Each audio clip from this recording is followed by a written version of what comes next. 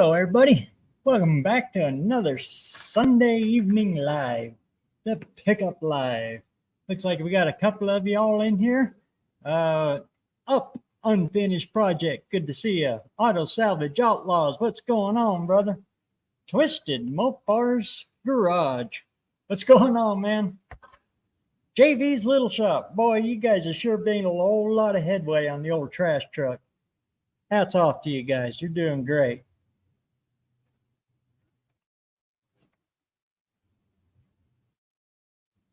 Chris 103 Customs. Good to see you again, man. That name gets me every time. I gotta really look at it. What's going on, brother? Rich GT350R. Good to see you, man. The guy that really knows how to get the metal hot. And of course, we got Mr. Lars in the house. Good to see you. You keeping JB on his toes?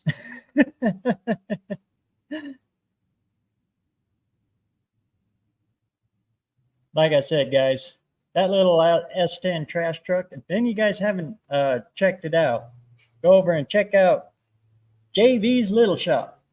The guy that can stick a supercharger blower on a little 2.8 liter V6. Yeah, the one that nobody gives any respect, including me, to. Good job, guys. We're broke now. Oh no, what's going on?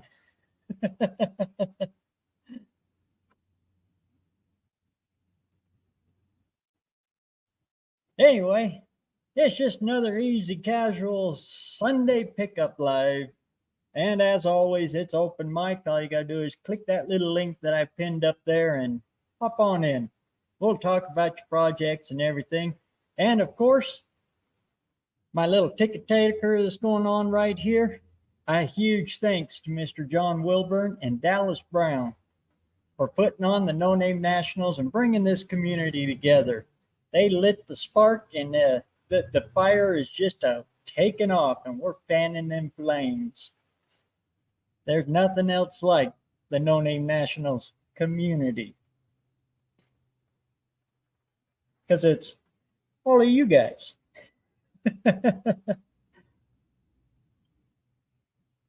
Oh, other than that, you can kind of see my my newest addition. I got a set of those Hoosier drag slicks. They're a little bigger than what I was looking for. The price on them was perfect. They was free. What they are is they're takeoffs from the machine shop that I use, and we've used Alden since, oh, good Lord, the 70s. He travels all over the country. He's a big time bracket racer. You guys might have seen him around. He runs a 68, 69 little Mustang with a 429 in it. Anyway, that's a pair of his takeoffs. He can only run them for one race and they're done. There's still plenty of tread left on them. I guess I can roll it over here.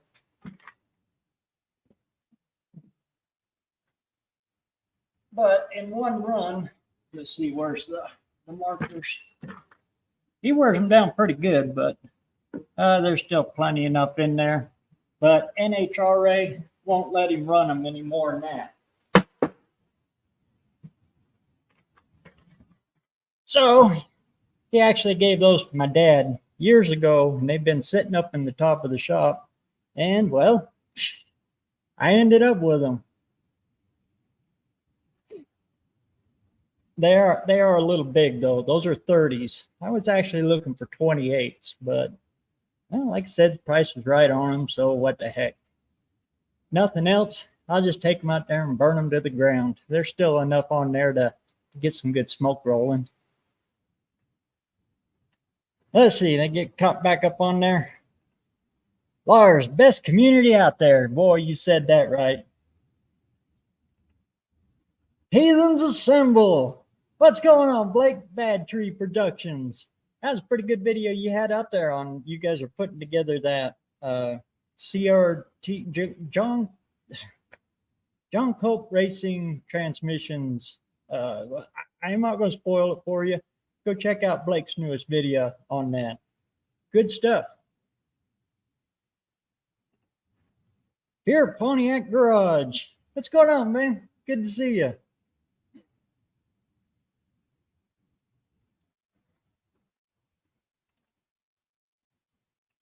Anyway, that's my latest edition. But I'm just kind of roll them off to the side. What I'm doing right now, I'll turn the camera. You can actually see there, I got my spindles all taken apart. Getting ready to put new ball joints and everything in it. Well, the ball joints are good, but I'll be putting in new lower control arm bushings and upper control arm bushings. Then I got to cut the spring pockets out of them and get them ready for my bags. I got these at a swap meet, or no, from a good friend of mine. The same guy I got that Fairlane from years ago. He had them set them up for an S10. They've never been run, but he was getting them set up for it. And this is just an old set of mounts that he had cut out of something.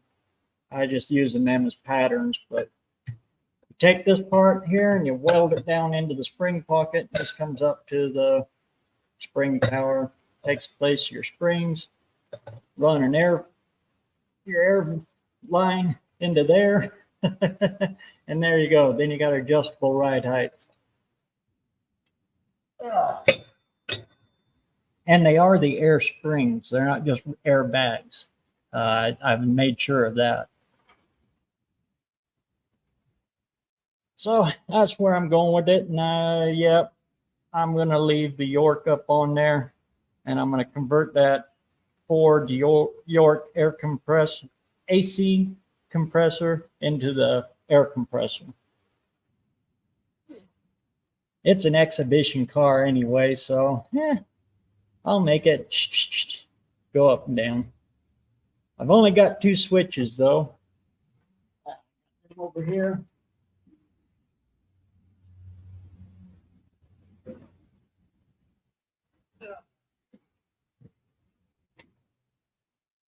Or valves, I should say.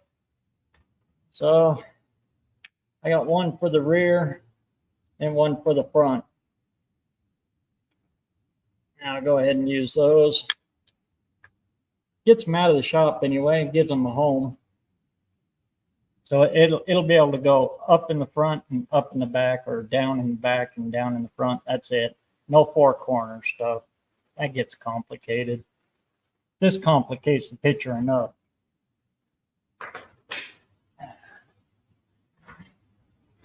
The rears, I'm going to use, I went out and I was looking at my, what year is that?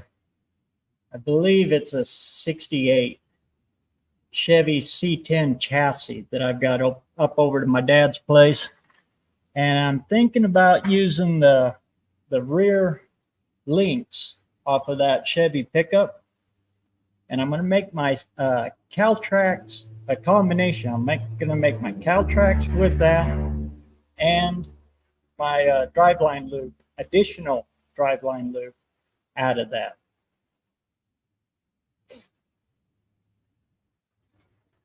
But I got video of that all coming up. I've been meaning to get that chassis out of Dad's backyard for quite a while. I've still got quite a few up over to his place. Slowly get all my projects all gathered up into one place, but you know, if I put all my projects in one place, the wife will know how many I actually have.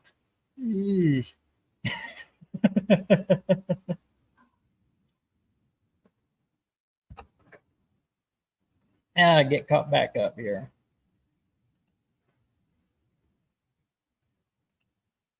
Headed out Thursday for Mo Party, huh? Hopefully the drama is over. I don't like drama. Oh Lord, yeah. That's why I like the No Name Nationals. There was zero drama there.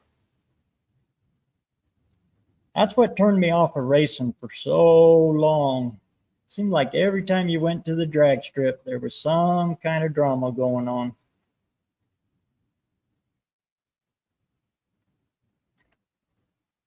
Twisted, sick on the couch watching NASCAR at Kansas? Oh man, Blake, get better, man. We're close. Changing out power steering pump today and a few small things. Is it the power steering pump on the trash truck? I know you had to fabricate that pulley for it. Again, if you want to see some really cool stuff, go check out JB's Little Shop, because it's not your standard little, pulley. He had to make it work with the supercharger, because they don't make supercharger stuff for a 2.8. Go check him out. It's good stuff. New Guy's Guitar. What's going on, man?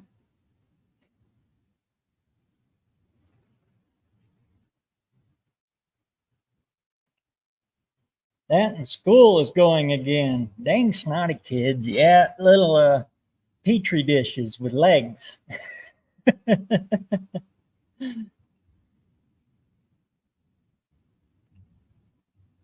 Slow Shopping Customs. What's going on, man? Way up over across the pond. He's got some really cool stuff. You want to see what they're doing up in Sweden with hot rods, you got to check him out. Awesome stuff. I just got home from a great weekend in Denmark. Military days at the museum. Sweet. Dutch Guy's Garage. How the heck are you, man? We're cutting up a rust-free Survivor today, huh? Get it all on video. That's troll gold right there.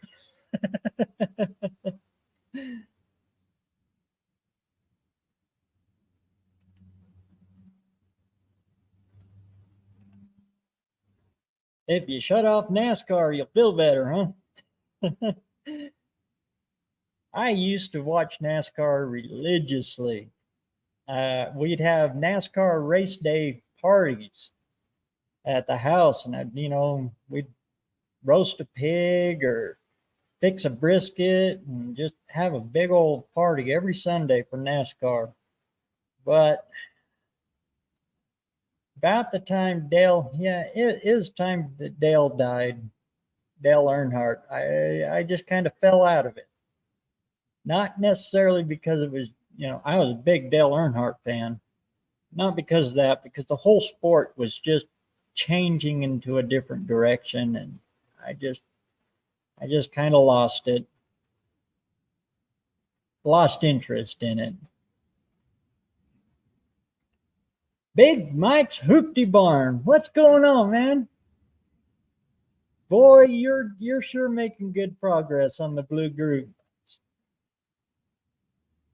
You want to see how a hoopty's done? That's kind of a different class of a rat rod. The hoopties and jalopies. Go check out Big Mike's Hoopty Barn. He has got the Blue Goose is just awesome, and it looks good all shined up like that.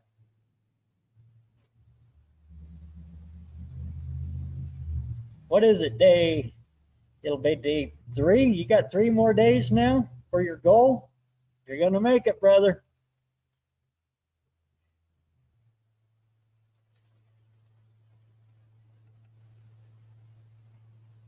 We had it shipped up from Alabama last week.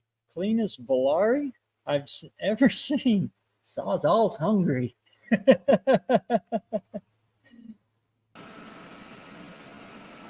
Oh, what Hey, happened there, Damien? There we go. BareRose, how's it going, man?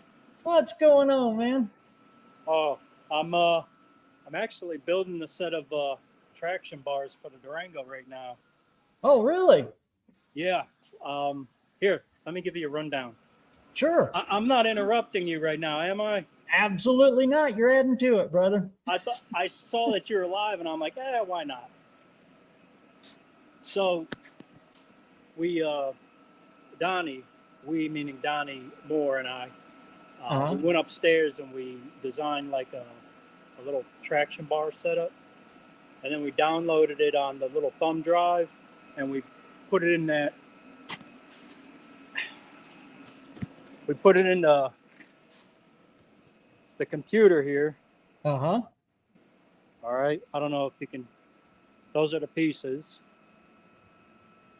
And then I found a piece of old metal out back, and we cut out the little pieces.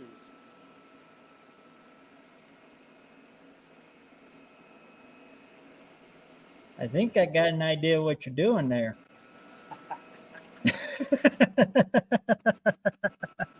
So here it is. Oh, let me see if I can.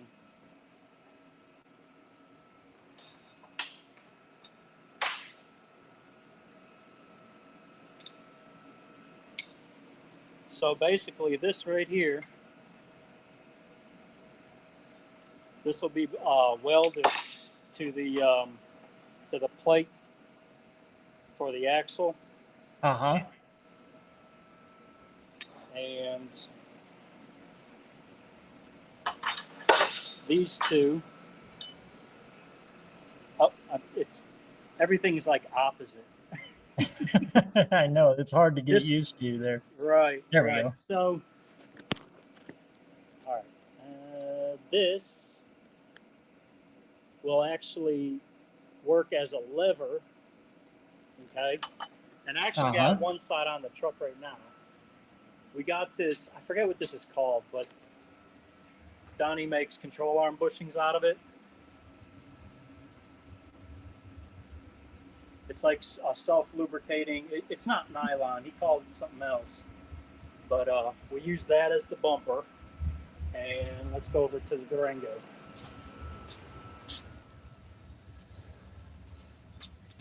Because the Durango's still Leaf, right? I'm trying, man. I'm trying to get there. Basically, here you go. Here's your different adjustments. And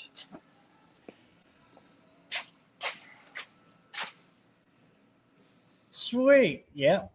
Yeah.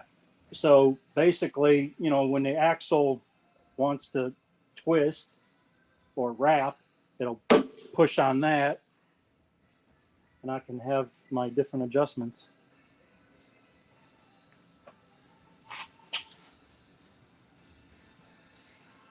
And if later on, if you want to strengthen it up a little bit, looks like you got a little more room. You can just weld more pieces on to your side right there and extend that out a little farther. Yep. Absolutely. With your adjustments, but that'll probably work right there. That's pretty doggone cool, man. Oh, thank you. I've been at it. I've been at it. Got the gears in. Got them all.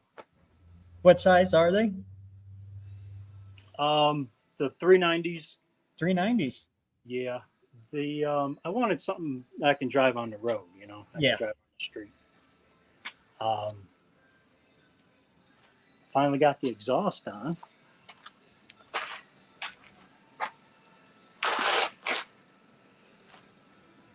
That's basically 3-inch wide pipe. And instead of going across here, I didn't have enough room, so I took it back further and went behind the transmission.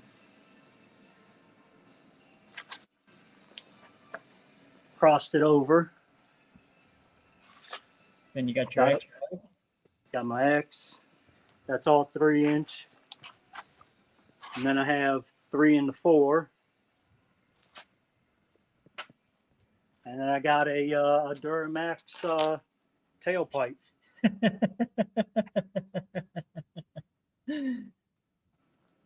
That looks good, man.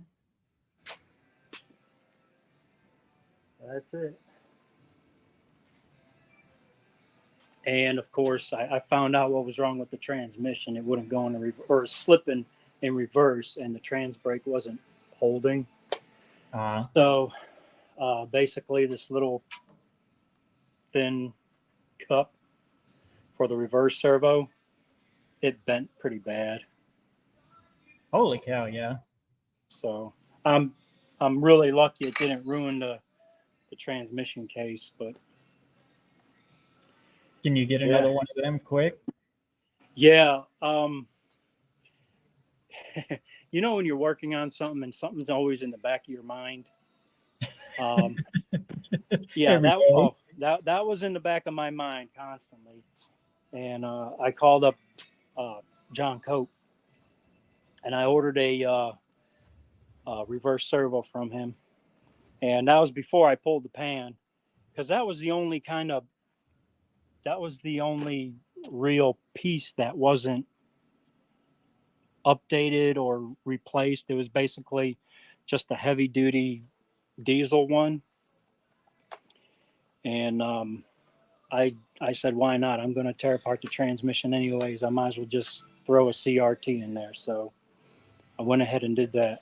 I ordered it up and I pulled the pan and I saw the reverse servo and I'm like, it's a good thing I ordered one. So Sweet. Hopefully that'll fix it. But yeah, when I bought the valve body from him, he kept asking, did you get a reverse servo? Do you have a strong enough reverse servo? And I'm like, yeah, I got one out of a diesel. It's and he asked me, is it cast? And I'm like, no, it's stainless steel. And he's like, well, if you're sure that, it's going to hold, okay. Well, it didn't hold.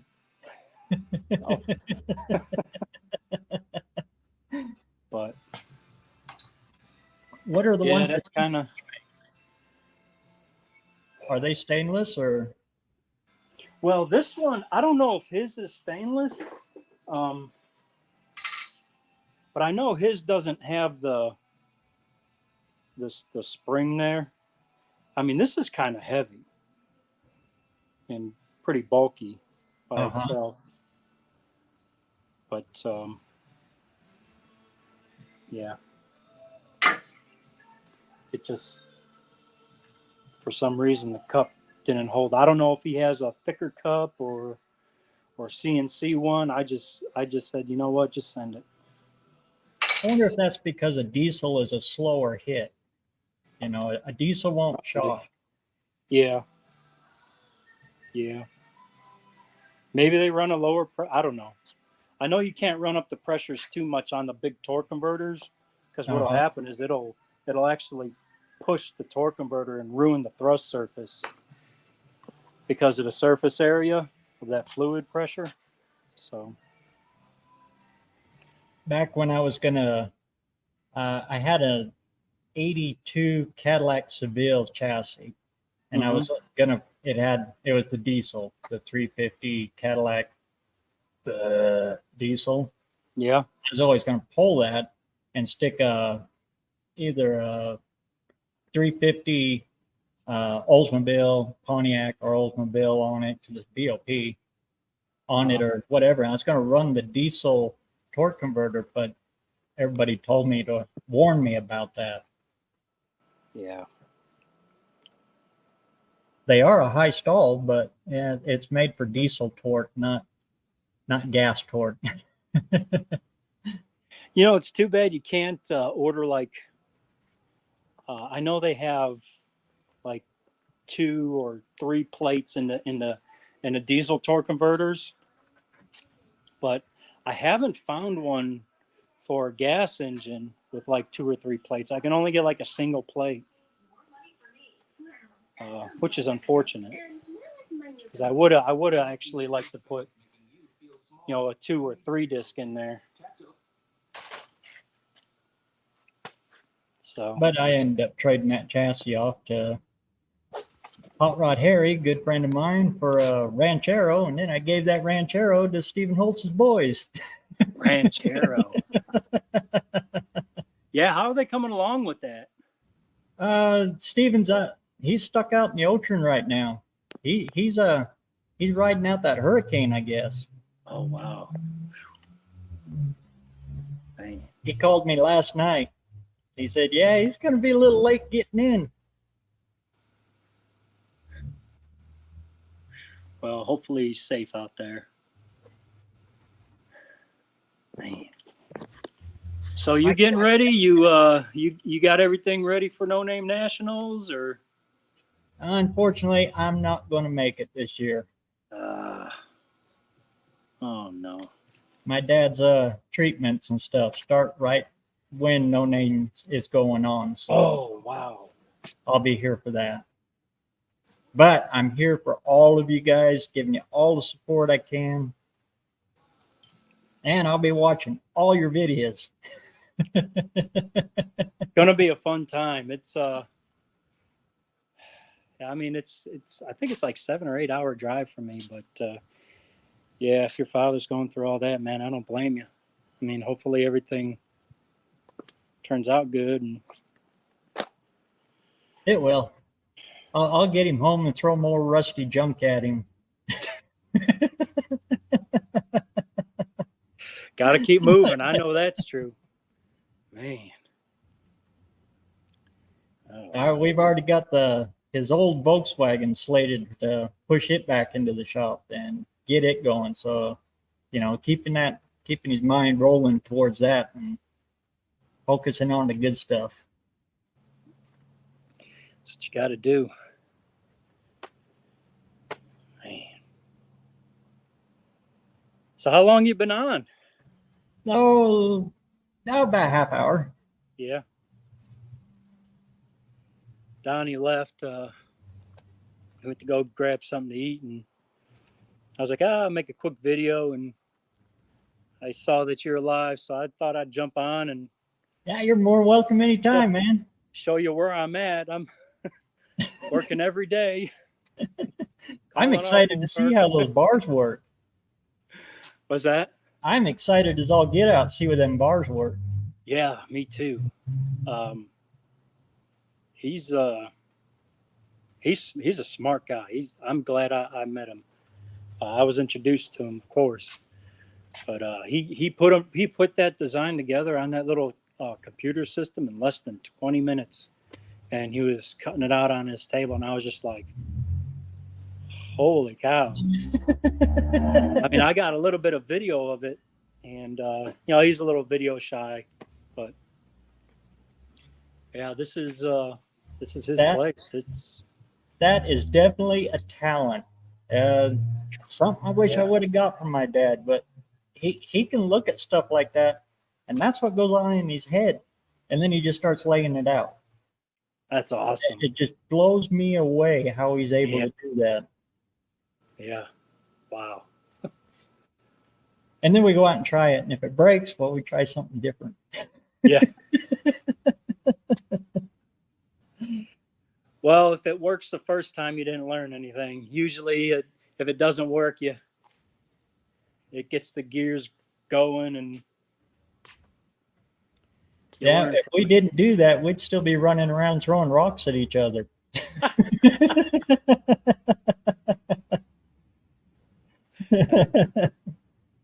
That's funny. But I still got to build a set of shocks. Hey, Jason's Garage is on here. I can't see the chat. There he is. What's Stephen Holtz, there you are. Hope you're weathering the storm all right, brother. Yeah. Renegades in here. Cool. DJ Truth. Good to see you, man. DJ Truth. He's in North Carolina.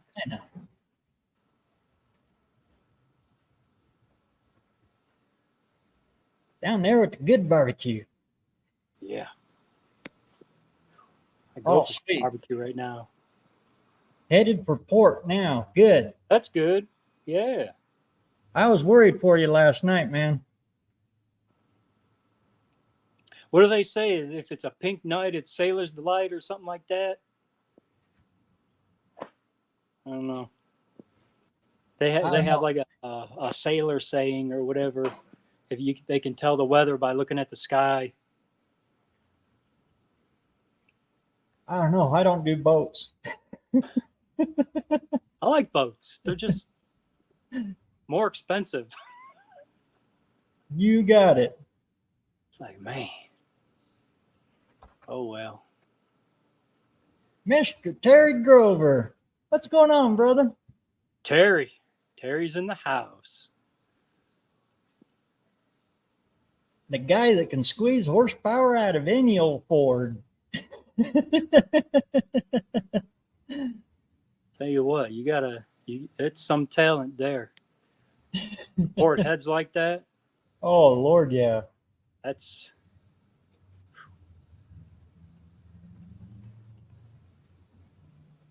taking a break from working on the 70. Oh, the heavy Chevy. 54 SS Chevelle, one of the best looking cars made.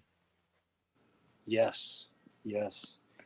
I was originally a big Chevy guy, and I got into Dodges. But the Chevelle always has like a special place in my heart. They just look The great. body lines, the way they're perfect. Yes.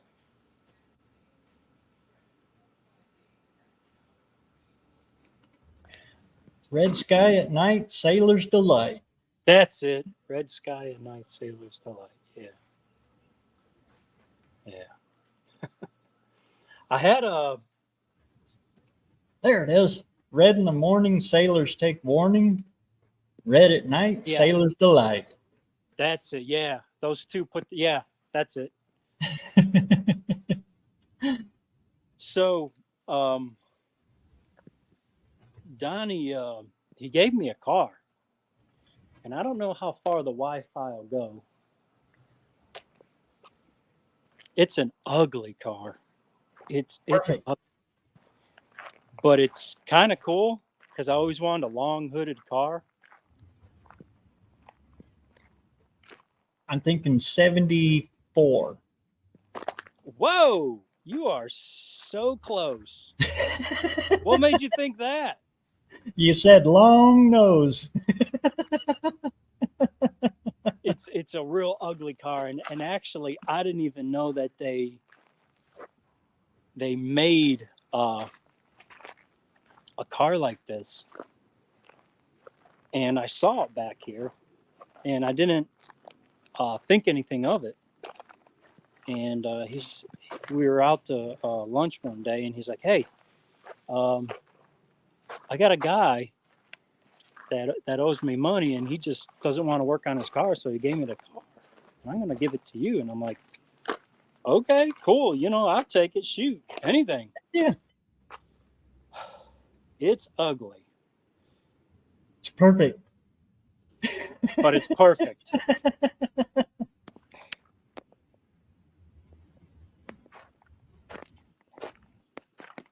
It's a Dodge.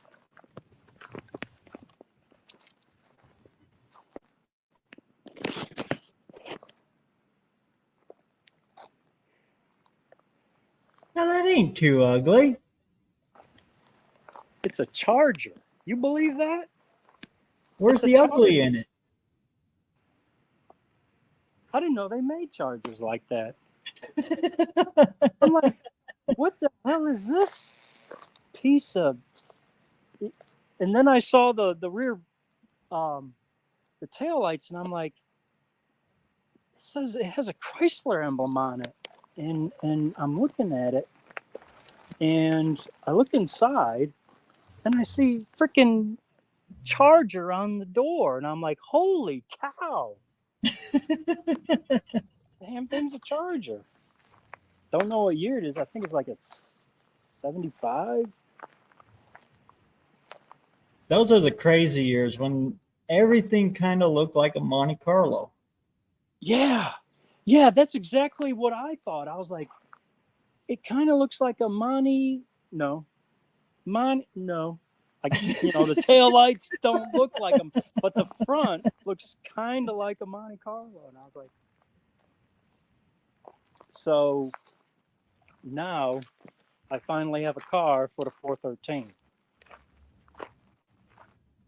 And have you ever seen the movie The Crow? Oh yeah. That's a great movie. I really like that car, the Thunderbird. With the long nose, got the big blower sticking out of the hood. Yeah. I mean, I always liked that, like, long nose, engine sticking out of the hood look.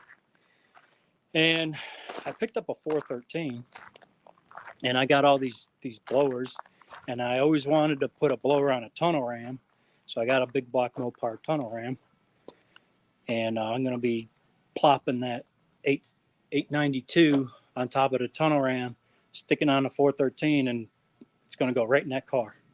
Holy cow! Yep. So that's the plan for making. That's the plan for next year. I had a '69 Chevelle. I've ran both Ford and Chevy. I've had some Mopars to a couple of 440s in my time. Yeah, I wish I can get my hands on a 440, but I'll take a 413.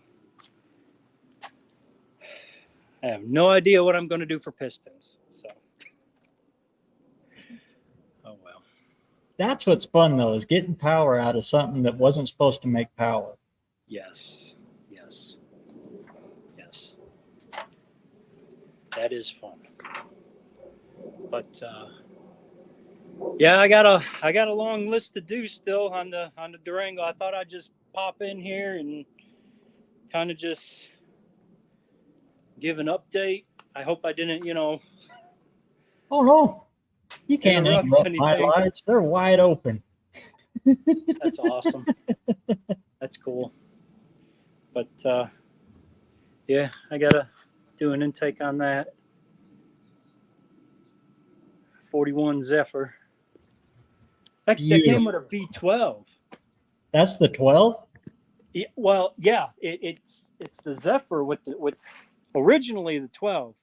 I guess the guy took the engine out and he doesn't want to run it, so he plopped an old 350 in it, and now we're kind of working out the bugs. I put a complete painless wiring system on it, front to back, rewired the whole thing, new fuse box, new everything, and it runs great. It runs great. Those painless wiring kits, phenomenal, awesome, really, really worth the money. I've only played with one of them. Yeah. All the other ones I've done, it's the universal one, right? Yeah. All the other ones I've done are the Speedway kits. But yeah, the painless one, high quality wire. Oh, yep. And everything's marked. It's real simple. Yeah, they got it marked all the way down the wire, and they even have the arrows, and it'll say, in parentheses with the arrows, hey, this is to the fuse block, exactly where it goes. And they give you a real thick manual, and it has every switch, every blinker, every how it's wired. It's worth it. It's a great system. Plus all the stuff, if you want to add it, like electric fan, tells you where to put it. Yes. Did yours come with the electric fan relays and everything, or do you have to buy them separate? The painless wiring system, it didn't come with the relays. It was basically just the fuse block. Now this car has rear AC. It's like a separate AC unit in the back, and it has right and left blowers, and it'll freeze you out. I mean, it gets icy in there. And but yeah, that I had to relay in. And is it the original one, or is it aftermarket AC? I think it doesn't look newer. The original ones are a swamp cooler type.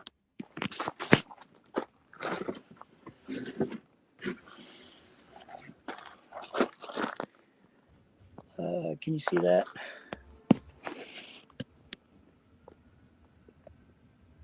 That is. It's original? Or is it? Yeah, it has like a tray to catch all the water, a drip tube. Press liners did that too. And if you get one, I can almost guarantee you the whole car is rotted completely out. I don't know. This one's clean. That car was never used. Yeah, this one's clean. I mean, it has a tray and there's a drip tube that goes to the ground. But yeah, it's rock solid on there. Of course, it's it's Georgia, but yeah, we put a whole fuel line system, return system, and these cars are like ovens under the hood. We're still having a problem with it boiling the fuel in the carb, and the guy decided he wants to do a sniper later on. So we ran the fuel system. It's got a 60 psi pump. And hey, John, how's it going? Good to see you, John. And it's got a 60 psi Holly fuel system going through a regulator, regulated down to 5 psi. But yeah, he's going to throw a sniper on it, and I'll be doing the super sniper on the rat rod pretty soon because that's ordered. So yeah, that's kind of everything in a nutshell.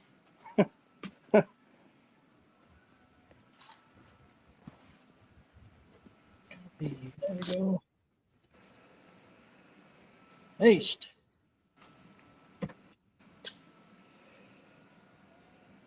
There you go. There's a DJ's link. Everybody go check him out.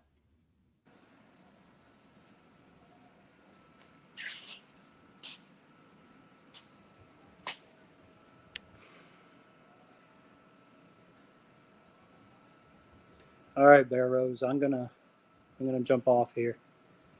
I got a lot to do. Better get to it.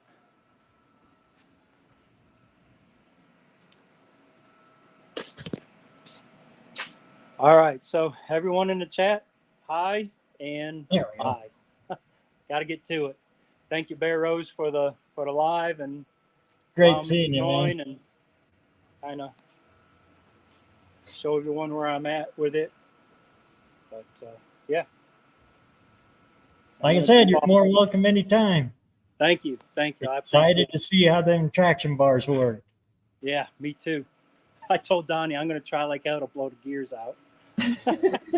I really want to put those to the test. So they're kind of like a Van Halen version. They're the best of both worlds.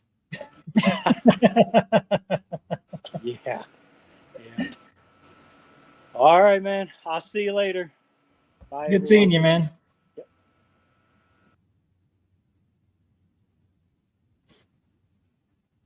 Oh, that's pretty cool. And my link's up there. Anybody wants to hop on in? Hop on in.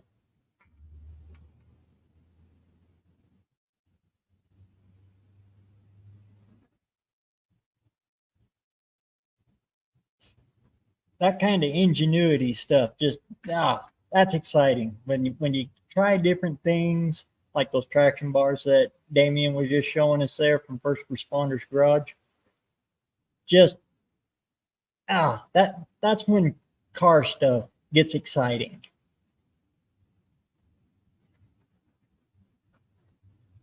Heck, he could get onto something there. Stranger things have been known to happen.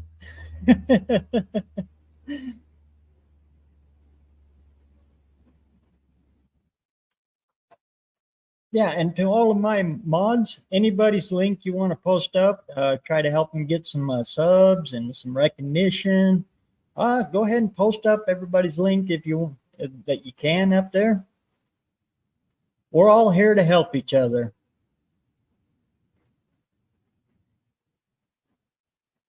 NSB Custom Cars. What's going on, man? Good to see you.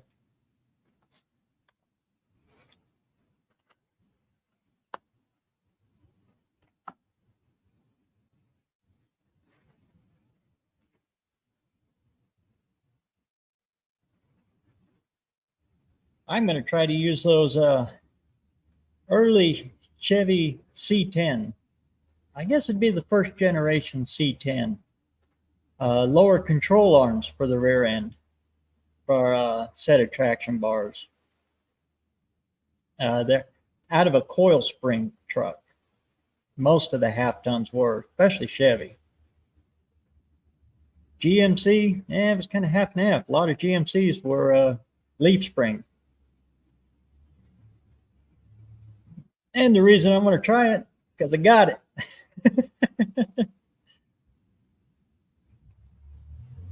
Well, how about that? What's going on, John? What do you know? Woo, 11-0. Hey, that golden number for you there. That's it. How's things going, man? They're going. They're busy. I got the signs out of the building today for the guard wall and the troll seating and the banners and all that good stuff. So checking out the signage in case I got to get any repairs done this week. I got to get a few updates, but that's one of the cool. I'm signing car numbers. I got my sheet for that. There's car number 3 right there in the chat. NSB. Lee's got number 3. Yeah, you squalls right in there, Ari. Good to see you.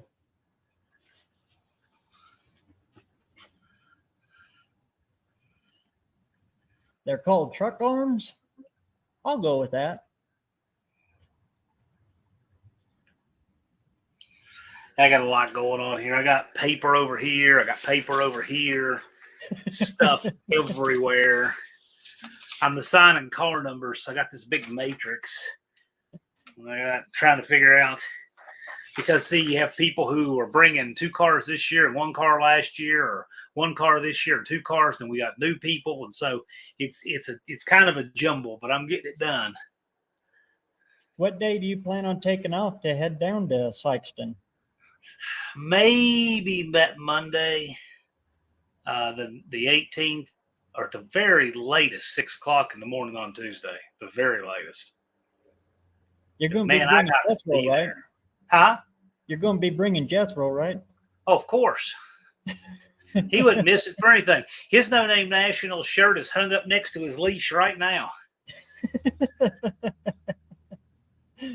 You know what? Ironically, he got his No Name National shirt because Cindy made one for him. And I didn't. I was so busy. They sold out of my size before I ever even got one. I'm not kidding. I'm literally the last person to get a No Name National shirt. But Jethro has one.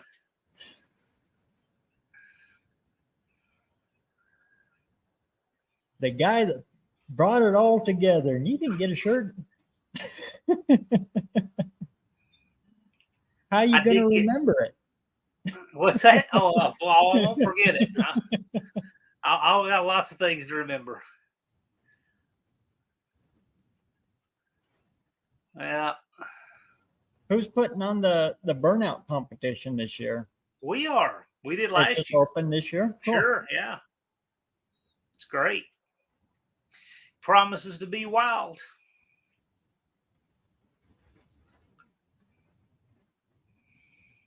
See if old William can defend his title. Yep. I mean, we put the burnout competition on last year. Eric sponsored it, but Eric's in a different position with employment. Okay. Yeah. He has stepped out of his comfort zone, and I applaud him for it. But because I've done that too, where you take that step into being self-employed, and it's a big deal, right? So oh Lord, yeah. Between the distance and doing that, and hey, I don't blame him. I mean, he's a generous guy, and to have his race car for sale tells you, he's all in. I get it. It's a financial thing, but he supports us, and he's great. He's great. Destroyer's certainly welcome to come back. Anybody is. But I got to tell you, just from the purity perspective of the idea, I like the idea of not having sponsors. Not that I love the sponsors we have last year, great people. It's just I like the idea of not having that there, just for the simple reason that you never have to check yourself or second guess yourself on, am I doing this for the right reasons? Exactly. And man, I have never had more peace about what I'm doing and why I'm doing it. I mean, so like for instance, I don't have that thought like, should I be working on trying to lure bigger channels and this kind of stuff? And I'm like, well, you know what? They're welcome to come, but I'm not worried about that or focused on that, because it's not like I'm willing to give them any special treatment anyway. So I like this. This is the way it should be. Because when we go there, we're all no names. We're all on well, nice you can build a I don't care if you have 500,000 sub channel. You're still welcome. You're just going to be just like everybody else. I mean, that's, to me, is the way it should be. We have a lot of channels that are much bigger channel this year than they were last year, and they're coming back. And it's not like that earns them, premium pits or any of this stuff. It's just, we're glad to see them again. They're still our neighbors, right? Yep. I mean, I had friends that were my friends when they had no money, and they're still my friends when they're millionaires. It's not like I have some different way of greeting them or we eat lunch at a different place. And I treat this event the same way. And the same way. Got friends that had millions, and now, well, they're struggling. Ari asked me if I smashed my hand driving fence posts this year.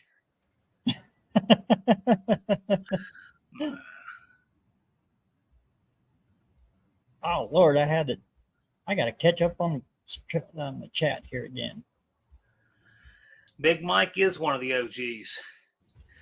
I'm curious to see over the next few years how many OGs we have. I hope everybody can make it. It's if you do it 1 year, you'll be committed for the rest all the way through. I have total peace about people who either can't or just don't feel like coming back or anything. Doesn't bother me at all.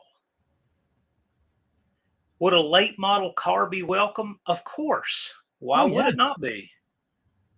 The way I look at it, it's more than welcome. It don't matter. Here's what's welcome. Good people that have good community values, they're welcome. And whatever you're driving is fine. That's the only thing, the barometer of what's welcome is the person. And, a good person with good community values who treats their neighbor right, those are the people who are welcome. And I don't care what you're driving beyond that. But here's the cool thing. You get with that community and all of that, you're going to have a lot more inspiration to get that Mach 1 finished. Yep. Because what will happen is you'll say, man, this is so cool. I want to bring my car next year. And then what will happen is you'll have a piece of paper right here that tells you how many days you have to get it done. Automatically. You don't even have to do it. And for a lot of us, that piece of paper starts when the event ends and you're driving home. You know that in the back of your mind, that paper's going again already. Yeah, it's very roughly 365-ish days, roughly, I mean, we're not looking to move it to spring or anything, it might move a week. It did this year. It could move within 100 miles. I mean, geographic, we're not going to do any big crazy things, right? Like, don't look for this to move that Lebanon dragway in New York. Don't look for it to move to the dragway in Hawaii. Don't look for anything like that. But and don't look for it to move to December, But roughly you got about a year. Roughly about where you're going to be going.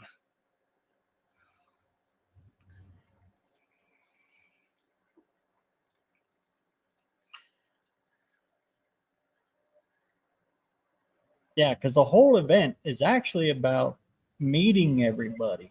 The race Oh, is secondary.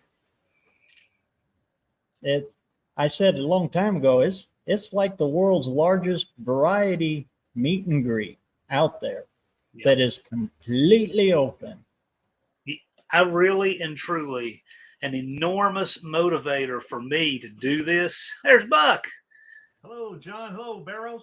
What Barely hear you, buddy. Oh, not again. A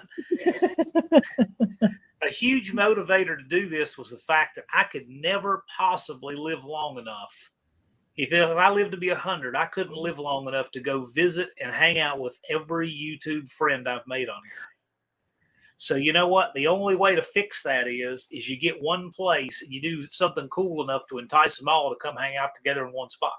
It's the only way to do it, right? Yep. So that's right. So that's what we did. Can you hear me Well, now? Rusty Dent, you've already got the 500 part taken care of. Yeah, you got that down. Yeah. Driving up from Alabama, my gosh, man, we got people coming from everywhere. Mongrels coming down from Canada. You're dang near right next door. Oh, yeah. And you got a bunch of people along the way, too, that you could just stop in and meet as you go. Yeah.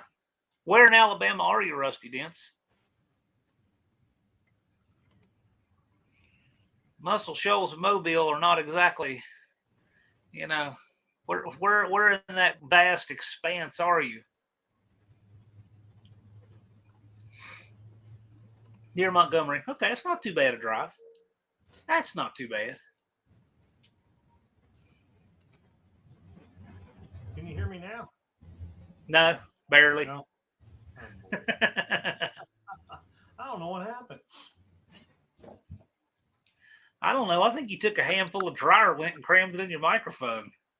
You've been grinding with your mic out there again, huh?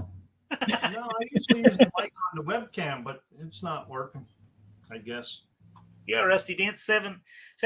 Dude, you've already got the subs, 7 hours. Come on. If you got the time to take, come do it. Rusty Dents, I don't know if you know exactly what we're doing, but, Thursday, tech is open from 12 to 6, and then thereafter as needed. Oh. Some people we can hear you good now. Oh, I can hear you real good. But Rusty, after that, we're going to cruise to Lambert's. We're going to have a car show there, 6 to 9. Our movie, we're doing a movie at the track, Smokey and the Bandit, on a 45-foot screen at 9 p.m. That's Thursday. So there's not even any racing on the first day. We're just hanging out and having fun. And then, of course, That's Friday's the bracket and burnout, and Saturday's heads up and call-outs in between, all of that. Hey, Mater, there is a short of me in front of Bucky's. Bucky's. I saw that. I like that. That was last year, right before the Nominee Nationals. I met Clint's Street Machines there. Oh, speaking of that, Buck, you do realize it's like a week away now. When are you coming through here? When do we have to put on the calendar for lunch? Is it I should Saturday be coming or Sunday or Friday? I was going to give you a call Wednesday to make it for sure, but it should be. Just let me know what day. It should be Saturday. Okay. I would think right around 12, 1 o'clock. Yeah, sounds good to me. You let me know. Because I think you're like 5 hours away, or is it 7? I forget. 5. I tell you what, though, it's funny because when I met Buck for lunch, he was live streaming the drive. Yeah, I'm going to do it again. Stop at this little joint, and I roll up, and I've got the orange paper on my windshield telling him what day, how many days to go. Can't get away from it anywhere. Yeah, they all love that. Yeah, Rusty Dents. You can register at nonamenationals.com. We'd love to have you. You can register as a participant. You can race, burn out, all of that. Or you can come as a spectator. You get discounted spectator tickets on the website. But the website spectator tickets go down before the event. So when they go down on the website, it means you got to get them at the gate. Because we have to be able to print out a list and put at the gate and all of that stuff. So can't keep that open at the same time.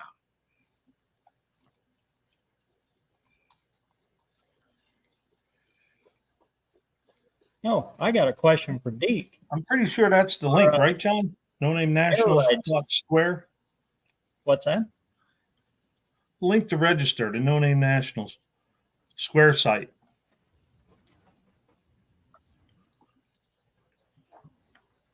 Yeah, NoNameNationals.com goes there. Yeah, there's the link. Yeah, there's the link right there. Yep. Let me get I'd add that to the The banner. Bad Tree guys are bringing all 3 of their fleet. It'll be a fun time. Blake wasn't going to bring the Nacho Cuda this year, but there was so much popular demand, they're bringing it too.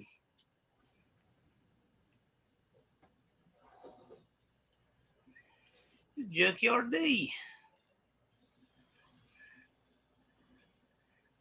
Hey, there's Junkyard D. Big Mike feeding the critters.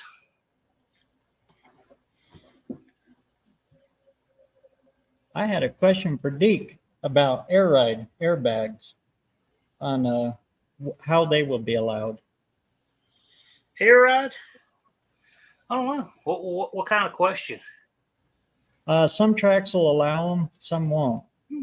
Interesting. Ours will allow them as long as your frame can't touch the ground. And I will have it locked out for about 3 inches. Yeah, I mean, you would think you would have a bump stop to keep your frame from hitting if they failed, but there's people do all kinds of things. You ought to see the mess I fixed on the brakes of the van last week. I had never had that wheel off of it, the right front, because I could put a light in there and see there's plenty of brake pad thickness. Didn't hear anything from the bearing. No real reason to take it off. Well, I finally pulled it off because I was doing some general maintenance and stuff, and I noticed that there was no bracket on the frame holding the hard line. And somebody had just bent it and just kind of straightened it out with their hand and put it into this too short brake hose and then zip tied the brake hose to the upper control arm. So not only was a zip tie trying to cut the brake hose in half, it's sitting here working the hard line with it. I'm like, my gosh. Oh, Lord. And I'm sure if you asked the guy that I got it from, he'd have said, yeah, the shop did that, meaning him. Yeah. But well, that upper control arm wasn't moving at the time. Of course not. No, it wasn't moving when they put it on. No. But I got the new brake hose, and that thing's twice as long, and it has a clip to keep it from, And fortunately, the new hose had the bracket with it, so that was great. I didn't have to go source that at the junkyard. So, oh my.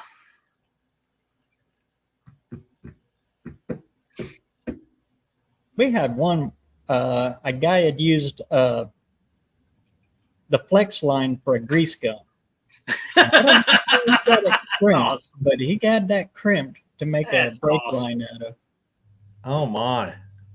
Oh, yeah, DJ Truth. I remember that. I remember the King of the Street.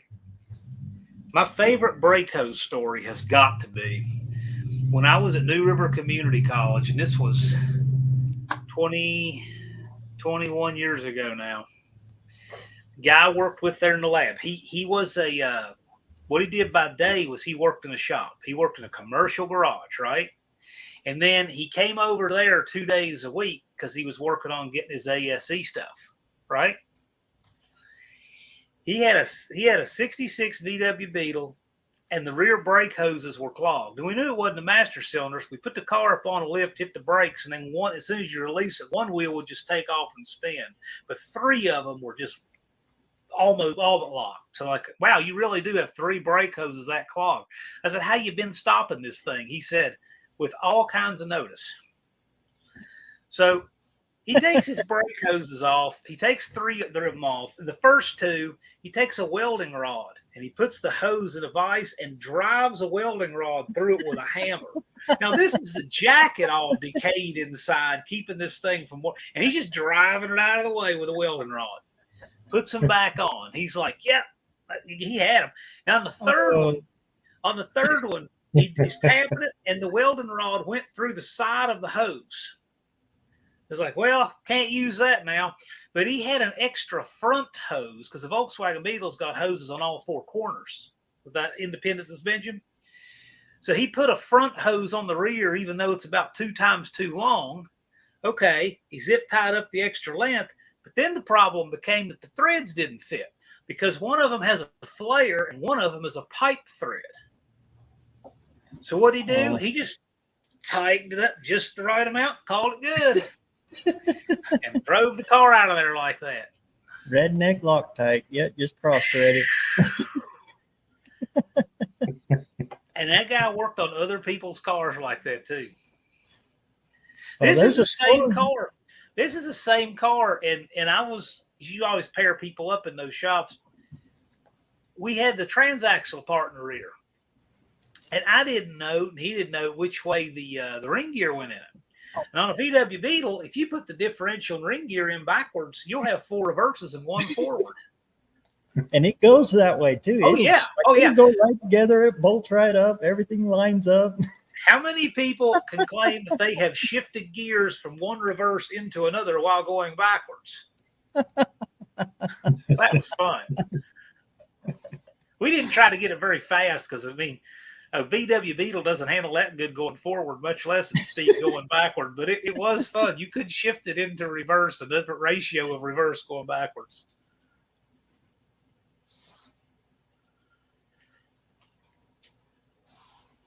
Was that 73 Cuda you're talking about there? Was that a guy named May? Used to remember who that was. May, I think, was his name. Last name.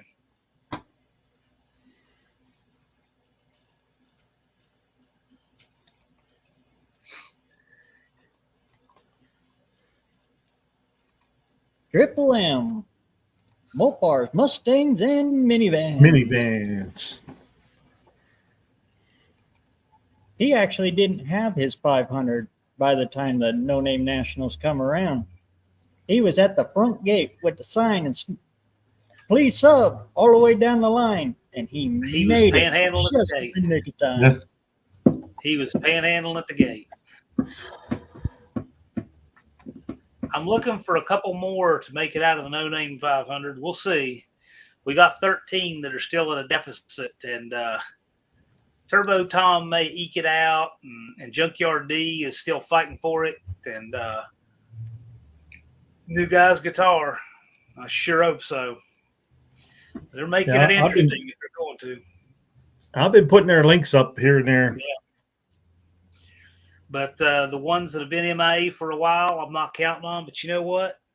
I sure hope they'll come back and try it again next year, because we had a few of them come back and try it again this year, and they made it right through, and that's awesome. See, Junkyard D's still working it. Yep, he's still working it. I just saw he crawled up a few more now. Yeah. Oh, yeah. He hit his goal. He wanted to have 300 by the end of August, and he hit it. Now I think he's at 328 now.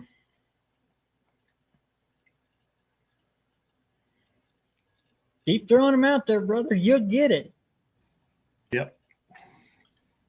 And it'll happen at the most weirdest time for you on the weirdest video you think you got. That's the one that'll get it, that'll launch you out there. Yeah. That video that you think is junk, and about 3 videos later, you'll wake up and say, where'd all those subs come from? And you look back and it was some videos like, oh, it was the one that didn't do anything when I put it out. You never know. Yeah, that happened to me a week later. I posted it, and a week later it took off. My best performing video ever did absolutely nothing for 5 months. And then I kept noticing I was getting subs out of nowhere, and I couldn't figure out where they were coming from. But when I go in studio, I had this huge surge on that silly football drunk video. It was always in my top 3. There were days when it was getting 3,000 views a day, and it didn't do anything for 5 months. Nothing. A good prime example, but my highest grossing video actually came from a conversation in John's Live when we were doing the Friday Night Lives and stuff. People were talking about transmissions and that. And I was just getting ready to pull out 460 and C6 out. And I was sitting there and I was editing the video that I had for that. And I put all kinds of thought into that video and sent it out there. And I got like 100, 200 views off of it. But because of that conversation in your live, when everybody was talking about transmissions, I said, hey, I'm going to go out and do one on a C6.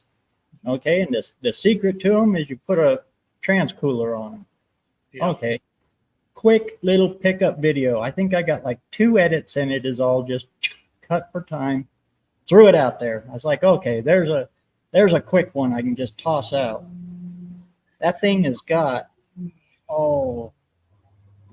15,000 views now. It's constantly grabbing views. And Look I'm how always my getting mom subtitles. comes in here. Mom It's comes in here and greets Wendy and Colleen and ignores everybody else. What kind of chauvinism is that? The women stick together. There she is. Hi, Nina. My clock is still going. It's still at the same time. I'm just out here.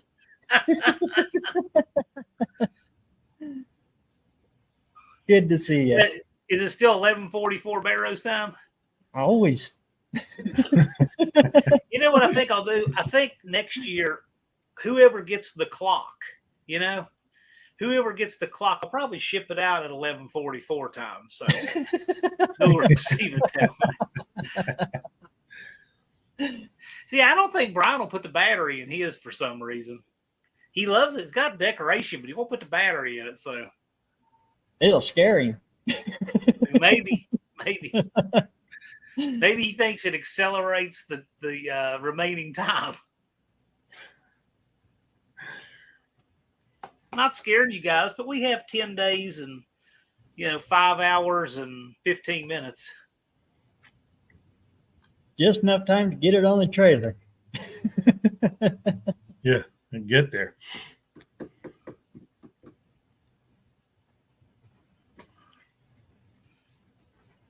But even if your car doesn't make it, Yep. There's plenty of room for spectators. Bring a bunch of your channel stickers, hand them out while you're there. Meet everybody. I can't recommend it enough. Yeah, that's the point. We want you guys to make it. That's the thing. When people think of a race, they think, well, if I don't have my race car, why do I need to go to a race? But that's not the thing. This is a content creator homecoming. Come hang out with your fellow content creators, and we all put on a show that spectators come to see. And when you go to Lambert's and you get a roll, you got to find Jeff from Two Hacks Garage, and you got to hit him right there, right in the good spot. Yeah, Jeff will be there. Hey, and another thing, you'll probably be in somebody's video. Oh Lord, yeah. Yeah, if you're in the witness protection program, it's on you, man. Yeah. There's going to be video going everywhere the entire time. Yeah, filmed on location. And you'll meet lifelong friends.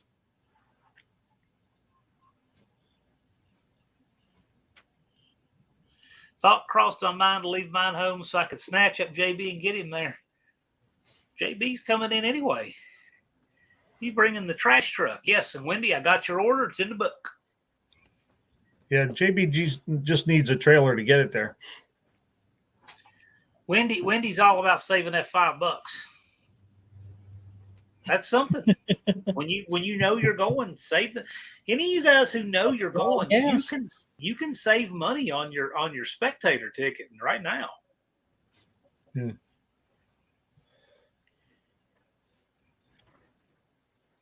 How far are you away there, DJ?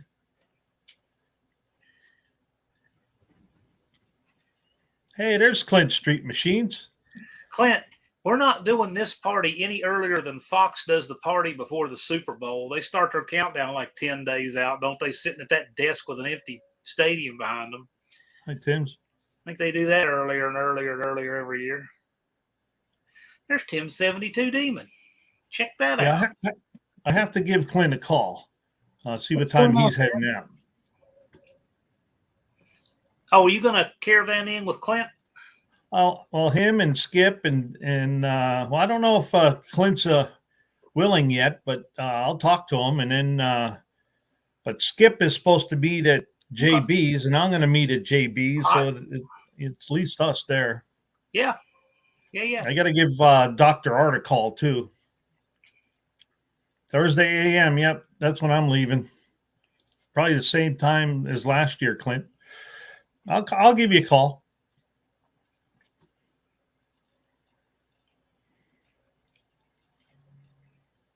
And then who else was there? I don't think there. Oh, Mohawk 62 is probably coming up through there too. He's right close to JB, isn't he? No, he's about an hour south, hour and a half, something like that. He's actually south of Dr. Art in Dallas. And Mohawk, is he driving his car or trailering it? I think he's trailering it because he just got new wood for the trailer I saw. Okay. I don't begrudge anyone for wanting to trailer their car. There are these people that get all worked up over, you have to drive it. I'm like, no, you don't. No, you don't. That's crazy. There's no reason you have to drive. Look, if you have to make a car so that you can drive it there, look how much you have to sacrifice to make something that'll get there. Big deal. Yeah. I'm good with a car that you can't possibly drive on the street if you want a trailer. If you want something that you can drive anywhere, do it. I don't care. But I mean, why do I need to care about somebody else's choice to drive a trailer? I couldn't care less. Exactly. If anything, they'll be more emboldened to put on a better show for not having the fear of breaking something. I look at it this way. I'm old enough to know better. Yeah. All right. I got a 78 Buick. Oh, do you think I want to be stuck alongside the highway and then go to AutoZone and try to get some parts out of them? No. Oh, we could have it here next week. Yeah, exactly. What year was that again? My computer don't go back that far. Yeah. So I walked into a parts store last week. I said, hey, I need a national A18 wheel bearing. What year, make, and model? They don't know what to do with that. I mean, you don't need a year, make, and model. I gave you the part number. Just go pick it off the shelf. It gets to the point that you know something from the 80s that was the same, so you just give them that year. Oh, there you go. I see what Skip's doing. Yeah.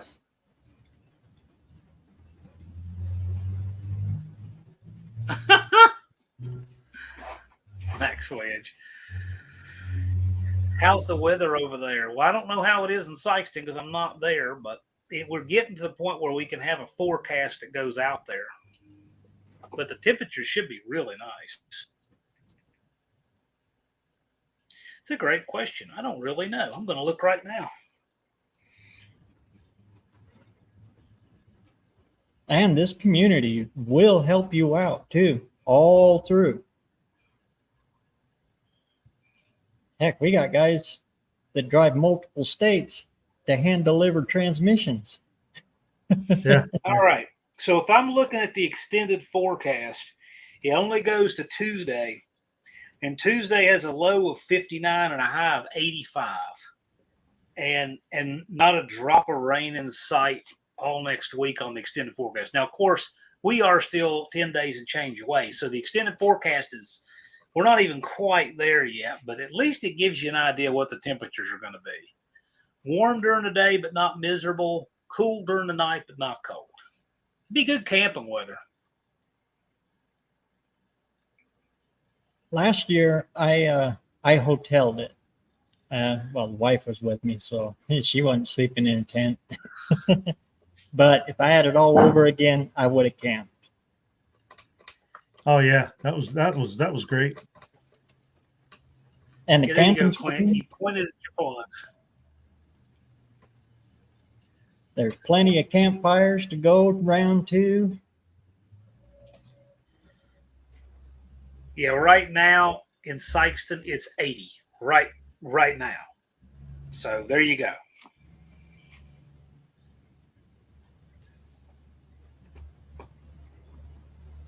Gonna try to sneak in a front end alignment on the 66 since we're gonna do a swap on the trailer. Sweet. Good idea.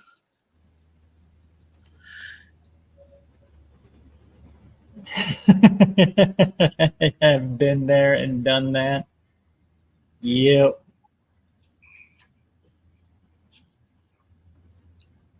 A universal fuel pump. Which part of universal? Universal means it fits nothing equally well. Oh, yeah. One size fits everything but you. Yeah. One size fits none.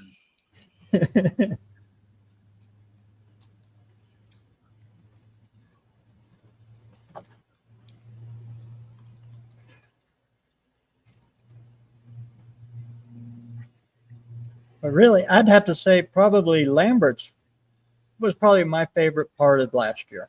Meeting everybody in that kind of environment. Yeah, it was fun. It just, everything was pretty equal, but I'd have to say probably the highlight was at Lambert's. It's fun. Both nights. One's an official night. The other one is just Sure. everybody goes again. Yeah, well, I have to do things a little bit differently, like when I have to be there and such. So I didn't get to make it. I know a lot of you guys went on Saturday, last year, but I was not able to do that. Yeah, I only went on Thursday night, and then we were carrying on at the campground. And hell, I didn't even know the gate closed until the next day. But I'll tell you what, we're gonna talk about these things on Friday. Okay. So I've been talking with the track manager about it. We're going to have a portable toilet down there on the far end of the pits this year. In case the 660 saloon is locked up, it will be handicap accessible. Have a hand wash station. No, you cannot wash parts in the hand wash station. Just saying.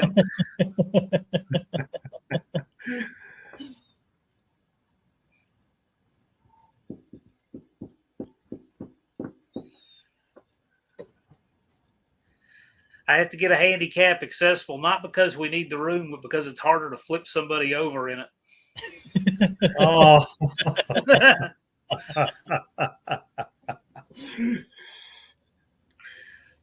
The only people I'd be tempted to do that in aren't allowed to come anyway, so it works out.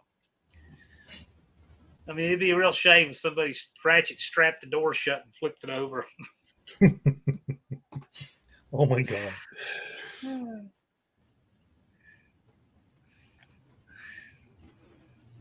Yeah, those guys pretty much weed themselves out anyway, so. It's great. It was a lot of static, but when it came right down to event time, all the static went away. Yep. It's great. No problems.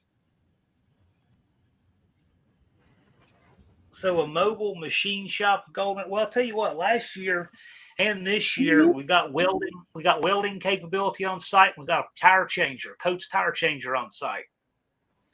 So if you guys need to do some fabrication, break something, need to swap tires, got a machine, got you covered on all that stuff.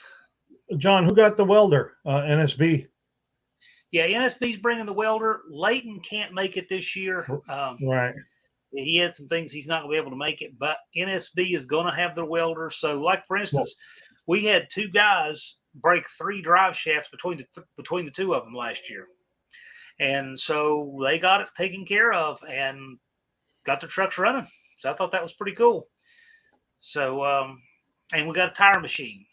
So let's say that you want to bring some extra tires for burnout or for bracket or something like that, you don't have to worry about having them mounted to rims, extra rims, all stuff. We have a tire machine on site. And boy, those NSB guys, they work their butts off helping everybody. They're great. Yeah. Those guys You are see them great. over there just flinging Yeah. tires and flinging Those them guys out. are fantastic. I don't have enough Yeah. good to say about NSB. They're great. And great friends too. They give you a shirt off their back. They're just the kind of people that the community runs on. They're awesome. Sweat just a rolling off them. Big old smiles. BNR, the bracket is Guys are Friday. great. The bracket is Friday. And the bracket will stop at 6 because we've got to get set up for the burnout competition at 7. But bracket is on Friday. We're going to have test and tune on both Friday and Saturday. And we'll have call-outs on both Friday and Saturday. But Friday is the bracket race. Lambert's is a local restaurant. If you've ever seen a Cracker Barrel, imagine something about 4 times bigger. That's Lambert's. It's huge. It's really cool, though. Great food, too, and they give you lots. Yeah, they got people walking around giving you fresh, all kinds of stuff. Yeah, fried okra, and I forget what's else. There was some other things, too, but they just keep feeding you. If you leave Lambert's hungry, well, that's on you. Or you spent too much time talking to everybody. Well, Max Wedge Dick Dastardly, remember, I mean, you still have your registration. If you'll come spectate, you got it. I mean,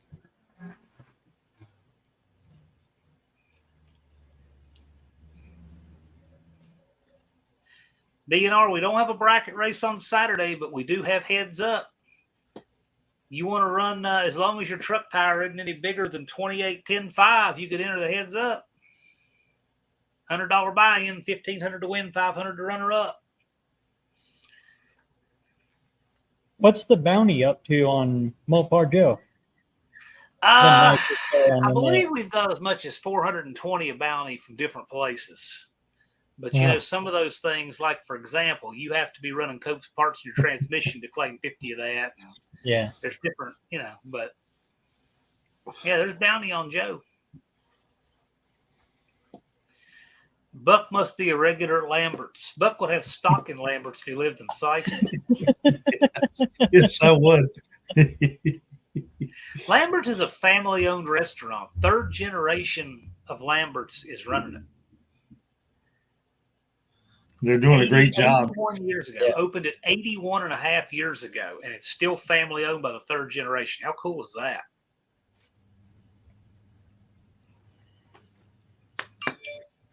And it's huge. The dining area is huge. It's massive. Look at this. We're sitting here talking about food. Here's John Cope grilling out the yard. See, look at that. Hey, where's the potato? Look at that. Yeah, there's no potatoes on there. Make us hungry.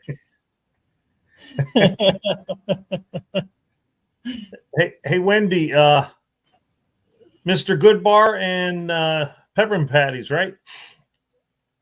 I have to get her some candy. By the time my food came, I was already full. I got my food to go. Yeah, those people that come around, they come around with these big bowls of sides and a great big old serving spoon, and just, if you want some, they take a big old scoop of it. Fill your plate. If you're looking for a roll, be careful about waving them down because they're not walking to you. Nope. It's coming airmail. Those rolls are like the size of your head, and they are coming to you at 20 miles an hour. Be ready. You know, in 80 years, I want to say they've gotten 2 or 3 frivolous lawsuits about that.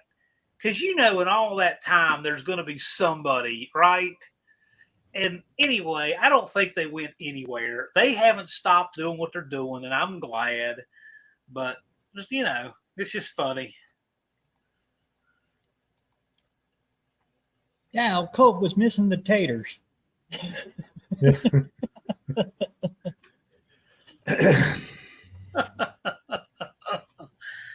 Well, you know, he's just not grilling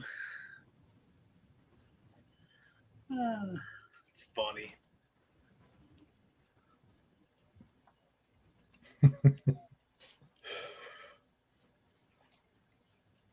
$32s, huh? You know, BNR, I wouldn't say that because Square Body Chad has some 8-lug 15-inch wheels that he's made for his truck. So you never know. If he's not running 28, 10, 5, he could probably hook you up. But you can still call out and test and tune and all of that on the Saturday.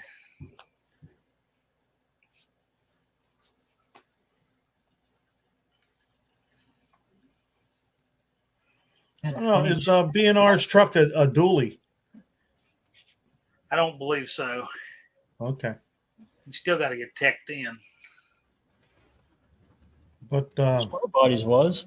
But yeah, Square Bodies was a dually. Yeah.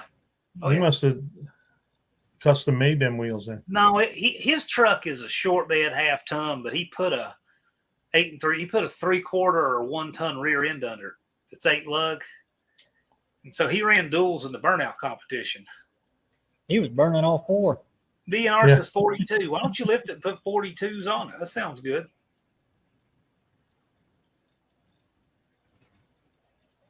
Single rear wheel. Okay.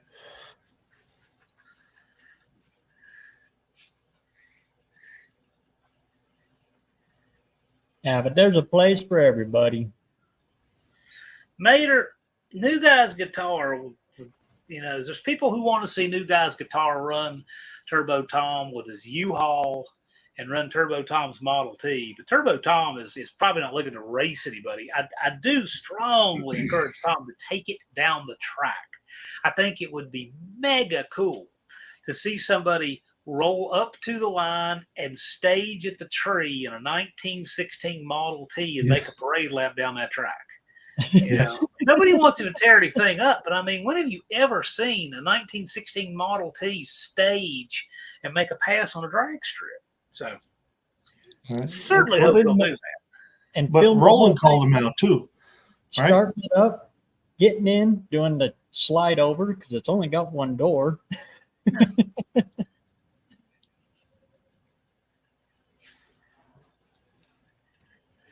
Turbo Tom, by the way, he still needs about 88 subs.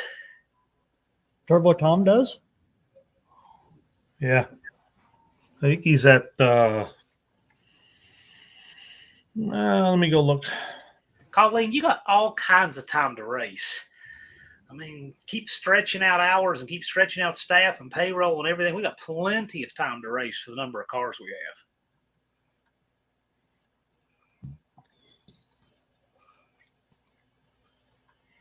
Yeah, Turbo Tom's at 412.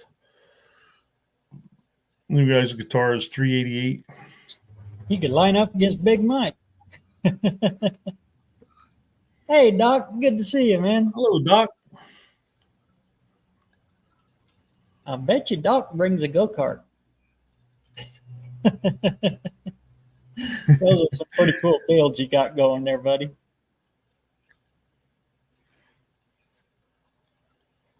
That brings back so many memories. What's up, Doc?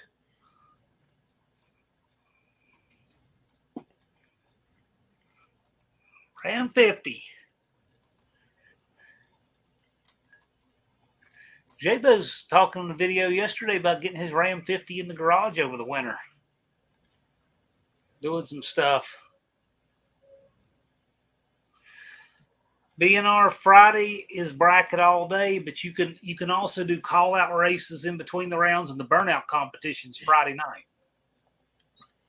So burnout Friday night, bracket on Friday, and then call-outs and test and tune Friday also.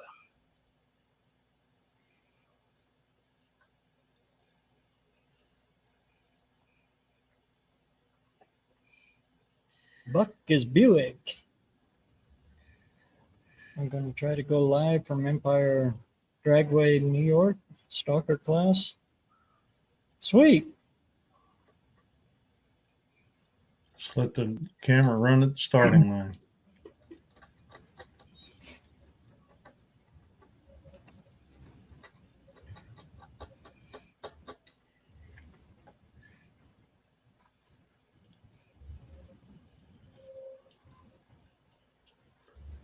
Have you got the banner up all ready for this year? Or are you going to reuse the one from last year and change You mean it?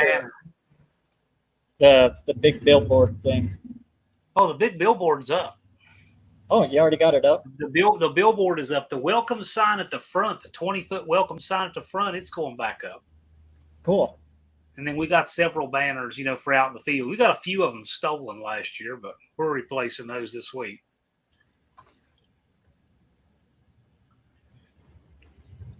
Oh, is the Buick ready? Yeah, it's ready.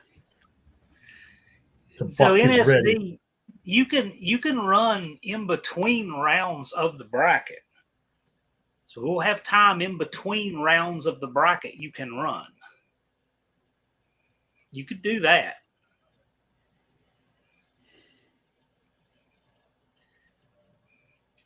No grudge races during the bracket if you're running in the bracket, right? Because we're giving people time to where you could let your cars cool down and whatnot. I mean, a lot of people running the bracket are just running the bracket for fun. It doesn't matter. They'd hot lap all day. But some people like to cool their car down. They like to make adjustments and such. And, we just want to give that time to those people. That's right, UP.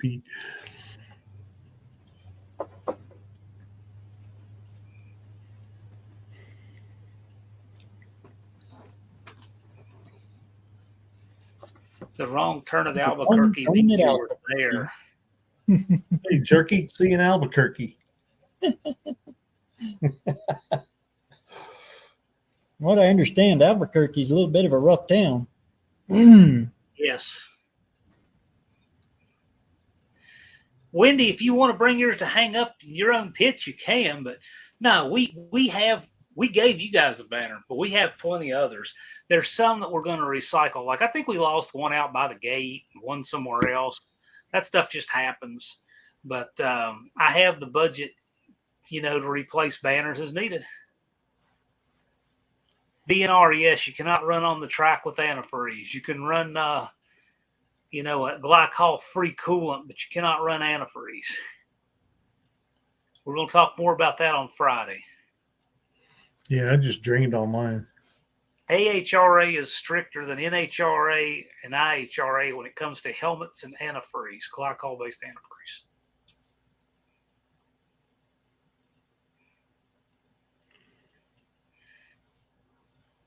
And DOT helmet works as long as you're 765 and slower, you can run a DOT helmet like that one.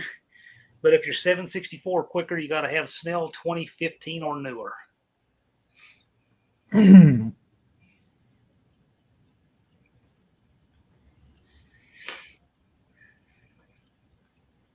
an up-to-date DOT helmet.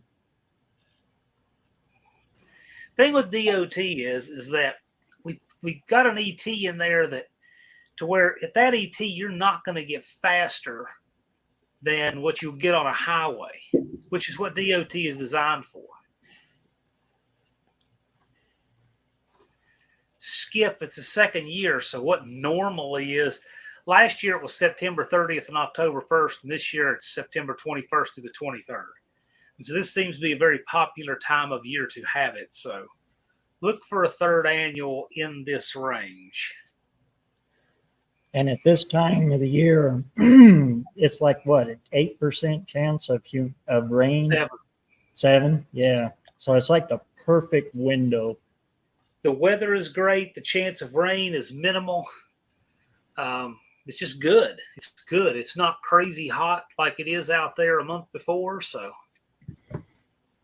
the weather is just right for this kind of thing out there.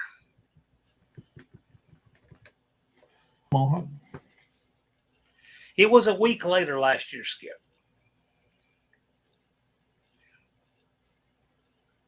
Right.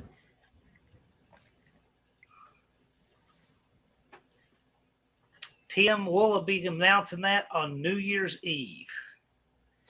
But don't look for it to make a major geographic switch. All right, so stay tuned. I mean, there's nothing right now that says we can't have it at Jeffers again. It's a good event. A lot of places would like to have this event. I mean, Nothing says we can't have it at Jeffers again. But I mean, if we were ever going to move it, it probably. I mean, like, I don't even think we would go as far as Kansas City to the west, and I don't think we'd go any further than Nashville to the east, and we probably wouldn't go much farther than northern Mississippi, Alabama to the south. And the thing about going north is we might go a little bit north, but we're probably not going to get up anywhere like into Iowa and Illinois or any of that. So, maybe Paducah, Kentucky, that general area is somewhere that's most people can make, and it's a good spot. Close to the Mississippi is perfect because it's, kind of right in the middle of the U.S. Yeah, so yeah. It's equal for everybody. Yeah. If you're BareRose and you're coming down from like the North Pole where he lives, you're you've already got like 14 days of driving or something close. So to go from Sykeston to Nashville, what percent is that on the drive already, right? Yeah. Like there are more people who would complain about that coming from somewhere else in Missouri. That's just the way it works, right? But we don't want to move it. Like, it's not going to the Northeast. It's not going down to Florida. I mean, would it be cool to have it in Florida? Sure. I mean, yeah, I'm down for it, but that's not fair to most people to go somewhere like that with it. And no matter where it's at, it's going to be in somebody's backyard. Somebody's. We're all over the place. It's very simple. Everybody has to have a helmet. If you're 765 or slower, you can run a DOT helmet. If you're 764 or quicker, it's got to be a Snell 2015 or newer.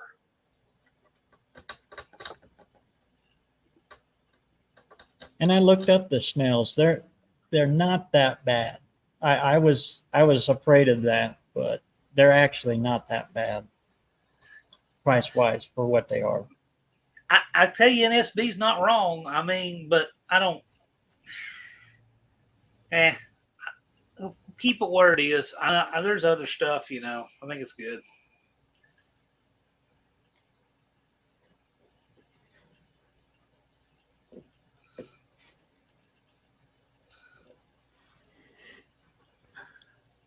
And make sure you catch John's Live coming up this Friday. You're going to be talking about that all again. This kind of stuff, all of this kind of stuff.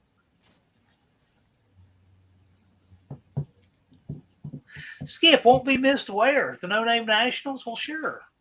We want to see you. Want to meet you in person.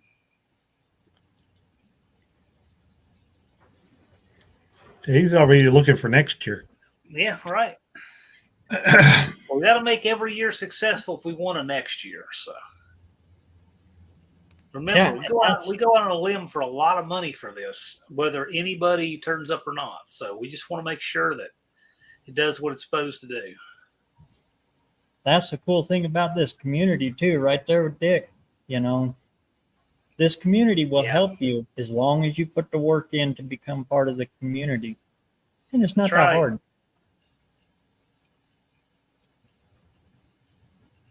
Participate, throw videos out, and just become a part of the community.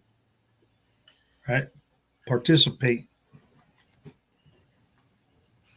That's all it takes. You don't get a trophy for participation, but you get something better. Oh, yeah. You make friendships that last a lifetime. How's that not better than a trophy?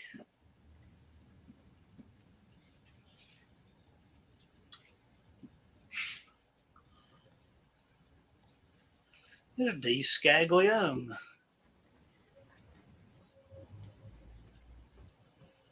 Yeah, tracks are closing everywhere.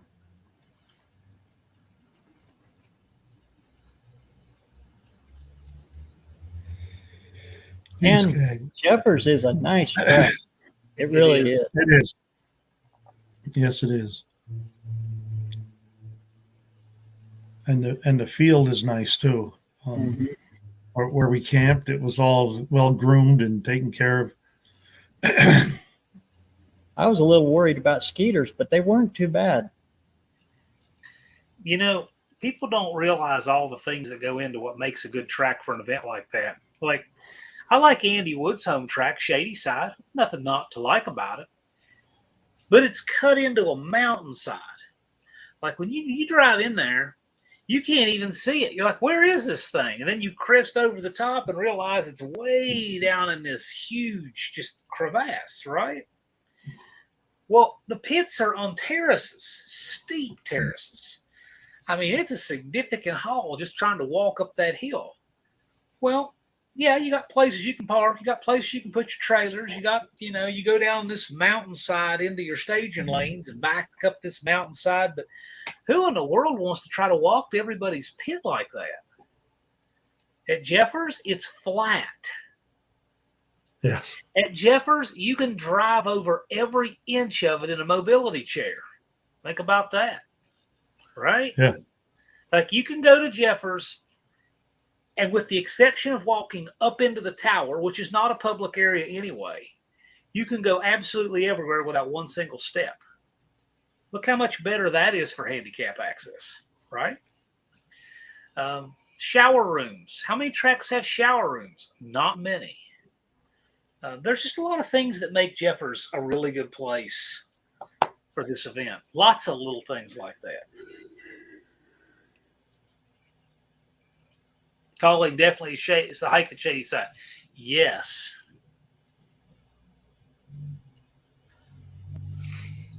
BNR, you can get teched on Saturday morning. That's not a problem. Deke will be there all weekend.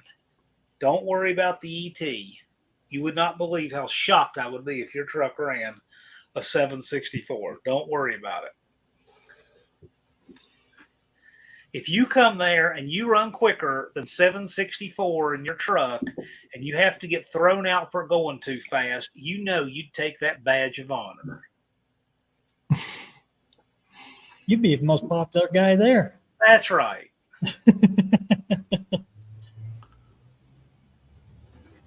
The scamp will be there, just won't pass tech. What are we asking, Mohawk? Why won't it pass tech?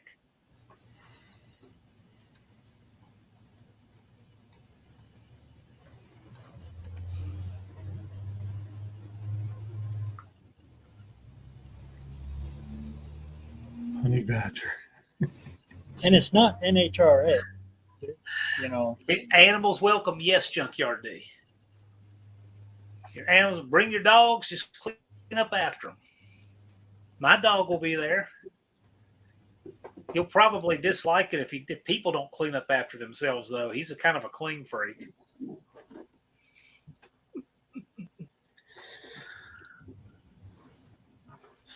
That's exactly right, BNR. That's what I'm saying. I wouldn't worry about being too quick. So here's the big things, BNR. You got to have a battery hold down, not a bungee cord, a real battery hold down. You have to have a radiator overflow bottle. It must be at least 16 ounces. You just said yours was a gallon. You can't have antifreeze, so just put water in it only for the duration of the event. And if you run slicks, you have to have a drive shaft loop. And everybody has to have a helmet, ET appropriate helmet. Tech's not hard. And if you're running stock wheels, stock lugs, you're fine. But if you've got a real thick, wheel, you got to make sure you have the proper amount of thread engagement into the lug nut. But it's not hard to pass tech until your car starts getting really quick. Back tires are 11 years old. Nothing in the rule books about that. Are you running slicks and don't have a drive shaft loop, or drag radials and don't have a drive shaft loop? BNR, then you're fine on all the crazy tech stuff. Oh, yeah. Yes, And they do. we ate them out. Yeah, Not only they'll be have the movie's gonna have movie theater stuff, right, and then there'll be multiple grills fired up all over the place too. Oh yeah, Junkyard guys. Yeah.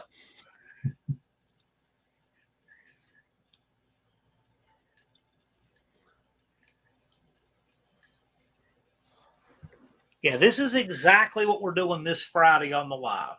This is the last live before the event this Friday. And then will be down there, and I guess we'll stream the burnout competition since that's my regular time anyway. Is there a timeout room for bad tempers? Sure there is. It's called Outside the Gates of the Track. Got all kinds of room out there. It's a wonderful green room. We do have troll seating, though. So we do have a place for bad attitudes. And it's fun to sit in troll section, and then you control them as they go by. Hey, Skagler, we do. We have a huge sign. We have a sign that's at least 8 feet long with big red, foot-high red letters. It says troll seating.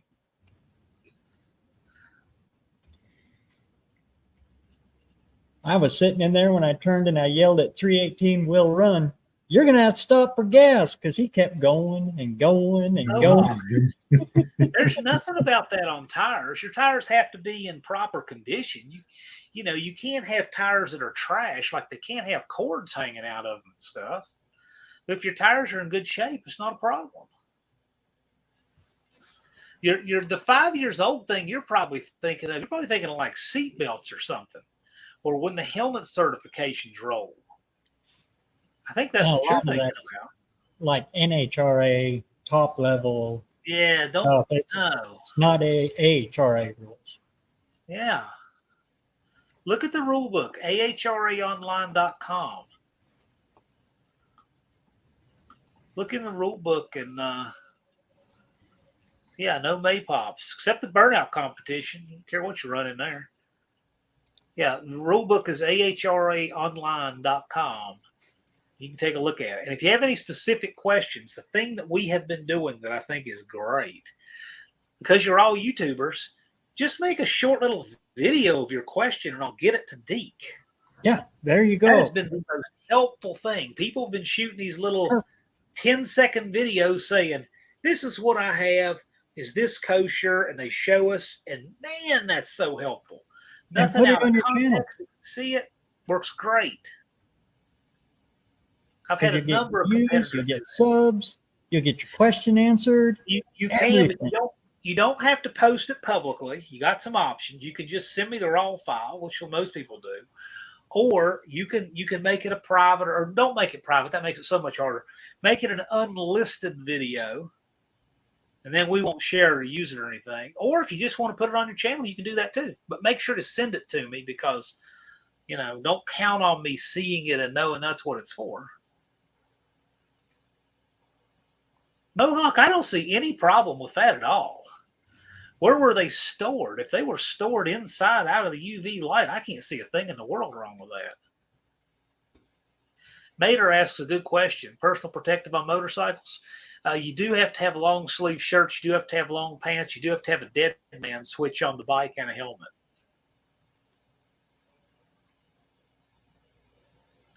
The PPE rules, they're in the AHRA rule book, and also they're also referenced in the monkey bike rules, which are on nonamenationals.com. You'll see a sheet for that at the bottom.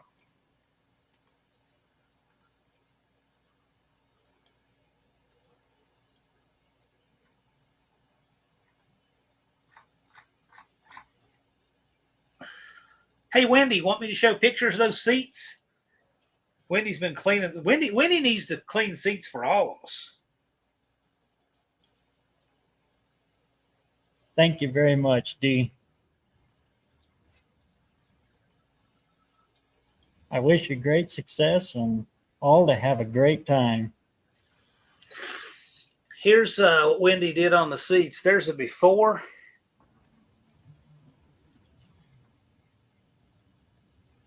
Yeah, before and after. I mean, she really made that look great. Dang. There's before. This didn't really do it justice, but before and after. I can't believe how much cleaner she got those seats in Dawn's car. So this looks great. You might have a second call in there. Start a little side business.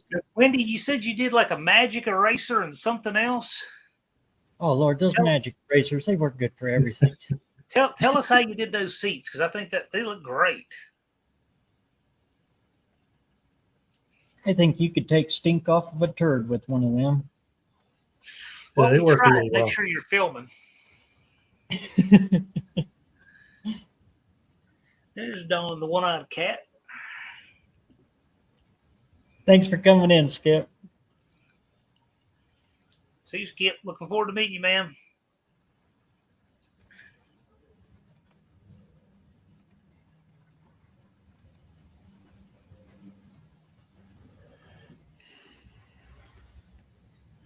The tires in the car sat in the storage container for about 8 years. I'd take it out and drive it around a little bit, get the square spots out of them. Did they sit on the car or just in the container with it?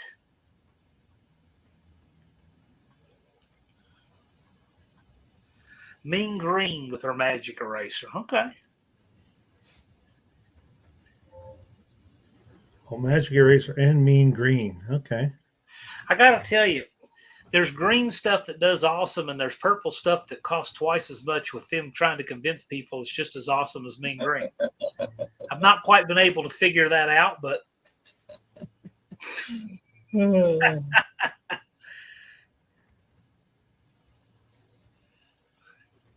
Yep, and I just scroll past them. yeah, I don't, You know what the thing is, though, with those people? I really appreciate that they reach out to everybody in our community, and they have the subs. If they wanted to come and field an entry, they'd be welcome to. Yeah. That's the thing I'm surprised more people haven't figured out, but I'm definitely not pushing that because people will start abusing it.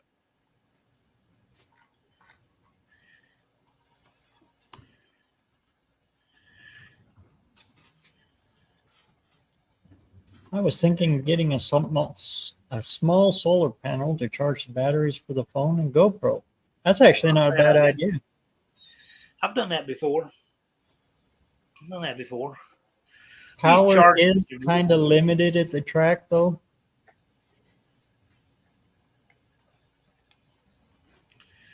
Man, oh man, that Valiant's coming along. Yeah, well, on the car, they were on jack stands the whole time. Oh, no, you got nothing to worry about. Is there a quiet time with no generator? Not really. Just be considerate of your neighbor, but not really. Yeah. No, track has no curfew. Here's the thing. Last year, I didn't have any people complaining about people running generators. So, and it'll be 59 at night. So, right. 60 degrees at night is perfect. You shouldn't need anything. Well, we had some motorhomes there that ran generators, and we didn't even hear them. I didn't have any complaints about it, so that's what I'm going by to say. Everything went okay. No news is good news, right? That's right.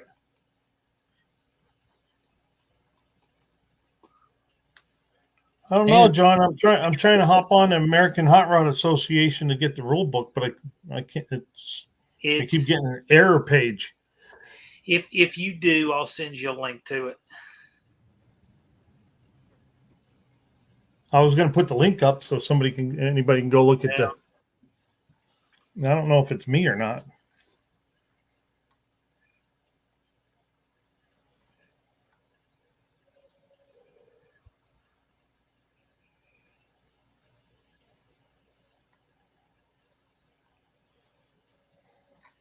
For the rule book.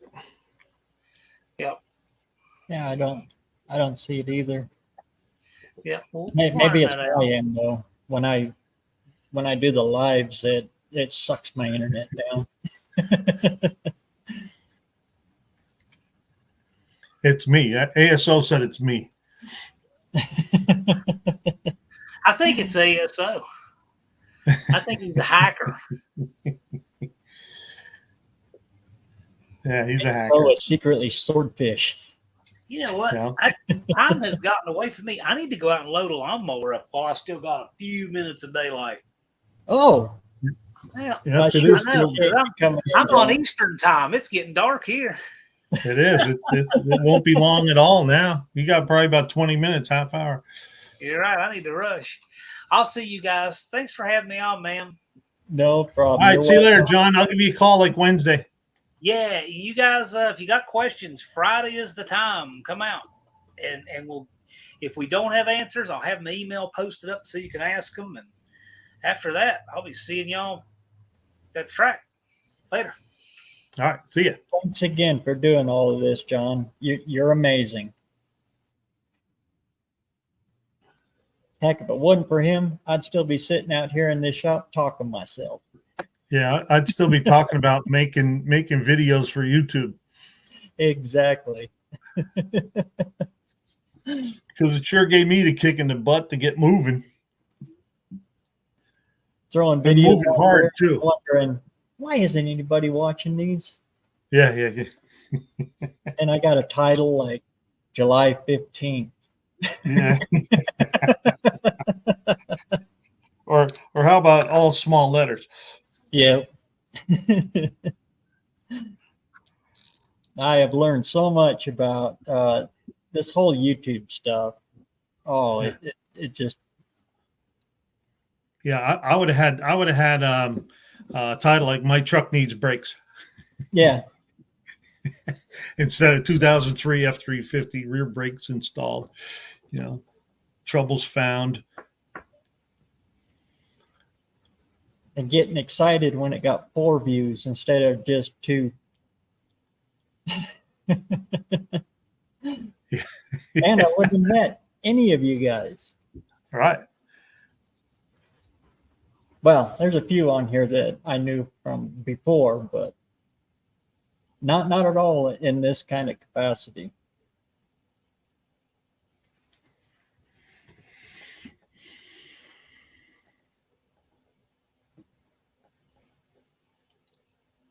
And have supper with you. Yeah. My great grandma used to say, you can't call a friend a real friend until you've had supper with them. We're all friends now. We're all friends now because we all had supper together. I mean, we didn't sit around the same table, but we sat in the same restaurant.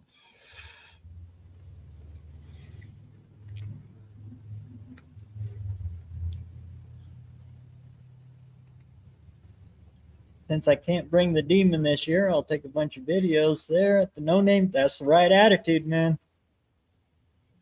Yes, Tim.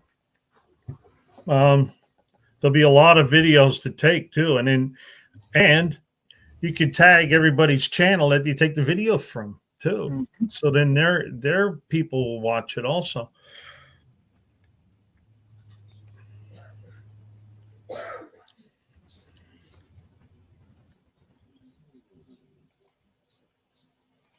It's a win-win for anybody that goes. Really. Last year, my car didn't make it. I was going to try to drive one all the way there, and it didn't make it. So we had to swing back home in a hurry, jump and repack everything into the wife's daily driver, and boom, and then we took off. So I was there without a car. No matter how much I tried to convince the wife to go ahead, go, get it out there. Take the daily out there. She had nothing. Yeah, she wasn't doing that. But I had the time of my life down there. Peace out. Word to your mother.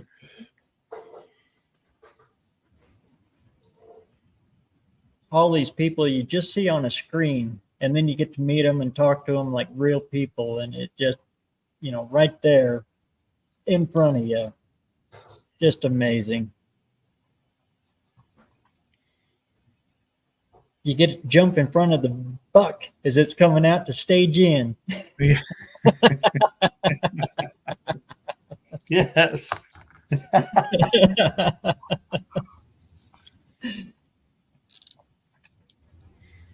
And that was in a few different people's videos and me and we were like down on the tree line. I should have been up in the pits more often, or I think this year I may come up and just park in the pits next to everybody else, just to mingle. How's the Mercury running? Actually, really good. I might have it sold. Guy in Texas wants it.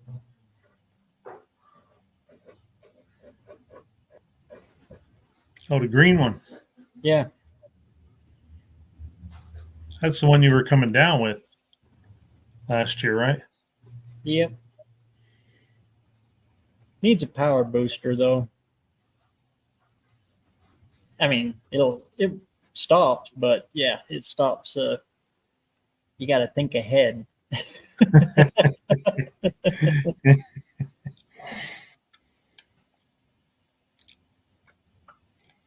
Running manual brake through a vacuum booster, yeah, it's Oh my!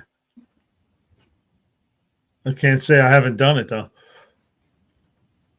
there's new guy's guitar. Big Tom. What's going on, man? That new song you got, I dig that one. I'm gonna have to get with you. I see if I can use that in some of my time lapses and stuff. That's perfect, man.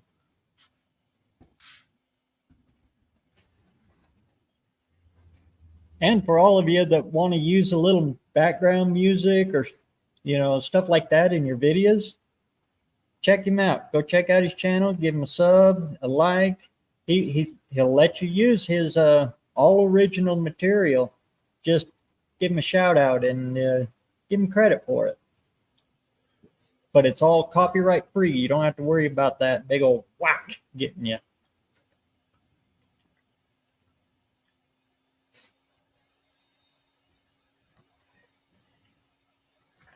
Well, thank you, DJ, and I'm sure everybody else thanks you too. They're all the people that are under 500 subscribers that are working to get 500 to participate in the event. We always try to help them out as much as we can.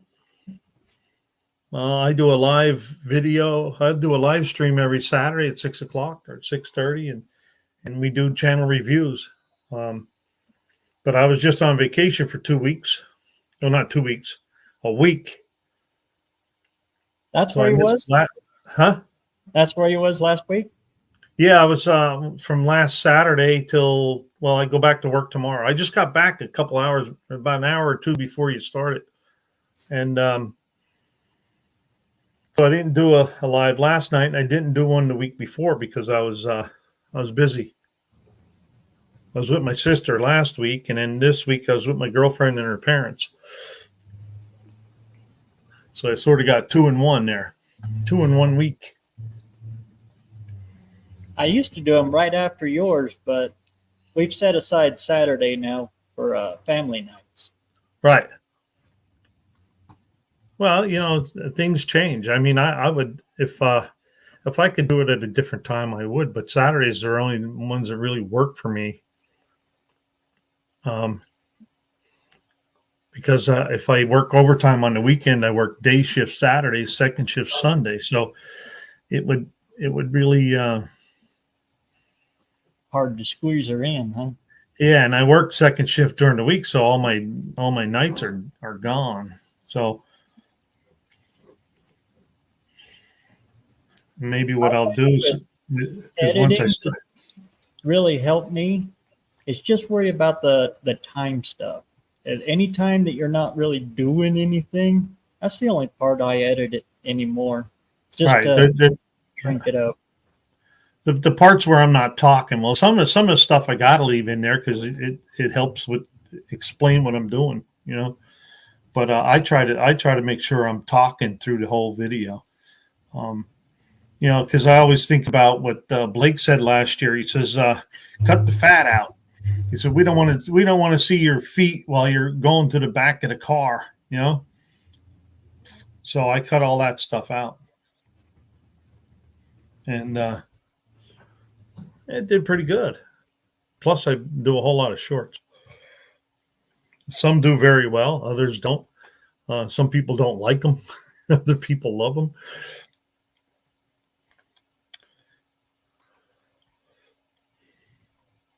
Did I get the 65? No, I pushed that one out to the back to bring this one in. Actually, it's because I got the tunnel ram, which this is actually the one I was going to be working on this year. But that Dart, I'd have to cut the tunnel out of it and change the car around. and the car's too good. I can't cut it. I'm a rat rodder by heart and by blood, but if the car's too good, I can't kill it.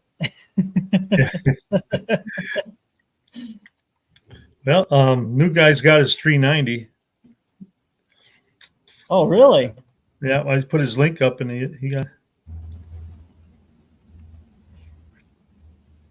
But you'll see that car again. I'm going to bring it in, and I'm either going to put the 318 in it, or I'll just put the slant back in it. Either way. Those crazy early A bodies, when they mounted the transmission this way and the driveline this way, they're just kind of limited with what you can do.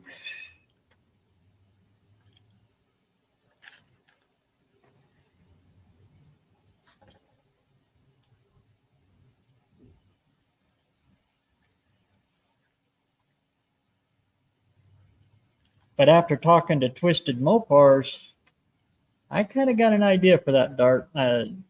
Well, you've seen the ideas in my shorts and that, but I'm thinking about following through with that.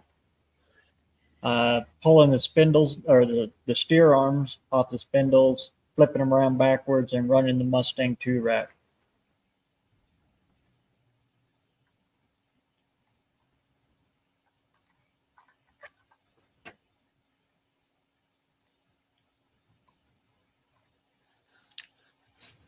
Yeah, everybody check out Renegade. He does a lot of tool reviews and stuff like that. Good channel. And he does a couple lives during the week too, a Tuesday at 2 and a Friday at 5. Which I always seem to miss anymore. We got another royalty in here. Uh-oh. The one-eyed cat himself. Yeah, it's getting dark out there, plus the threatening skies. I don't have a sign for Don. Quiet. Don is speaking. The Don. The Don. How you doing, Don? Oh, counting down, man, counting down. It's getting so close. Yeah, we're getting close. I went through my checkoff list. I had to make a fresh list because there's too many scratched off. So where did I put that? Oh. Yeah, I've got a 318, an LA 318. It's in my 57 Dodge right now. I'm just lacking the transmission for it. Yeah, I still want a drive shaft loop. I got to go talk to my welder guy tomorrow. Like, oh, just give me a diagram. I can make it up for you. He's got stock laying on the floor. It's like, hopefully he'll give me the buddy price. He usually does. Saying I had him do some welding time or two for this trailer hitch and everything. I've been kind of sweetening the deal, you know. Well, Ronnie has. Ron likes to throw him an extra $5 or $2, you know. That way, when we come back, he's inclined to put us to the top of the list. Which he likes those little jobs. He's like, that's my beer money. He just got done doing headers for an S10 that took him a week plus. Oh, Lord. Those are.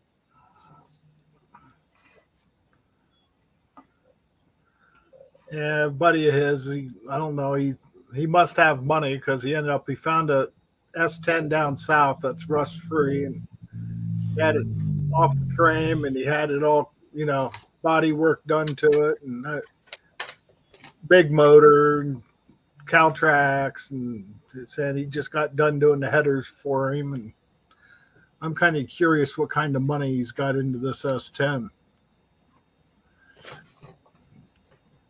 One of the early square body S10s like JB's. I'm not sure what year it is. I got too dazzled by the motor and everything to even look at them. You know how that is. Let me see if I can find. We'll get you there, New Guy's Guitar. I tell you, you're in a hard genre to try to Try to make it on YouTube. Trying to do your own music and stuff. Ugh. YouTube's really picky when it comes to music. But you're doing it, man. Hey, baby. Dog coming for a pack of cigarettes. All right. All right, where we go? Put me up there so everybody can see. There you go. I'd like to bring this for JB. Let me get some.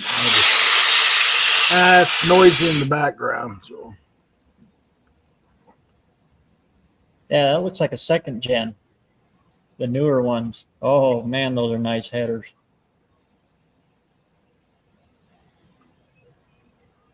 You got a 4.3 in there. yeah, 2.8. Isn't it 2.8? No.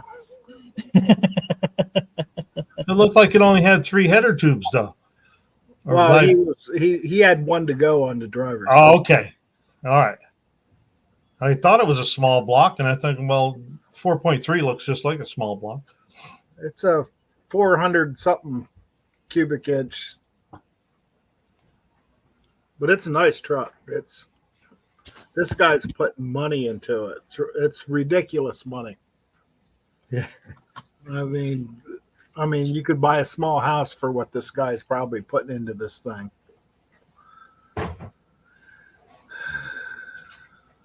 Saying we walked inside the shop and I just like, let's look at this thing first before I got distracted as soon as I walked in the door. Got a rebuilt 904?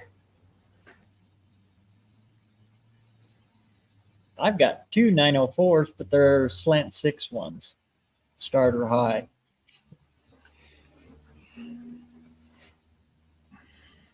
And they're the old ones, the double cable ones.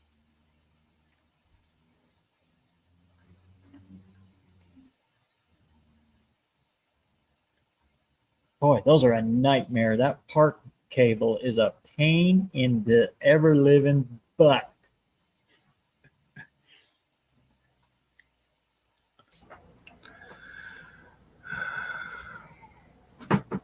And the gasket's leaking on both of them, so I can figure out how to change the gasket in it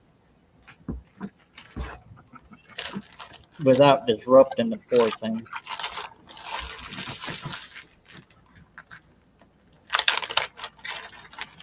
Yeah. All right, I'll just show them. So yeah, 3 or 4 things. we'll be able to give out stickers this year. Sweet. Ah, cool. Those are pretty good They're neat. size. Yeah, they're neat stickers, too. They're 4-inch. 4-inch. Everybody went with was it Sticker Mule? It's like, we'll go with that. I got some from Tony's Hot Rod Garage, but they're just vinyl, and the whiskers that they pull off. They're so skinny. So I ended up used his. He sent me the format or whatever. JPEG, and yeah, we had them made. I mean, I like the design. they're nice. I'm saying I can give out stickers like everybody else. I made the big time. You're a YouTube creator now. Yeah, Yeah. just like George Jefferson. I'm moving on up. Yeah. He's already got the trolls, so now he's got the stickers. You know you've made it when you get a couple trolls. Cool, Justin. I'm glad you got them. And some of the trolls that you think are trolls turn out to be pretty cool guys. Yeah, they just think they're trolls, and then they're not as bad as they think they are. But then you get some people that are just downright. You gotta. Duck in water. Yeah. I showed while Steven was here getting that ranchero and everything. I stuck a video out, and it it floated out there for a good probably 6 hours and only had 54 views on it. And then I got a troll on it. And I said, Steven said, "Oh, you got to look at this. Somebody's trolling. You better get in there and get him." And I said, "No, watch this." And I waited for about half hour, and that thing shot up to 500 and something views. There you I go. was like, "No, I'll leave him there. Leave him there, petty."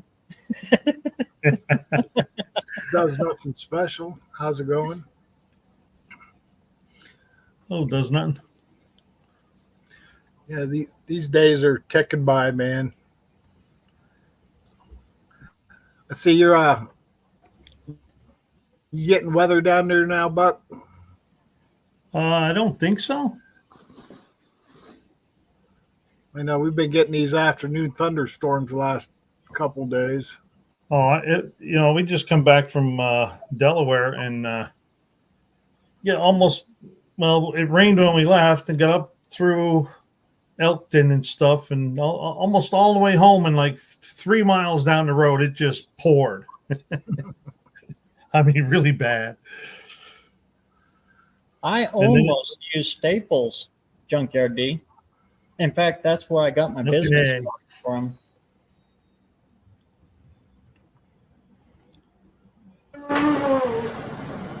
Hey, Travis, what's going on, brother? What's going on, guys? Hey, Travis. I've been working so much I haven't been able to hardly get on YouTube at all. Oh, hey, I dig your new channel, man. Oh, the story channel? Yeah. Yeah.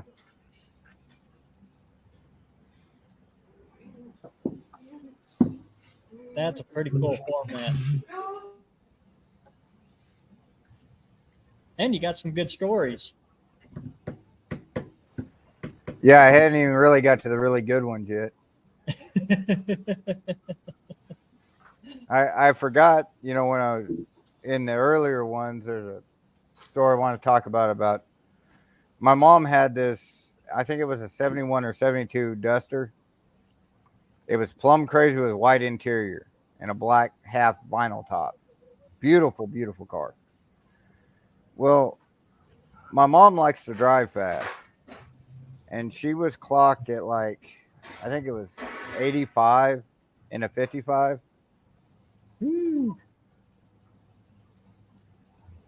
So that's a pretty good story. To silver bracelet speeds.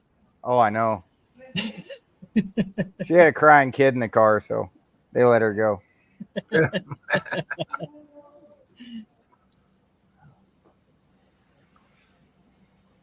So what's been up with everybody? Like I said, I've been out of the loop for so long. Oh, just slugging away, getting this car done. And we got carpeted in today. We was going to get the seats in, and we had a false sprinkle. A sprinkle gave us a false positive on the rain, so we hurried up, put it away, tarped it up and everything, and then the sun come back out. But it was at a good time anyway. It's saying the carpet doesn't look like it should, but at least it's carpet. Yeah. It'll look windy. Looks good through the window. That's all that matters. Yeah, that's what I figured. Yeah, but at least you'll know what car is yours just by the carpet. Yeah, I got it's one with a bunch of blue fuzzies everywhere. There's a trick you can use like beard trimmer and go across it with that with a guard on it. It'll clear up all those little fuzzies. It was Wendy's idea about burning the edges, which actually worked out pretty good. So I pinned the edge, pinned a 2x4 right at the edge. That way I had one of them little crack lighters. Mm-hmm. That way I didn't, all it got was the very edge. Yeah. Cleaned the edge really nice. They look like a finished edge because it's not seamless. Because you can't put flat carpet in a not flat floor. Right. That universal carpet that's ultra cheap universal automotive carpet. We use that a lot in a lot of things. But good Lord, don't put a trouble light anywhere near it. The melt factor. Oh, big time. That's the way this is. This is boat carpet. Oh, okay. I mean, when we stripped it, it had indoor outdoor carpet in it, so I figure it's at least a step up. I had that fake grass in one car I bought. That's what this blue stuff was. I would just think It was actually that that old fake plastic grass. plastic. Looked like an Easter egg basket. Pretty much, yeah. Hey, Justin, I should be live next week, next Saturday. My live as I drive to Tennessee. Hope to start about 10 in the morning, 11 in the morning. Are you going live on your trip down? Yes, I am. I'm going to try to schedule it I think I'll schedule it for noontime and then just start it early. Because I have to wait till I get a good place to pull over, like a rest area or something, and then get everything set up, go live, and then drive down the road. I don't want to do it right alongside the highway. Yeah.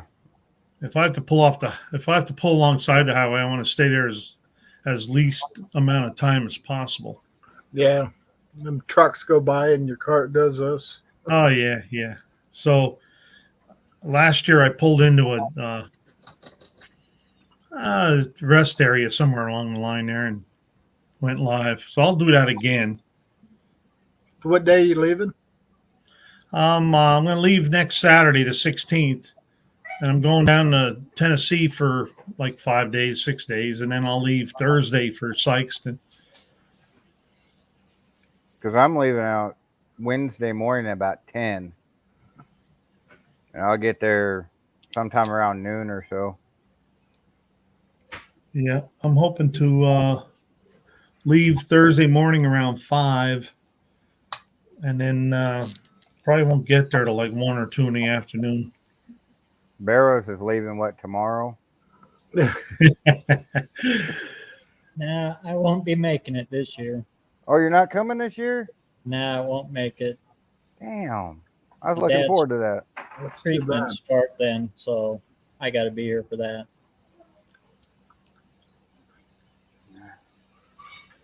Well, that sucks, man. But I'll be out there in spirit for all of you. Right, he'll be on all the lives and in the video chats and all that stuff. Yeah. Right? Oh, yeah. I'm sure it'd be worse this year than it was last year. With all the video chats and lives, and like I said, I'm kind of out of the loop. I'm not sure how many people are going to be there this year. We had a good crew last year. I'm sure it'll be bigger this year. Thanks for stopping in, DJ. See you, DJ. Come back again. Yep. Everybody. Don't come back now. You hear? Oh, sweet. Sweet. Yeah, that's it. Yeah. Working on the national anthem right now. Cool. Jimi You Hendrix gotta style get or up- regular? Well, he's a right-hander. Oh, well, you can still do it. Are Yeah, I you know. bringing your guitar, Travis?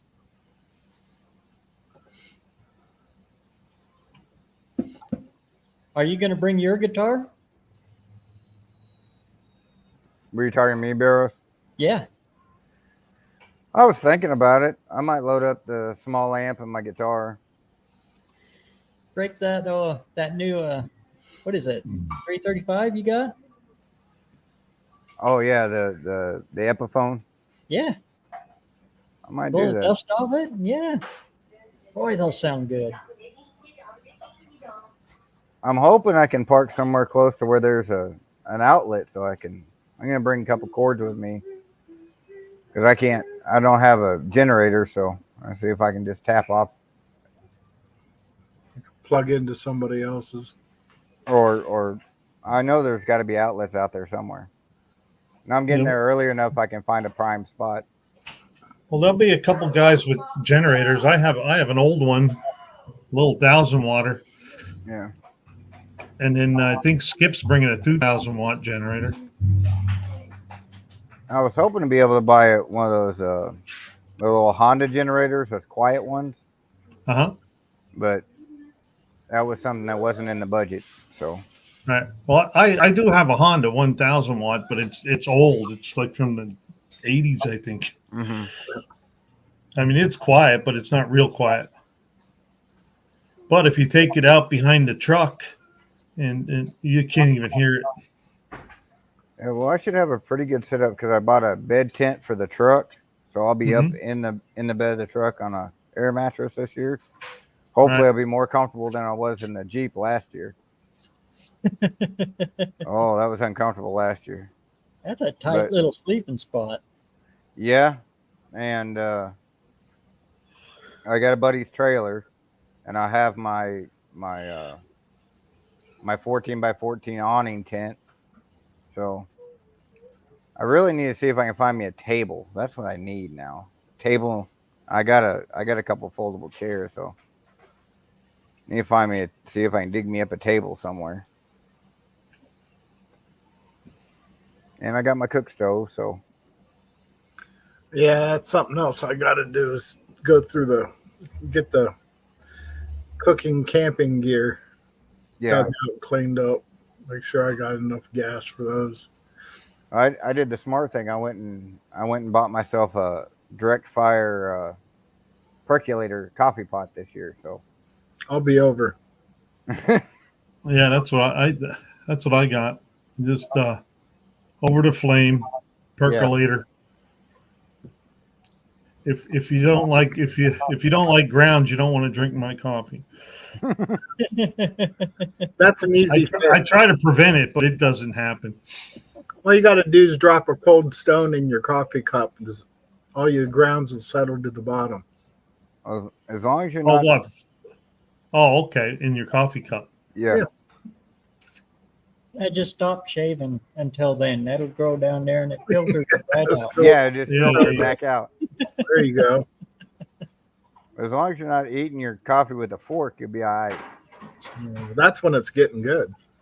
Yeah. Well, when I was in the Navy, we had to make. Go ahead. We had to make the captain's coffee, and he wanted the entire filter filled up with coffee. Oh, wow. He wanted the whole filter filled up because that was strong enough for him. Yeah. And it was like syrup. Well, that's when you definitely get coffee grounds in it, so it overflows. Yes. I was just going to say that because if I percolate mine too hard, that's when the grounds will come up and out of there. Even if I do put a little filter in there, but if I get it just a little good rolling boil, I do very well. Junkyard D has it right. Cowboy coffee. Take a Cowboy sip, coffee. the head comes off, spins around, and comes back on. Yep. No, hey, you just talked to Cement Surfer about my coffee. He was going on and on and on about it. I mean, you can just take a pot and pour grounds in it, pour water in it, and boil it, and strain it off. Yeah. It's cowboy coffee. Yeah, last year I tried to bring that single pot, and I was hoping because the Jeep had the 120 volt plug for it, but just as soon as I turned on the pot, it tripped it. It just wasn't set up for that many watts. Yeah. Happy Sunday, Frank and Move. Hello, Jason. Frankenmuth. Oh, and I talked to Ken from Tall Garage just a little bit ago, and they're slamming trying to get the car finished up before No Name. He's scrambling. Sweet. So he said he's probably going to come up Wednesday. That's when we're hoping to get there late Wednesday. Yeah. Hopefully before dark. saying we're leaving Tuesday, doing an overnight in Cleveland at my uncle's house, and then Okay. we're going to cut the trip almost in half. That Way I'll won't be able too to bad. take show my uncle the Valiant. You know, he's the one I bought it off of, and Mm-hmm. I think he'll like what I've done with it these last 6 months. That's It's cool. it's a whole lot cleaner, isn't it? Inside, underneath too. Yeah, Oh yeah, yeah. that reminds me. I got to make an appointment for a front end alignment Thursday or Friday. You got that? Unfortunately, Red will be there just for looks, and I'll take it to. I can't race it because I didn't get the Caltrek straightened out. So Oh, it'll be fine. Just burn the rubber off of it. It'll be. no, it will hop so bad it'll knock your teeth out of your head. That's bad. Well, Yo, then you I have mean, to go. You have to go slower. yeah, at like quarter throttle, it's breaking the tires loose. So, but it was my mistake. I bought the Caltreks like 3 months ago, and a week ago I tried to put them on, and realized that the bottom plate wouldn't fit. So if I would have done it when I got them, and been able to send them off and get them redone by Caltreks, I'd have them. But it was my fault for just I get to it. They're easy. I Get to it. I know Yeah. how that works. You get to it, and something ain't right, and then you're. Crunch They're time. They're the ones that just go up to the front Yeah. leaf Aye. spring. Yeah. Yeah. But with that lowering kit, see their block is 2.5 inches wide, and the block on the lowering kit is 3.25 inches wide. So the U-bolt sit like this in it. So I'm just gonna get some like 1/4 inch plate, drill holes in it, and put it on there so the truck will sit, and then send those plates off to Calvert, and they're gonna make them have the eyelets on the bottom of them, so they'll work right. Sawzall, Travis. It always works.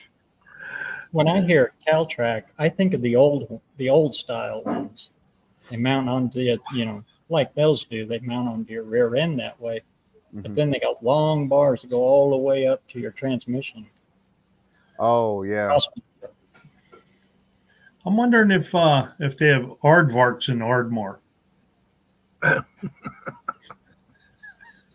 That's a legitimate question. Yeah, that's probably where they came from. Probably. Well, if they spelled it AARDMORE. Oh, maybe that's what the difference is.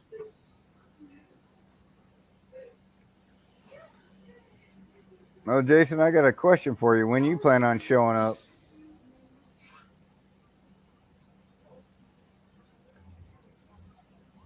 You'd probably be rolling in with his brother again.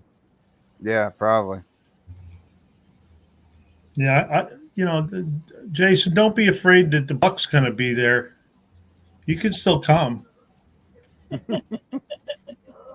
It won't buck you off.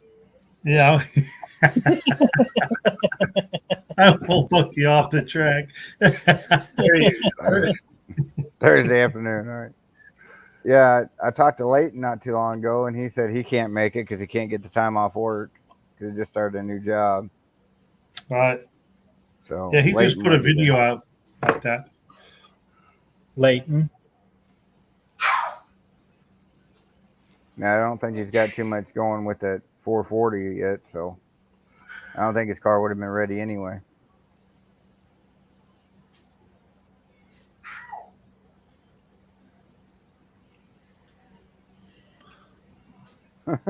Six on six. All right, buck with the Cummins.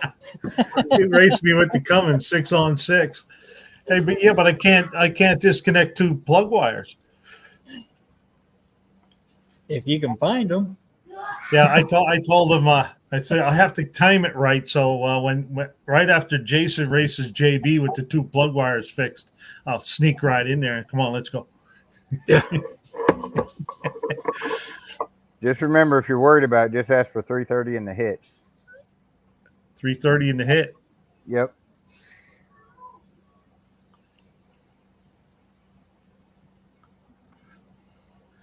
I disconnected all of them already. And it chases a race.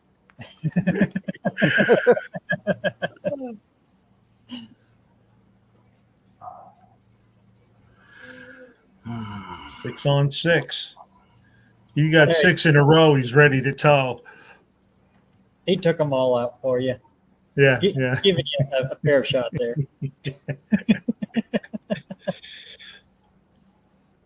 I don't know if I'm going to need it. I didn't race it yet. All I got is a different rear this time. It's the same car. I didn't do anything but do the body work in the rear. There you go, Jason. Just bring your distributor and just let him pick which two he wants to take off. Yeah. Well, if he's going to run no, that's probably all electronic ignition too, or electronic. That's coil. Injector. That's coil near plug. Yeah. Yeah. Unless you find that NASCAR only one Oh, it's got yeah. that mounts on the front that is cost more than 6 of my cars. Yeah. Yeah, because it goes on the camshaft, doesn't it? Runs up Yeah. directly off the end of the camshaft.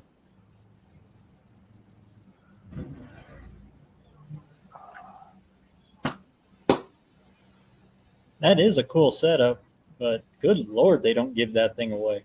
Mm-mm. If you can find them.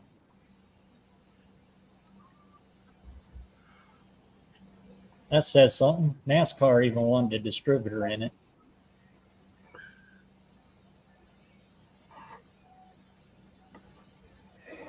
Well, I've been driving the truck around last 3 days everywhere, and it's been running like a top. So I'll leave it parked until no name.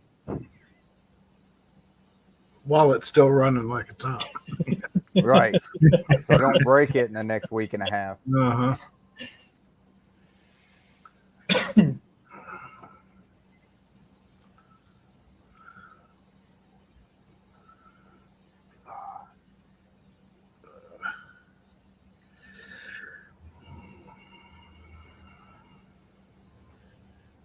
Uh-oh, dead air. What happened? Ta-da! Yeah.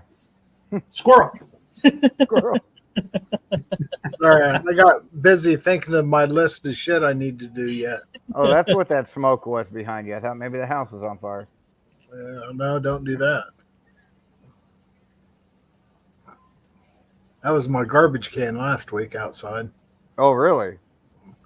Well, Sound I've like- got a plastic barrel slash garbage can, and I got a couple boards I put on top. I make it's like a workbench, Mhm. and I was welding up a couple things, Oh. not thinking, and it was like, "Where's that smoke coming from?" Looked down inside the barrel, and there was a campfire. It's like, Well, that's not good. I was cutting out one of the door bars on the Aspen one time in the backyard, and I was like, "What's that smoke? Where's that smoke coming from?" And I had caught my backyard on fire. Oh, Grass was that dead, huh? Oh yeah, it was like, it was around this time of year, I guess. Grass was all dead, and sparks just lit it up. Yeah, that was early in the summer for us here. Now it's growing, Pennsylvania. now it's growing like it's March out there, April.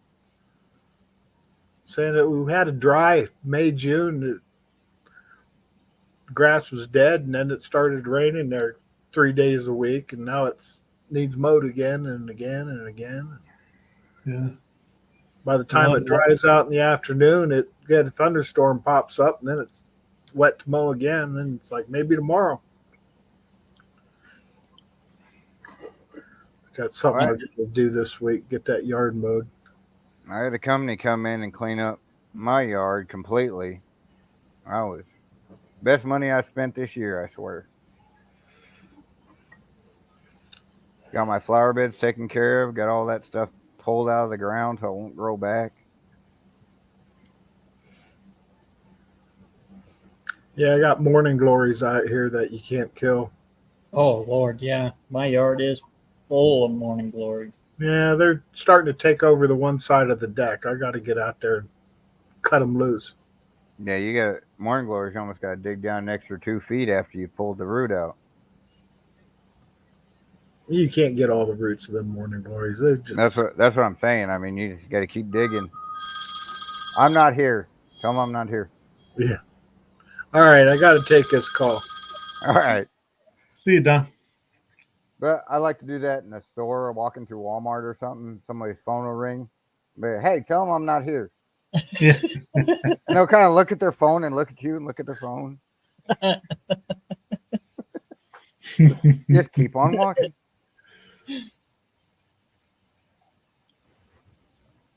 I have to try that one. Oh, it's hilarious to see the look on their face. Yeah. I mean, one of the best ones, and it was me and my wife did it, and we were going down to get a broom, or it was a mop. I can't remember. But anyway, she walks up to this couple standing there looking at the brooms, and she looks at the woman and she goes, "Do you know where the left-handed brooms are at?"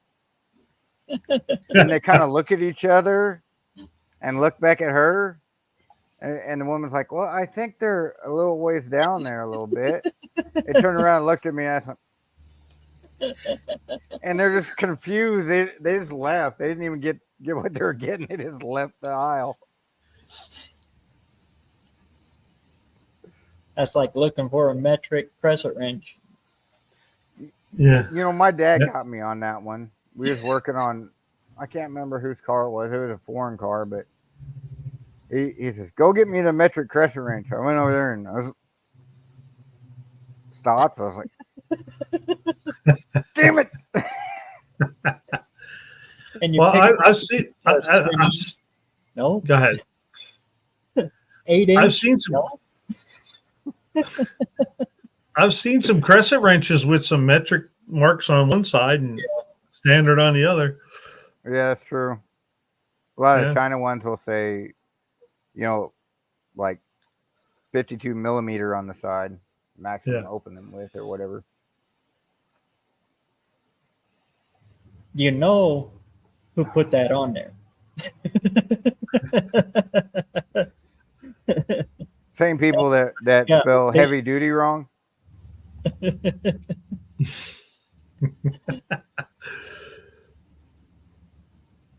DYUT duty.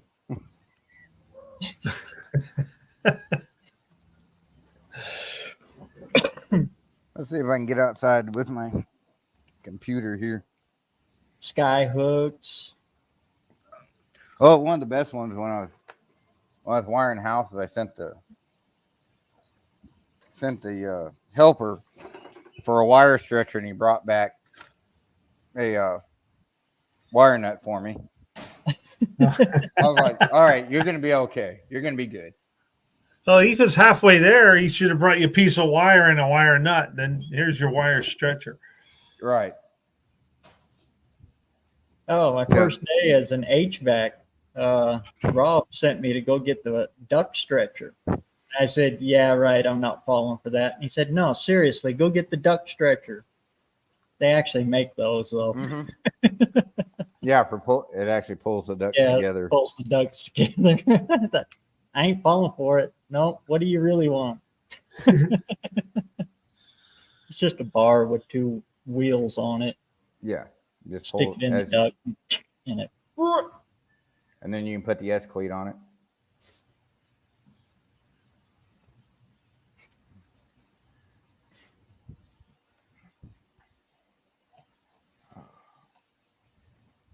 See if I can get my headphones off and still hear everybody. That was an interesting job. Running duck, banging tin.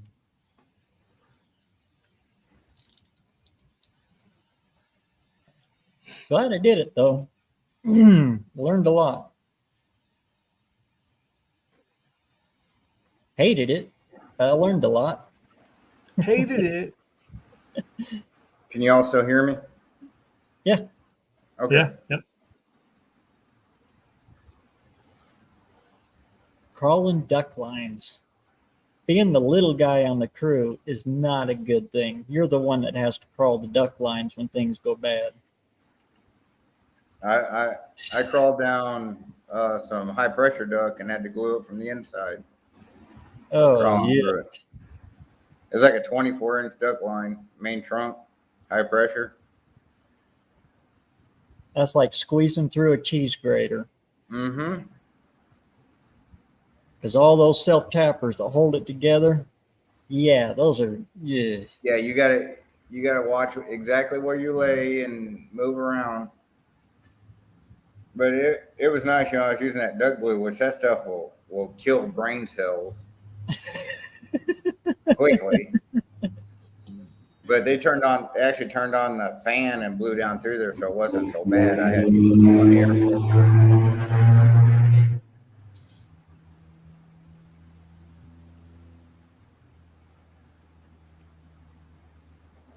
Uh-huh. Yeah. The year I did HVAC, I had 17 stitches in 1 year. And you learn to respect a tenon hammer. Holy cow. Yeah. I still have a sheet metal hammer around here somewhere. I love those things. They work great for shit. Yeah.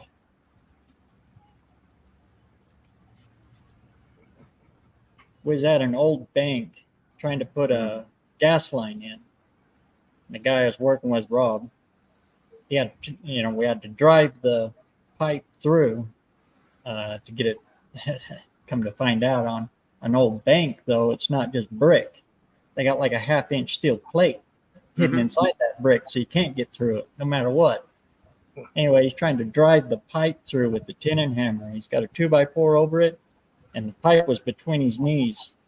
Yeah, tenon hammer. It looks like a rock hammer, just a little bitty thing. Boom, boom. He's hitting that thing, and he took a big swing and hit him right in the kneecap. Ooh. And his kneecap exploded. Yep. Oh.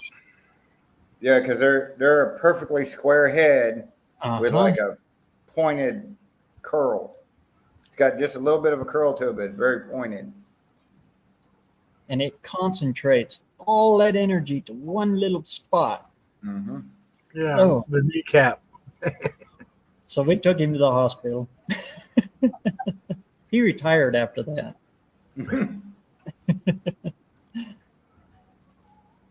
They had to go in and put an artificial kneecap in, and it was bad. Yeah, retired after he did a bank job, huh?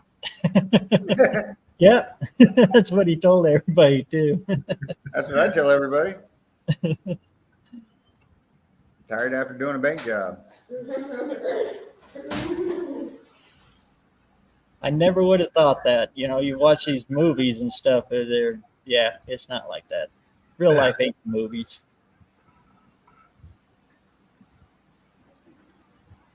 No, we redid the what was that? That was the Federal Reserve. They had one down in Memphis, and they were turning it into a school. And everything was, if you had to penetrate any wall or anything, it was a pain in the butt. Oh Lord, yeah. There was a company that actually just came out and did that stuff.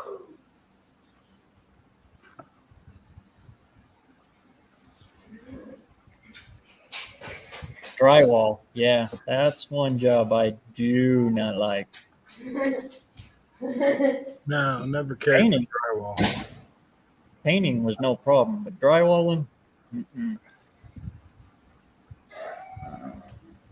No, that drywall goes right up there with like transmissions and stuff. I'll pay somebody that knows how to do it.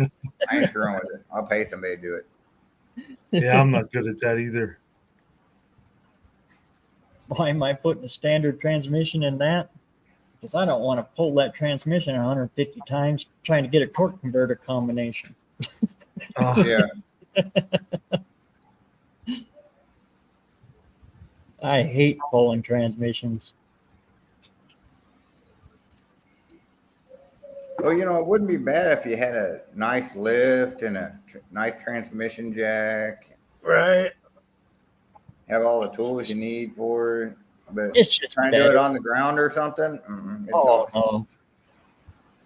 Balancing it on the old floor jack. Mm-hmm. Using your toe to lift the jack it up. Yeah. When I replaced the torque converter in the truck, I got some ratchet straps and ratchet strapped it to the jack, and it was still just Iffy. Sketchy. Sketchy is a good word. sketchy. Yes, very sketchy. Or what's bad is you get it up there and it tips down a little bit and you hear that dreaded sukunk as the torque converter slides out of the splines. Yep. Then you got to push it back down, and then, oh, Lord knows that takes like 500 times of extreme frustration. What I always hate is you get going and tighten one up, tighten one bolt up, go to turn it, and it catches something in the back of the engine. One of the other bolts are sticking out too far.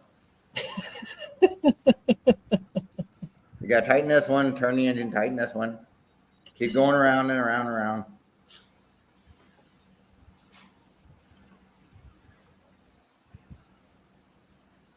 Or what's really, really bad, doing it on a Ford, and you go around to the front onto the crank to roll the motor over to line up for your torque converter bolts to hold it in. And you grab a hold of the crank and it goes, oh, shit. Oh, yeah, I crushed a pump. Didn't have the torque converter. Slipped all the way in. That was on a 4-wheel drive too, so it's fighting and I was stupid and then left the transfer case hooked to the transmission, so it's lopsided. Yeah. Yeah. And all that extra weight. And it's not weighted right either, because I've done those too. A lot of times you got to do it with 2 jacks. I just bite the bullet. I buy another gasket for the in-between. I take that transfer case off and do them, in 2-piece. Yeah, you're better off.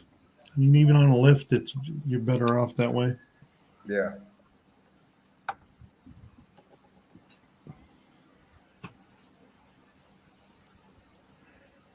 Squirrel. So I got to do a transmission twice. You ought to be getting pretty good at it then.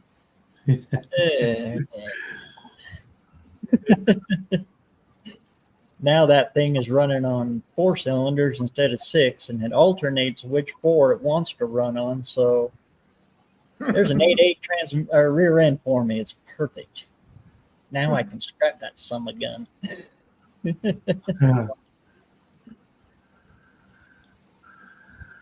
Ford Explorer with a I think he's at 413 auto salvage.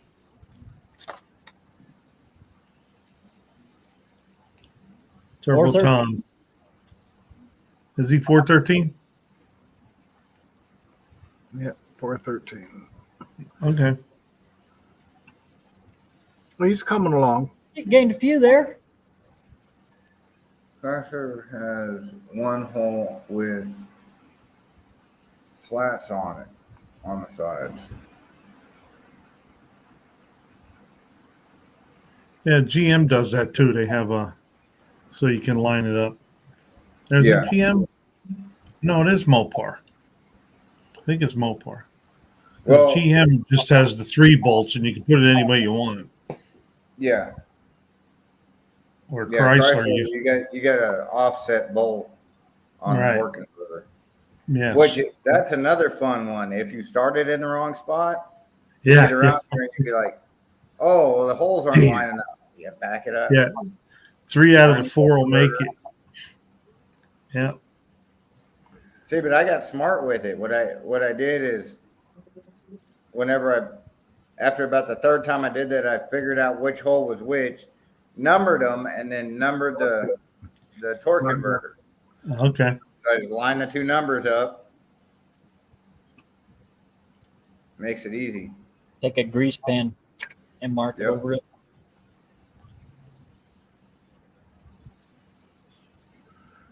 And if you're looking down at it, you can see the hole that's not it's different from the other ones.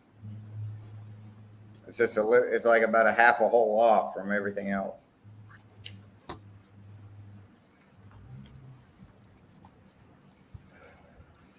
Are all of Mopars that way? Yes. And that's for the simple fact that like the stock 360, it's externally balanced. Mm-hmm. So Right. you have to have the torque converter in the right spot so everything is balanced through the whole thing. Yeah. But they did because they use the same torque converter for all the small blocks. So any small block torque converter will work with any small block Mopar, but they all got to be lined up in that same spot for the 360. So they just made it standard across the board and weighted the ones they had to weight. Right. And the weight's on the flex plate anyway. Right. Because if you look at like a 318, some of them they look like a star, and some of them are completely round. But a 360 is a round flex plate with a half moon cut in it at one spot, and that's your weight. That's the weight. Yeah, that's your imbalance weight right there. Oh. Like Fords and stuff, they do the weight on the front. It's on the balancer.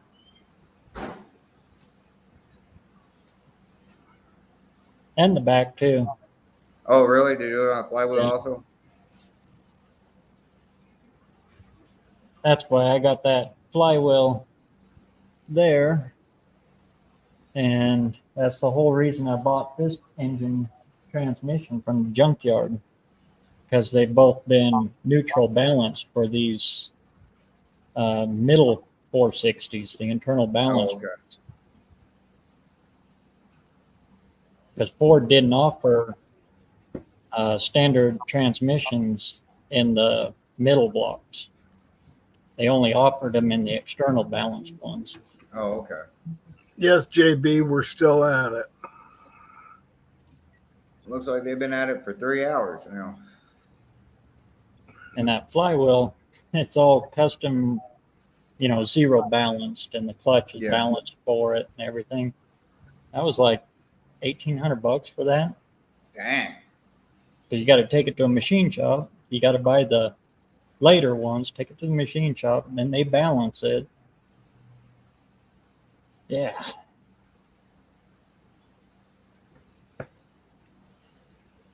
So I seen that at the junkyard, and you betcha, oof, jumped right on it.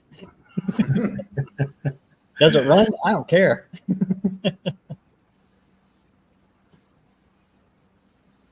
That, and you got to shim it. It's shimmed out about that far from the bell housing. It's got a whole bunch of motor plates in it. Mm-hmm.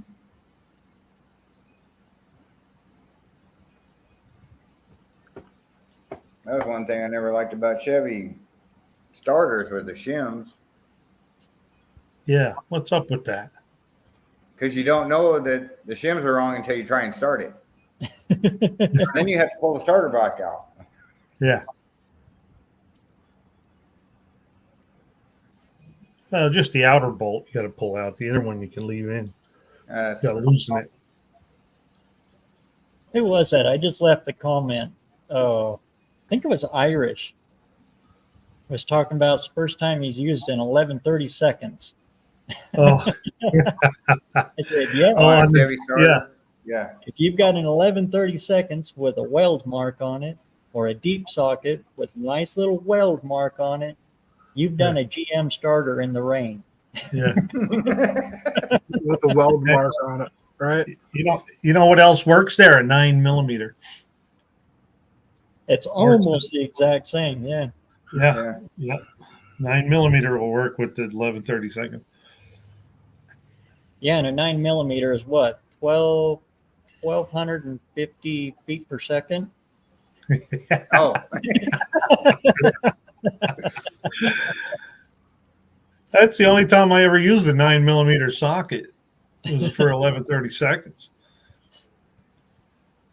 And then didn't the GM, some of the GM points, that little nut inside there, wasn't that 11:30 seconds A also? lot of the electrical is, Yeah. if you get under the dash, a lot of it's 11:30 seconds. 11:30 seconds.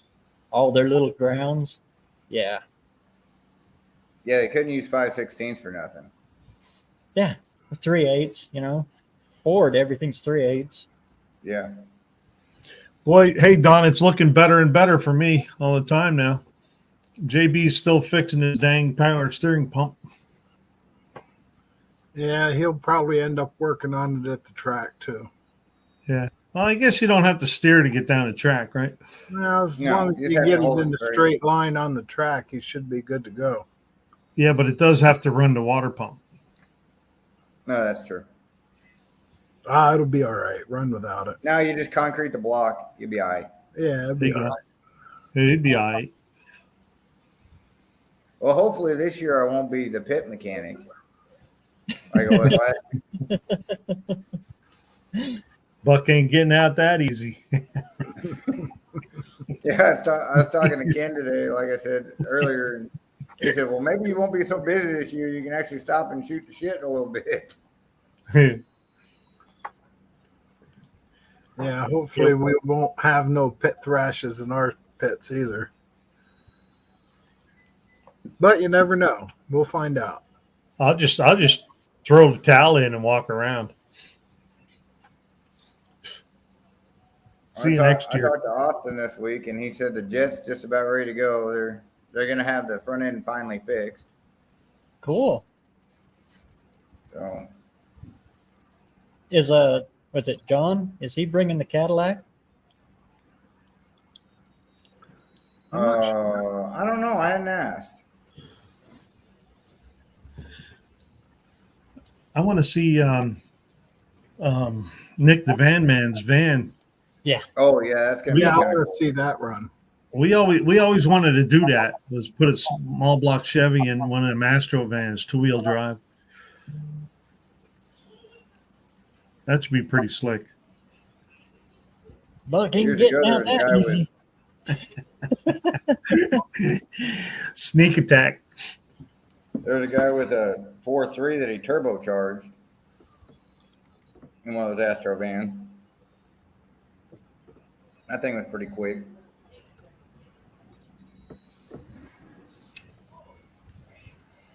I always said there was a lot of unlocked potential right there in those little things. They're a Yeah. nest. They're a lot of fun. Well, we did an 85 S10, put a small block in it. That was back in the early 90s. And that was a lot of fun. That was an 85 at the time. I put a 305 in a Blazer, S10 Blazer, and that wasn't really worth the hassle of putting it in. The V8, but it really wasn't much faster than the V6 I had in it before. Yeah, so,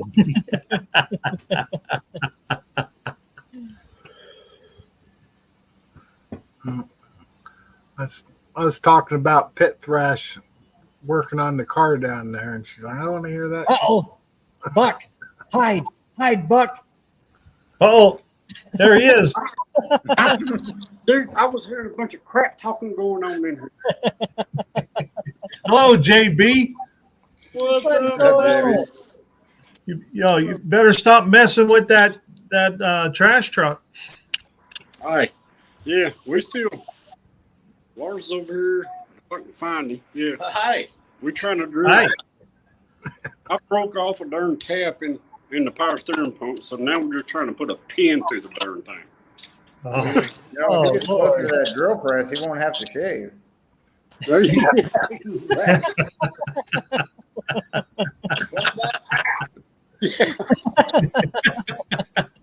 That's like getting a beard wrapped up in that drill press. That would be better. Record that just in case. Just put your goggles on. You'll be all right. Yeah. Oh, crap. Well, we've been messing with this thing for a while, and then I broke that tap off in there. And we're screwed now. I think a roll pin will fit just perfect. Once you get the tap out. Because Buck ain't getting off that easy. Not over a power steering pump. well, hey, I'm happy to hear that. Oh, Because I don't want anything given to me. there you Yeah. go. Don't worry, I'll give you something. I'll give you there. Yeah. Give You know, an I don't ass want to whooping. work. I don't want to work hard for anything I get either. So Oh, Like But, taking yeah, candy from a baby. we're just trying to finish up some stupid crap. yeah, Oh. Then it turned into major crap. yeah. But Now, Well, guys, I now's the think I'm time. gonna jump off here. Yeah. I gotta get ready for work for tomorrow. All right, Travis. Great So seeing you, Travis. I'm working the next 7 days straight. I worked the last 10 nights. Now I got to work 7 days. And then I'm off for no name. So, Cool. What's the name of your other channel? If you guys was all it, want to hear some good stories and that, go check out was Travis. it random thoughts of a madman?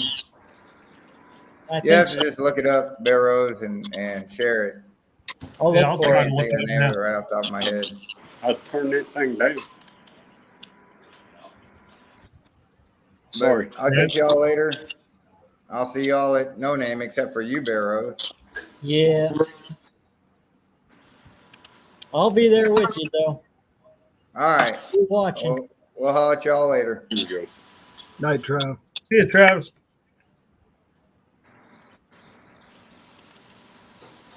Well, take that. I show up and everybody runs off. I get Get it. up, I get it. Scotty. You're a popular dude. We don't have smell-o-vision, so I know you can't smell me. That Kentucky Fried plus. Rooster you showed him scared him. Oh, crap.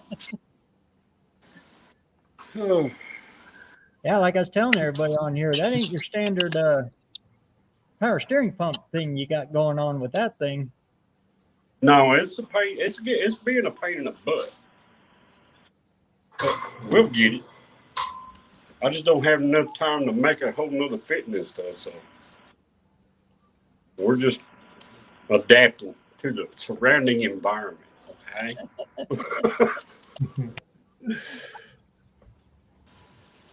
I can't find Travis's.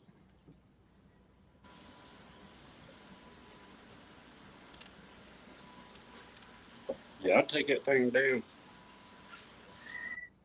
Lars is adjusting the grill press. I said, take it down slow as it'll go.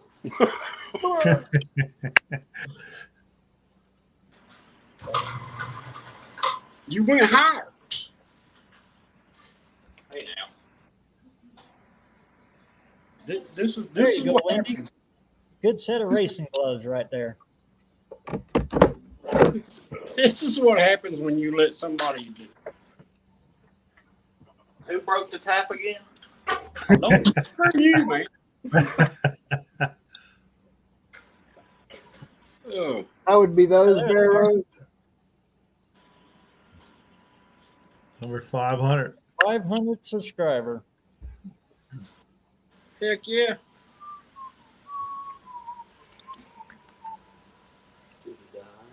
Yeah, they're too nice to actually use them. I use them. This one needs to go on the top. Well, everything's always nice when it's new, right, Barrow? Yeah. Wendy probably kicked my ass if I used them for welding gloves, burned holes in them and shit. Oh, that's right. That's the gear drive. See, hey, Dean got it right. It's JB's little chop shop. That's still too fast. That was too cool, though. You were my first comment. First person that put a real comment on any of my videos. Who was Back that? when Don and Wendy English. Yeah. You can't beat the Englishes, man. Well, you Heck can. no. You don't want to. Yeah, like no name. You ain't going to be able to beat Buck, but you ain't beating. Oh, crap. Yeah. Maybe. Maybe. I wouldn't count on it. That's not bad. I hear something in there. The old buck is hungry. The buck is hungry. Yeah, Well, the buck is hungry. What's his name said, man? Order you a damn sandwich.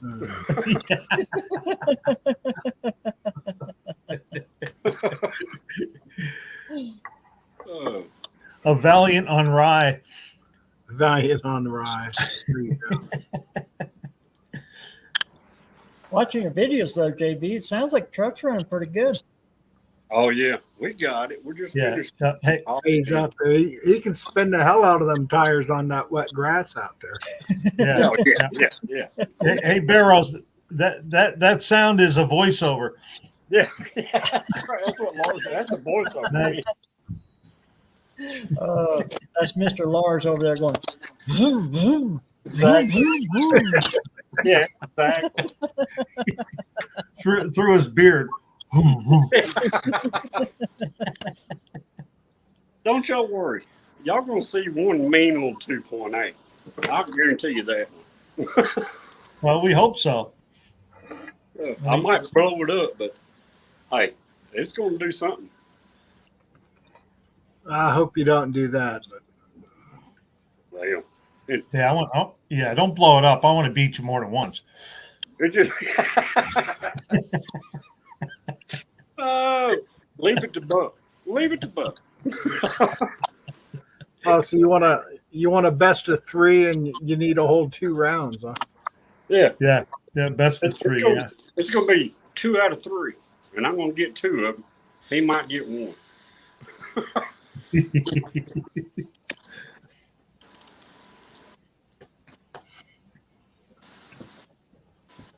But yeah, I would have never put this little thing together if it wasn't for this event. I had I had all this stuff sitting around forever, and I'm like, well, one day I'll do this. Yep. And then all this stuff come up, and I'm like, well, now it's time to do it. Yeah, that was my motivation on working on this thing. Well, it needed floors last year, and then it's like, oh, got a deadline. Tell you what, that countdown on John's wall, we're down to 11 days. It'll go. Just Like, take oh, it down. Because I don't know how hard that shaft is. I can't turn my camera around. Lars is at it. Larzetta's doing her thing. That's crooked. Hey, It's only off of one side. Don't worry about it, man. It'll still hold. you gotta turn me Yeah, down. well, it'll hold better on an angle. There you go. He went out there and put the rear view mirror thing back in there to put the rear mirror. He goes, it's a little crooked. And the wife goes, well, just hold your head that way. That's all it takes. Yeah. I just needed to see Buck in the back, right? That's all I needed. Just put a couple of washers underneath the seat on that one side. Looks like I have to do a short to show you what my taillights look like. Oh, okay. All right. Now the crap talking really comes out. All right, I got you. Yeah, I like that idea. Saying at least I got one brake light. That's all you need, right? That's all I need. That's all I got. Oh, wow. That's what it's gonna be. And we hooked up that kill switch yesterday, and it's like, we'll just run through the lights quick. It's like we got driver's side. That's it. Nothing past it. No brake lights, no turn signals. Just remember when we're racing, you wait for green, okay? You wait for the green light to flash, and then you go. Okay. That's what I'll probably do anyway. That way it doesn't spit and sputter off the line. I didn't think about this till just now. He said them red S10s are going to have a buck for supper. I think it's the other way around. The buck likes red hot sauce, so I'm going to chew it up. I'm going to suck you up my tailpipe and blow you out black. Yeah, that shaft. Yeah, Buck done lost his mind. That little bit he had. Yeah, just literally easy. That titanium bit ain't gonna like that hard shaft. Hey, sorry. That's right. We know how you get distracted. Well, he ain't got no brake lights. Well, I'm trying not to let him break a down drill bit, but that's the only one we got without searching around. Frank's red hot's going to burn on the way out. I'm waiting for the dreaded sound. I never had that problem. That's Hot sauce never burned me that way. Well, if you eat enough of it, it will.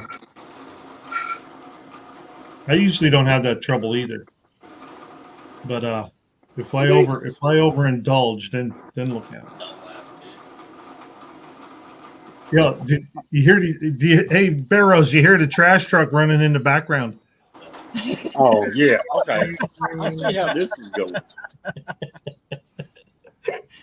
It ain't that shaft part.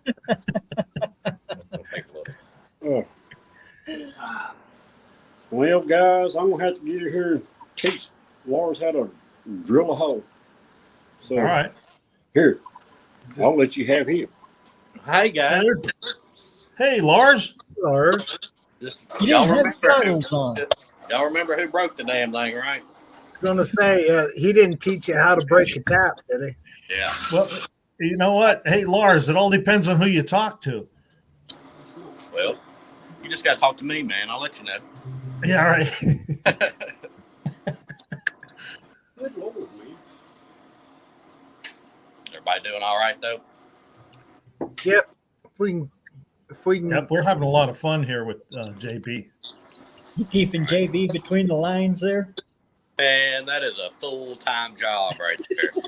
And it takes some talent too that I don't have.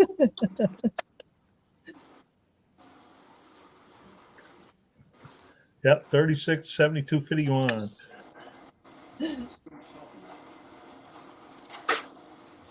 Only Ah, guy. did I get my same number again? The Buck's going to be eating some crow. Nah, I don't think so. It is going to be a blast, though. Yep. Definitely. Short.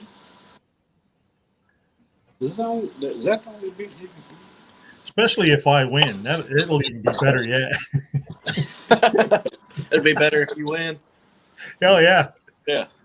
There you go. Blast. Once you beat him, saying once you get to the other end, you can give him a high five when he eventually comes by. Yeah, he might not talk to me if that happens. Oh, mate. Now the trash talking has really got out of hand. Screw all you people. I'm not scared of you. He's trash talk with a trash truck, right? Yeah. Trash talk, trash truck. Yeah, I only got a little 3.8. Well, dang, that's bigger than mine. If we're talking No. English. No. Yeah. That's one more L. Well, isn't a quarter pound bigger than a third pound? Exactly. There goes Buck with that math again. What'd you say the other day? I'm gonna gain an hour, so it's gonna take me less time, but it's really gonna take me the same amount of time. Yeah. Yeah, I forgot about that because you guys are in Central Time. Yeah. Oh, I forgot to ask John. What's the time clock set at sighting at Sykeston? 51 is greater than 72. Backwards.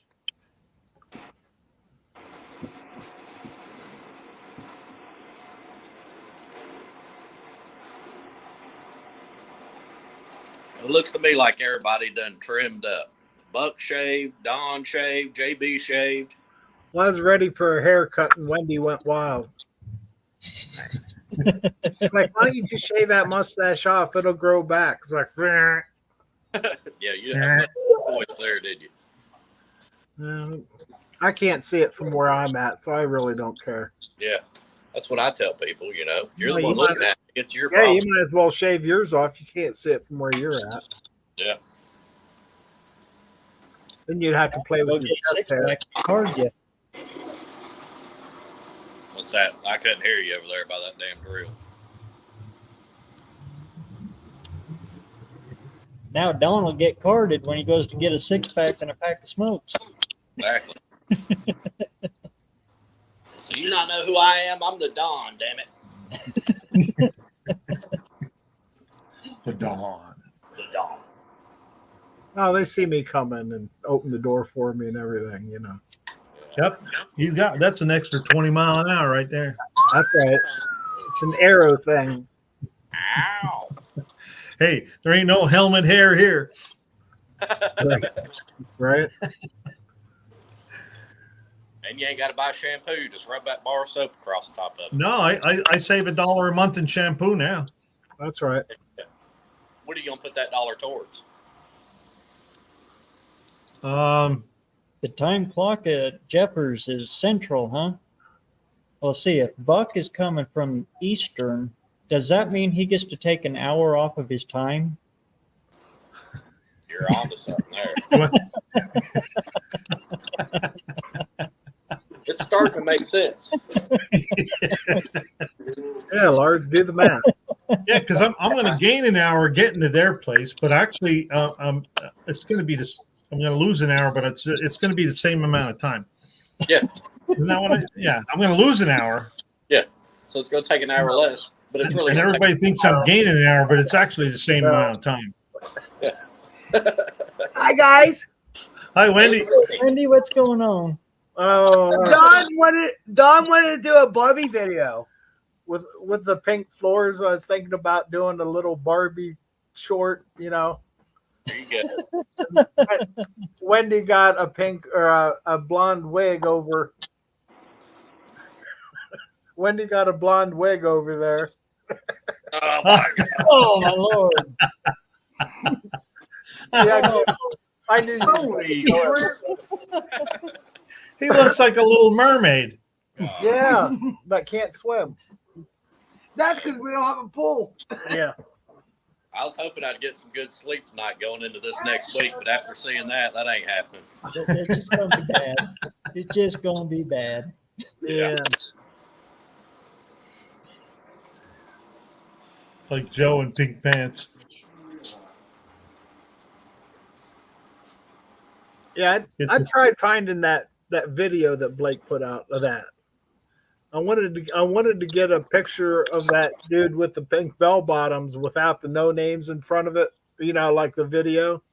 I was going to get a cardboard cutout of that for just Mopar Joe. I was going to sneak it over to his pits when he wasn't there. Sneak attack.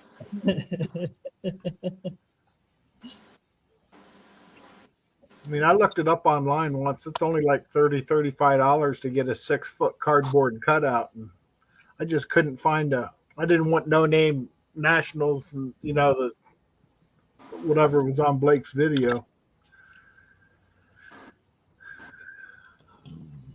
I still go back and watch that short once in a while.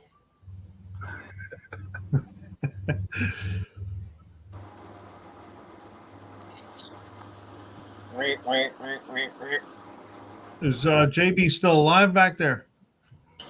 Yeah, sadly. Oh, he's deep in it. He's trying to figure out why the hell do I have all this sharpening equipment? I ain't got one bit that cuts any damn thing.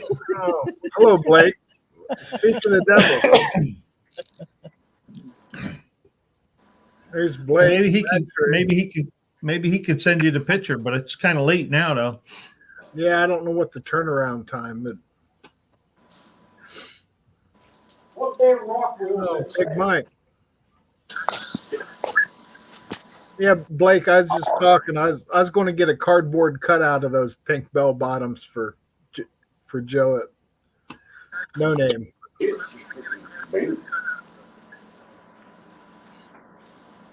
mean, seriously, this is Well, with that wig and the pink bell bottoms, you could go as Shirley Modonley.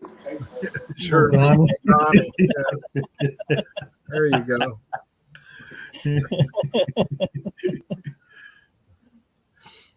We got Big Mike in the house. Hello, Big Mike. Hello, Blake. We're just a rambling band. Unfinished project.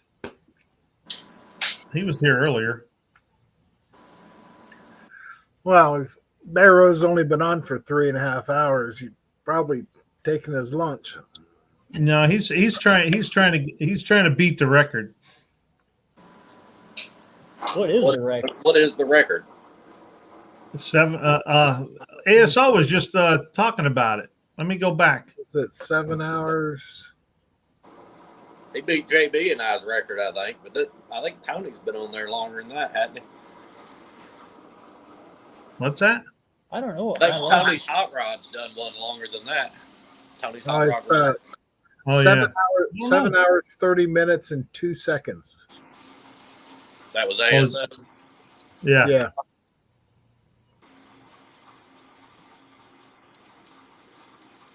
What is my longest one? I don't know. I've never looked.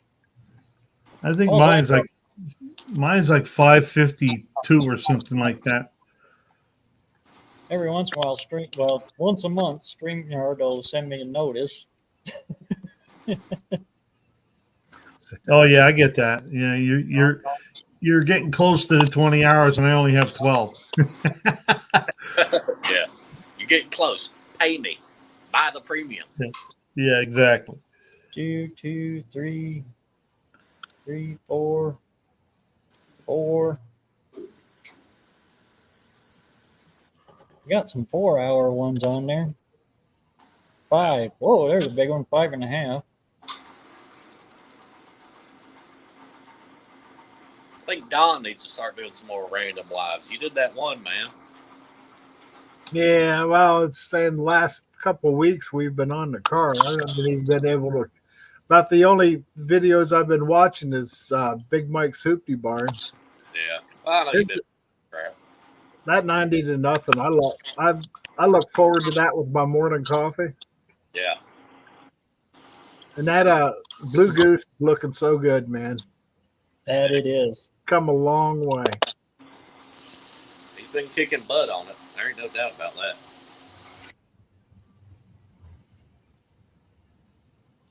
The saying when it's all over, he'll be able to sleep in, but he'll still probably be up before the roosters.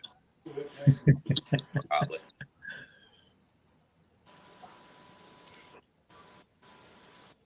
Well, let's hear JB complain for a minute. What are you gonna do now? We need some damn heat. This thing is evidently case hardened. These things ain't freaking working. There you go. They're all giving you a sign, man. Hey, I got a sign.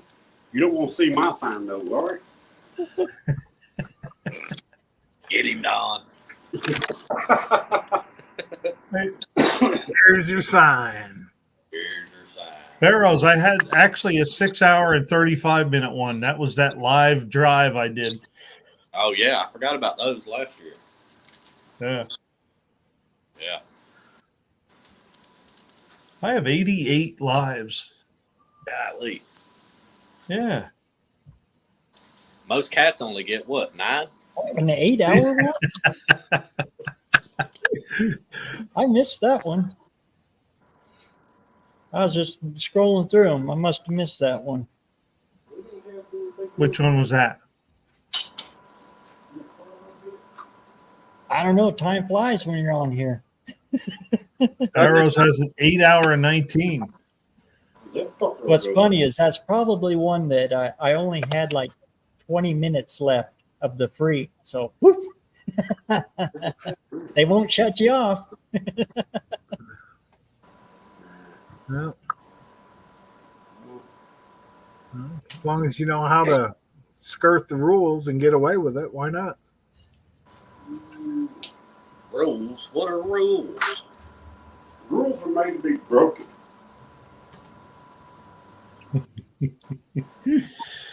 I knew all the rules, but the rules, they didn't know me.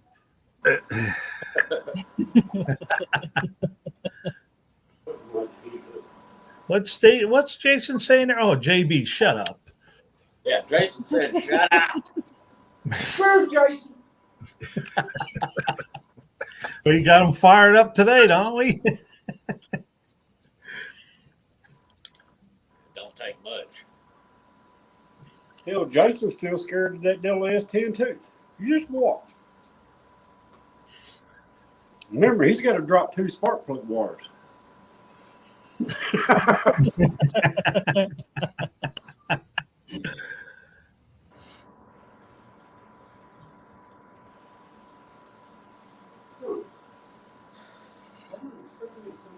I remember that. You had the countdown going. Somebody was telling me YouTube's opening up to this guest thing. They're going to open it up so you can have 2 people in. They got that go live together thing or whatever. Yeah. I haven't tried that, but Yeah, but I think you have to like plan it. do you? Yeah. Yeah, I don't think you could do like here, put the link up and they'll let you in. I don't think I'm not positive on that, but that's what I understand it to be. Well, if it's anything like your math, you're right about it.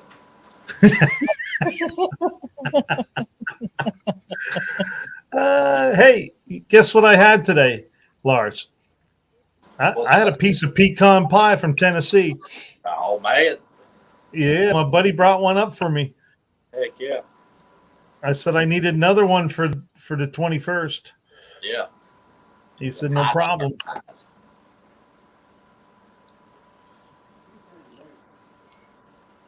should have got me a slice of that last year. It did look good.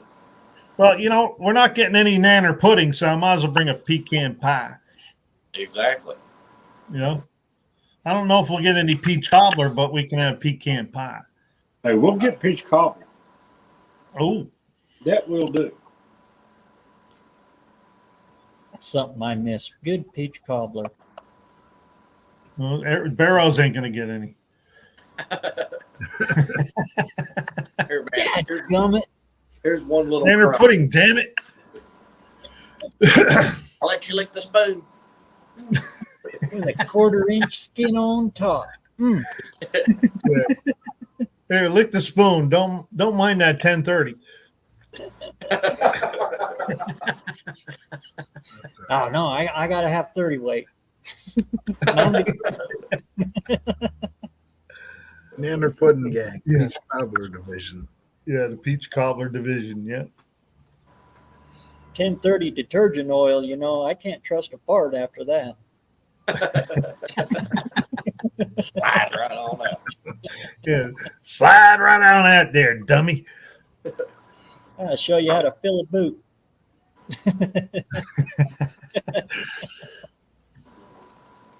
Division. I can't even do addition.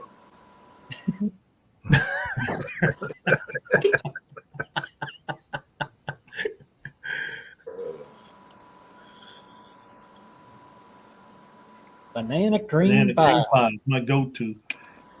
Never trust a fart. Yeah, especially if you get as the older you get. You ain't even got to be old, man.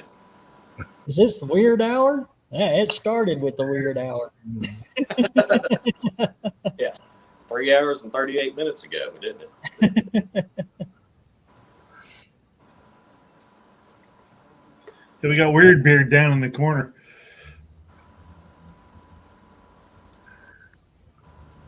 That one? Yeah. They can't. Ooh, baked mac and cheese at the No Names. Whoa. You There we guys go. are stacking it up. Oh, there you go, Wendy. Maybe they'll throw it in the oven over at the concession stand. I wonder if they got an oven over there. Oh, you could do it on the grill. Just don't put it right. You have to put it off the side of the heat. Build the charcoal up over here. Put the mac and cheese over there. Put the lid on it. And let her roll. Yeah, get one of them aluminum pans. Yeah, yeah. Or just No, a bunch of them hand warmers. We can shake them up and lay them on top of there. That might work. We'll figure something out. One thing's for sure, nobody's going to go hungry. Hey, you've seen all these channels. Somebody will figure something out. Well, if you just go ahead and start on it, and get it in one of them aluminum pans and just put it under the hood on your way there. Yeah. It'll be done by the It'll time all you be get there. great by the time you get there. Dang. You know what? You can put it under the hood of the buck because the buck's going to be hot. Yeah, especially Here he comes. especially sitting on that dang trailer. Exactly. You got that trailer looking good though, Buck. Heck yeah, man. Yeah, I was surprised with that. That came out really nice. Yeah. Well, I left that one comment saying, you know, that Lumabrite stuff you can get at a truck place. Then it's the same stuff. That stuff works miracles, man. If you just mix it right and do what the directions say. But Well, that's all I did with that. I mean, I could have done. I was only messing around. I thought, well, for $20 for the bottle, I'll just give it a shot. You know, I used almost a whole gallon to do the whole. I didn't expect to do the whole trailer. I just wanted to do the sides, and Like, I ended up doing the whole. Can't leave that dirty spot. Yeah, I know. Well, actually, it oversprayed, and it was. That's all. I guess I got to clean this now too. So, in other words, Buck does stuff kind of half-assed, so we're all good. Yeah. one and one is tree. Oh, half-assed is half weight, right? There you go. $20 is $20. What size drill bit is he using? A 14 and 8, 30 seconds. Do what? I said, what size drill bit is he using? A 14 and 8, 30 seconds. Yeah, that sounds right. That's about this big, right? It's like three lines on the ruler. The big lines or the little lines? Or The little lines. Yes. Yeah, 3 little lines on the ruler, right next to the big one. But there's 2 more on either side of it. I'm confused. Yeah, you got it. Dang, I knew it. Hey, Buck might be teasing about this, but I had a guy when I was doing the roofing that done that crap. And we was replacing some sheeting on the house, and he goes, I need 16 and 3 little lines. I'm like, what the hell is the 3 little lines, man? What 3 little lines you talking about?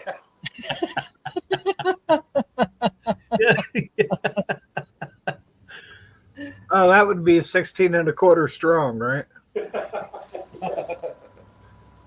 Well, you got 3/8 or 3/4 or 3/16. What else you got? 3/4 is 75 cents, dude. Yeah. Right. Yeah. And you're almost at $1. Oh. I'm starting to get it. Man. All comes full circle eventually. Yeah. Is that what JB's saying right now? It says Stanley. I had another one that said Pittsburgh. That's a big word, but it took me a little while, but I was able to read it. Had to sound it out. That's Stanley one. That's the comic book guy, right? Stanley. Hey, thanks, Blake. I didn't think about boat shops, the Toon Bright, for brightening up the pontoon boats. Straight muriatic acid.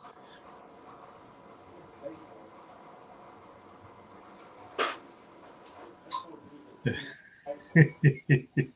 I got the whole setup. I got a Stanley and I got a Kubrick. So I'm ready. There you go. Might get a little scary, but hey, it's all right. If I wanted it half-assed, I'd do it myself. Is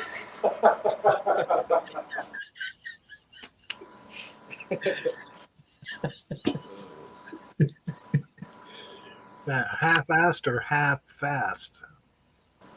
Do 2 jobs half-assed or 1 job whole-assed. If I wanted half-assed, I'd have him do it. Oh. No, don't do that, JB. He might break a bit. All right. Would be the first time, man. Oh man, I remember that the first time I got one of those Warrior from Harbor Freight ones. Started it and it straightened itself out. It went.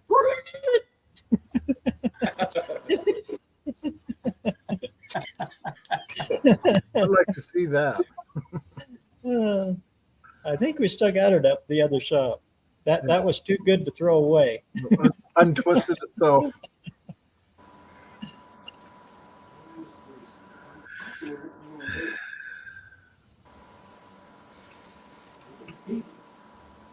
Is I that a need to fishing get me one measuring of them. tape? A pollock. Measures about 6 pierogies at a time. I like it. There you go. Yeah, 6 pierogies and a Bellini.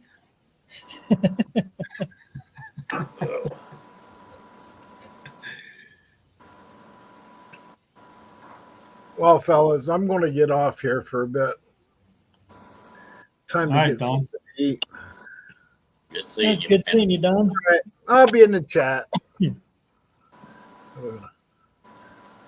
we'll go for a little while longer. Yeah. Yeah. Well, if I don't see you Well, before he then, wants to try to break his old record. how I might be At back. least break ASO's record. You got to do that. Yeah, that's easy enough. It's only another 4 hours. Yeah, it's I won't make it that long.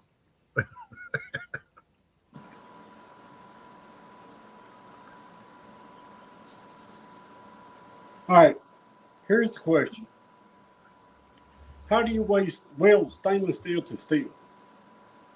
You JB With a will. welder? JB welded. You JB will. And that's not going to work, man. It's not going to work. Stainless steel to steel. Yeah, for that piece I made to put that cog on there for that blower is stainless steel. And evidently, the shaft in this power steering pump is hardened. And I don't have a small carbide bit. So we're kind of stuck in the wind. So now we're just playing with ideas. Ideas. There you go. You can TIG it, but if you got a TIG, Yeah. Yeah. You're talking way, Yeah. you know. I'll tell you what we could do. We could silver solder this thing on there.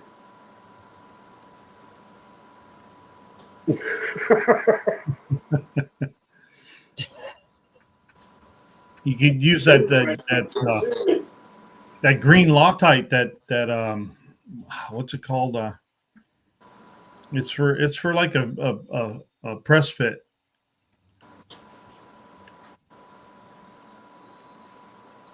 Oh, something compound.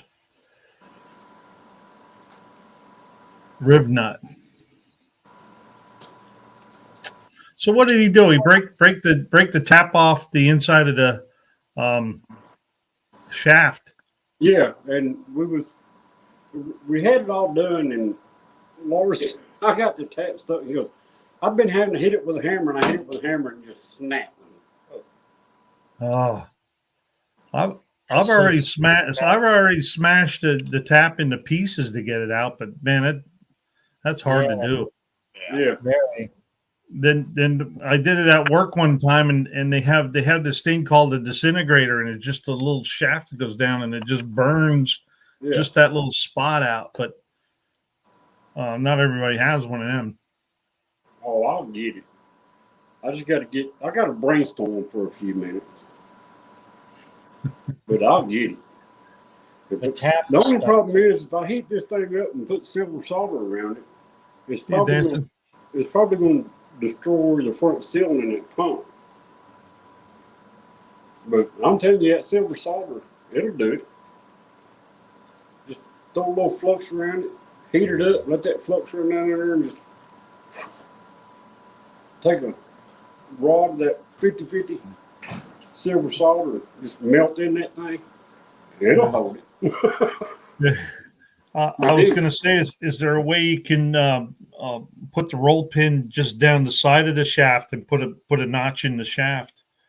Well, see, that's the problem in that shaft.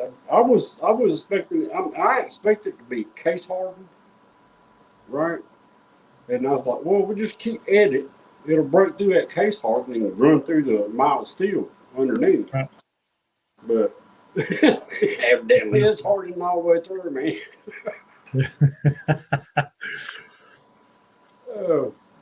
But I'll get it. I mean, that's all we like. And then we just got to, well, we got some more stuff to do, but that's the only thing right now is holding the whole, what do you call it? The whole shit show together. There you go. Yeah. Well, how about How far in is the tap? Is the tap all yeah? the How way far in is the tap? Can you like put a stud there instead of a bolt? No, it's No. it's broke off about flush with the front of it. Okay. Lars and his damn hammer idea. It was working fine for me. We do all that. I mean, seriously, man, y'all need to be watching us when we do this kind of crap. We'll come up with ideas, and I'm like, that ain't gonna work. I'm like, oh, just hit it with this, hit it with that. Yeah, dude, now. Let's not. Oh.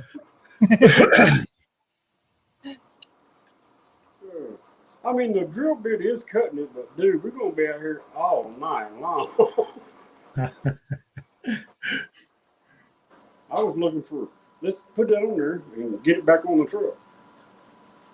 Do you have a reverse drill bit? I'm sure if I look around, Drill it backwards? I've got some left-hand drills somewhere. Because it might bite a hold of it and start to spin it out. There you go. I didn't think about that. That's a good idea. We might try that here in a few minutes.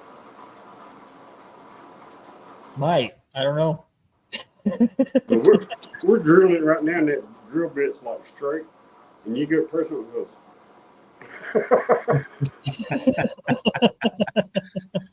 Let's let off of it a little bit.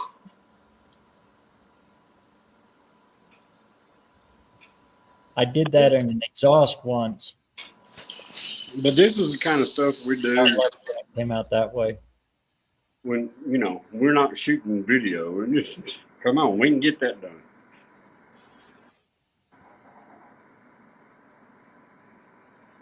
I'm telling you, man, it's cutting. It's not cutting fast.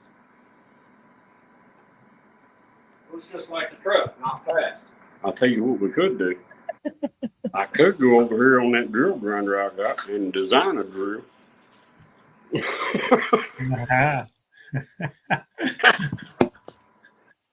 Spend 3 days designing that. It'll cut.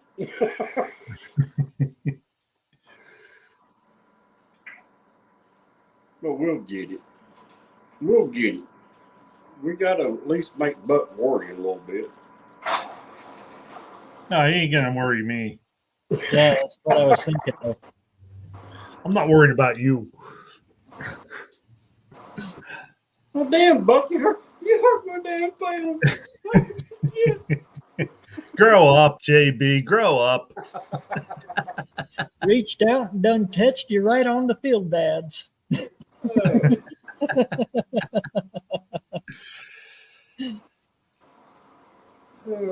Yeah, this is going to be a long night.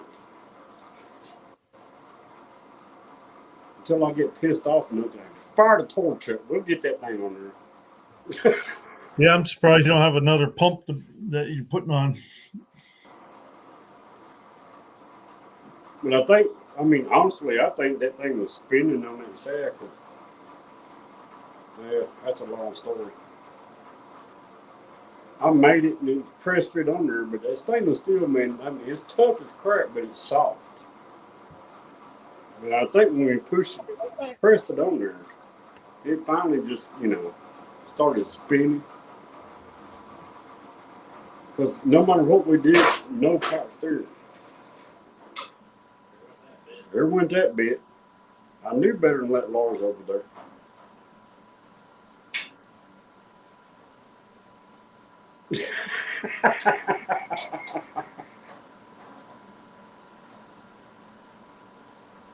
Now I'll get in there. Use it, Duff. It might grab better. That's it. The green Loctite is the retaining compound stuff. Yeah.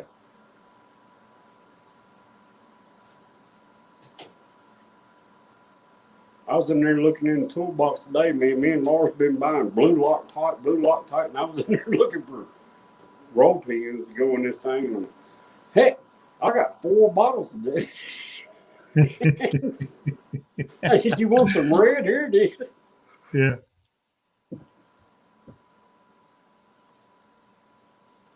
Look, we done. Welcome to JB's little shop. I hope everybody's doing good, man. We'll just take over the live because, you know, Kim has decided, you know, he's done. Me I and like Buck, Loctite 406. me and Buck will take over from right here. Or Dean likes the Loctite 406. Yeah, it's $5. That means Dean's got money. Cool. Dang, he had to go fill up his damn coffee cup again. Yep. My lifeblood.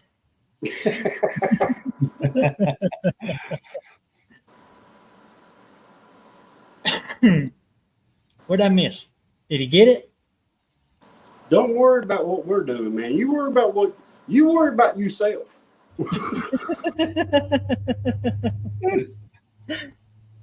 That's what my wife tells me. What are you doing? Yeah. Oh, don't worry about me. You worry about yourself.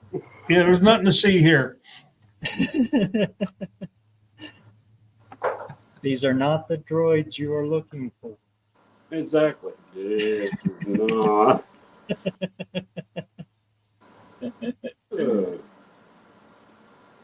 Be using that Jedi mind trick. I'm not. BareRose is. Oh, the 406 is super glow. There you go. Just fell full circle. Oh crap! Heck, I got a bunch of that, man. Will that work? that Well, you see, you can use the 406 for putting models together.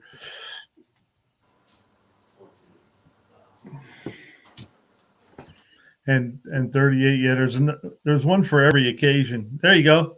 Hey, I those are cool. just realized the whole problem behind our philosophy here. We're not using lithium grease. If we just use some lithium grease, man. Yeah, you would have been all right. Yeah. It wouldn't be as tight.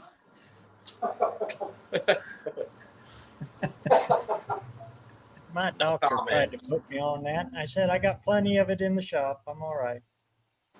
You get back over there. But yeah, that's about all we like, man, is this power steering pump. We got to grease the upper ball joints. The rest of it's just new. Q1A shocks out in the back. It's done. Portable EDM machine. Broken tap. Yes. Now, if I had EDM, I'd burn right through that thing in a heartbeat. I used to use one there when I worked at a machine shop. That thing, yeah. And if I had my old Milwaukee mill, that 30,000 pound beast, I'd throw a little end mill right there. Wow!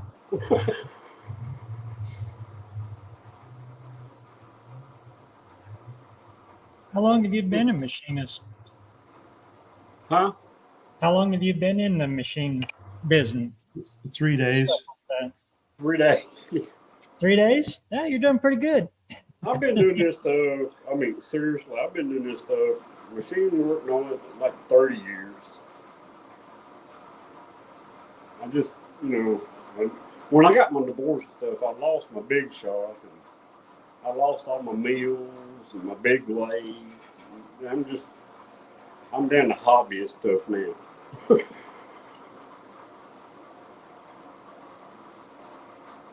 It's cool to see the stuff you do, though, man. It really is. Yeah, I idea, man. Everybody's always asking about them paper tube saws and what they do. And I went into that factory one day and I said, look, I would just like to go out there on the floor and shoot a video of that machine running them saw blades, and what they're doing. And then I could come back, and show sharpening them things. And then people would understand exactly what that does. And there was like, no, we can't do that. That's a trade secret. I said, oh, cutting paper freaking tubes, man, is a trade secret. I mean, come on, man. So I'm still trying to figure out. I got 2 or 3 companies that does that. I'm still trying to figure that one out. That'd make a good video. I'd really like to show off what they do. They got one machine back there with this slitter knives I do. That thing just goes and throws off like 1,000 parts, in a heartbeat. I'm like, that, if I could get a picture of that, man. But they're just being buttholes. But I'll get it worked out one way or another. You watch and see. Oh, yeah. The spy cameras that Jeff at Two Hats got. The glasses got the camera in them. I should go over and check out that machine because I don't think it's running right.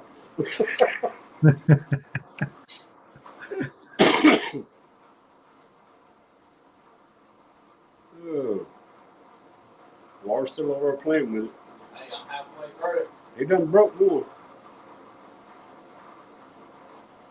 I only got 50 more to go. We just have to look through the drill box. We'll find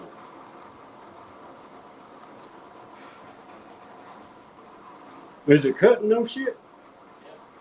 Yeah. Hell yeah. We're on it. Let's leave Lars over there and I'll just talk to y'all.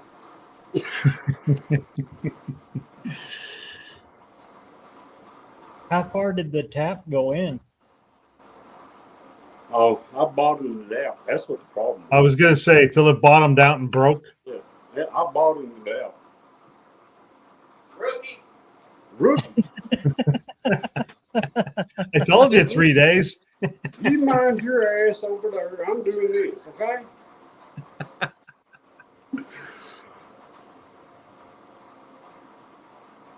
I see those ones that you hook onto a drill and you see the guys just, and I just cringe every time I see that. I used to have automatic tapping machines, all kind of crap, man. Just drill a hole, put this big chunk in there. I used to make a bunch of table legs for Macy's for the bottom of their store fixture. And you just hit that thing, man, boom, and drop it down there. It's like it's done. That was years ago. I enjoy doing machining work. Lars is wanting me to show him a whole bunch more stuff, and I'm like, well, dude, I really don't have the equipment to actually show you the machining process that's got to happen. But I'll show you some more stuff. We'll just see how it works out. Yep, he got tired. Let it come down. He got tired. I'm tired of pulling on that handle, man. What he's going to show me is he's going to show me, yeah, you see how I screwed that up? Don't do it like that. I don't know how you do it, but it ain't like that. Oh, yeah. This is a good one. I was showing a guy on that big K&T mill I had. I was like, he come in to work. I said, whatever you do, don't stick your finger up there next to that. Don't do that, man.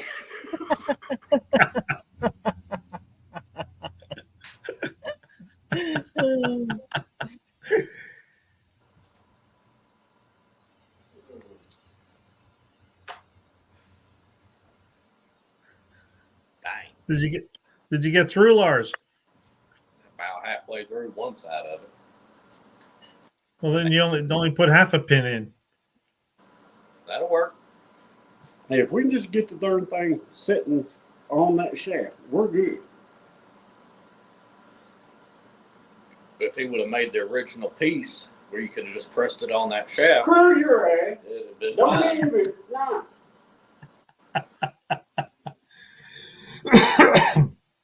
Get your goggles. It's going to get rough. Yeah.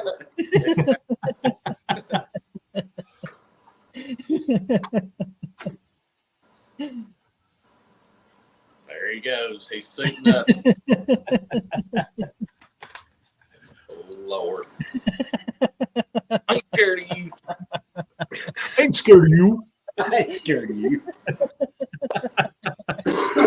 Hey, watch for the metal chips. Yeah. I'm have to walk out here to the car and get mine now. Don't worry about that. He's too damn lazy to walk to the car. Oh. Yeah, but he got halfway through. That's right. Just Oh, 3 snaps in a Z formation.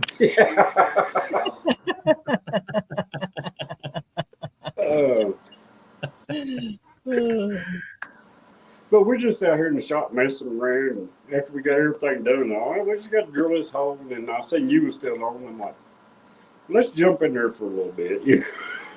Heck yeah, you're more than welcome anytime, man. Where are you at now, Buck? You ain't at home, are you? Yeah, I'm at home. Yeah, I had the flag down so I could get in my closet and just never put it up. I didn't expect to stay on here this long.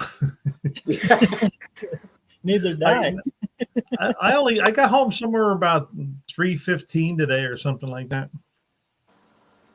Uh-oh. I thought he was on the road. Hang on. Now the crap's getting deep. Just wait. Larzetta's coming in.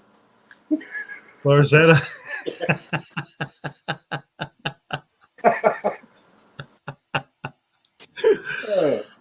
I missed Larzetta the last time. Oh, did you? Yeah. Oh, Larzetta. I heard about her. Oh my God. Here you go. Now we're ready. Looks a little bit like Mohawk.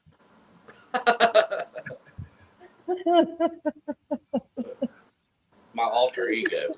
Yeah. Larzetta. Is that like Larzetta Stone? I can't see crap out of these ones. Yeah. George Lucas ain't got nothing on us, I'll tell you that. You dang right. You think Star Wars is good?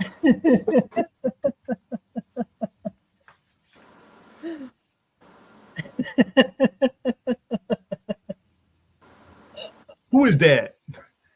Who that? Who that? Who Who is that? Who that? Who that over there in the Tennessee land? That Larzetta Stone?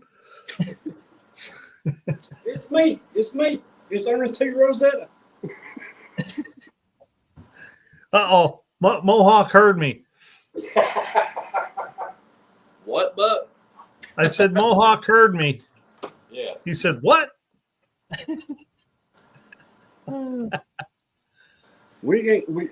Mohawk ain't got no time to be in here. He's got 150 more screws to put in his trailer. It does nothing special. I will not confirm or deny that comment. JB's neighbor's missing a poodle.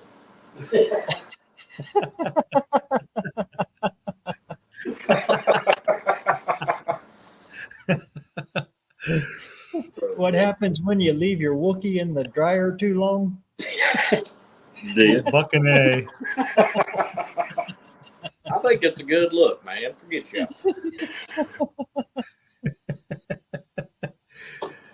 I might let him race Buck on the third trip, Dan.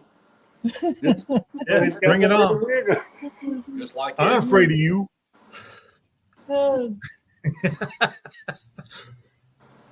Squirrel. It does. It looks like Billy Gibbons right there. Yep. There you go. Where's the paintbrush?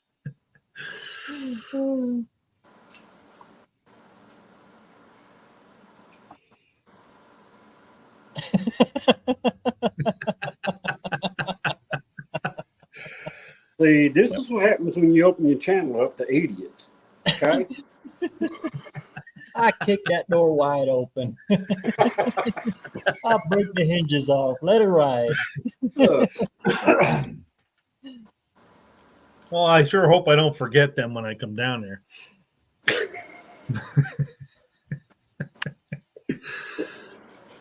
ZZ Top. ZZ something. Yeah. That curly top. ZZ dipshit. That's what it is.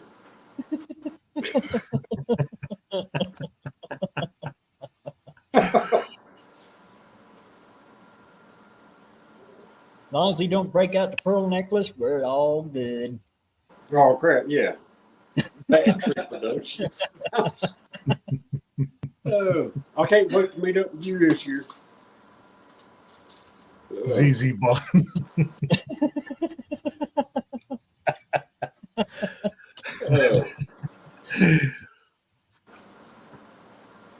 No, I hope everybody got a laugh out of our expense.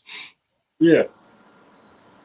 Well, maybe one day Buck will grow up and actually grow a beard. Oh.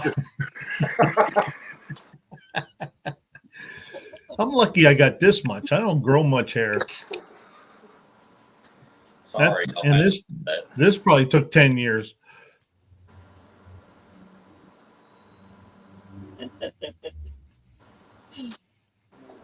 Hoodle up. Pull up ours. Ours.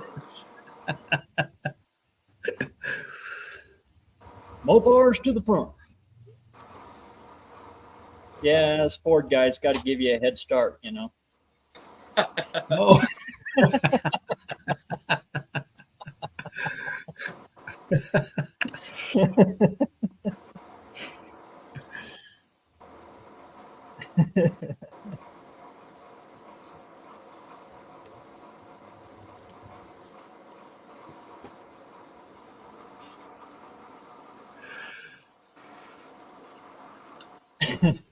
Oh, good Lord, my sides hurt. Oh, that was good.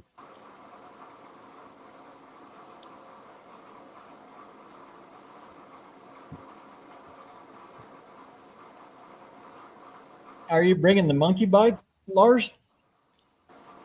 No, man, that was Dallas's last year we had or whatever. Yeah. That's right. I did see it, that last video, or one of the last ones, when he was dragging that Thunderbird out, you know. It was sitting up there in his garage. I don't know if he got a hold of anybody this year to race it or what. I was telling JB the other day, it is going to stink a little bit not having that thing, so I can just hop on it and zip on over to the bathroom or right over to the track, you know. Now I'm going to have to walk. That ain't right. It ain't right. Good seeing you, Blake. Peace out, Blake.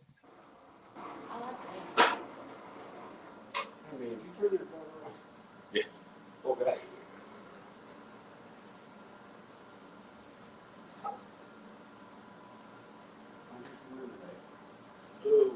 The babies are still doing their thing. This time we need to take like 4 or 5 roasts. Actually, the way things went last year, us Ford guys, you know, we got to let the Mopars up front because we don't even make it. We don't even get out of the driveway. You didn't put that pixie dust in there. I've been looking for some of that. Well, hang on. Let me grab a broom over here real quick. Get right on that.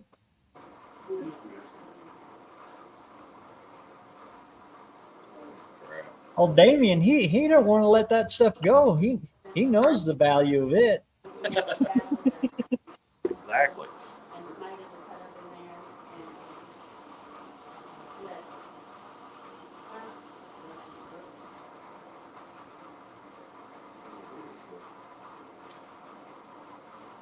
So, Buck, you gonna run the Buck with one headlight since you're the Cinderella?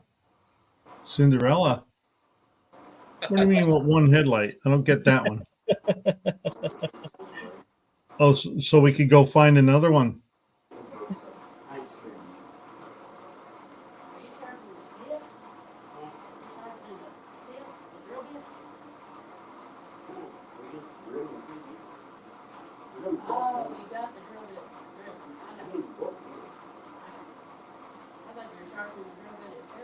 I'm trying to look up the switch that they're working on. That 3-prong switch they're talking about is a neutral, start, and reverse lamp.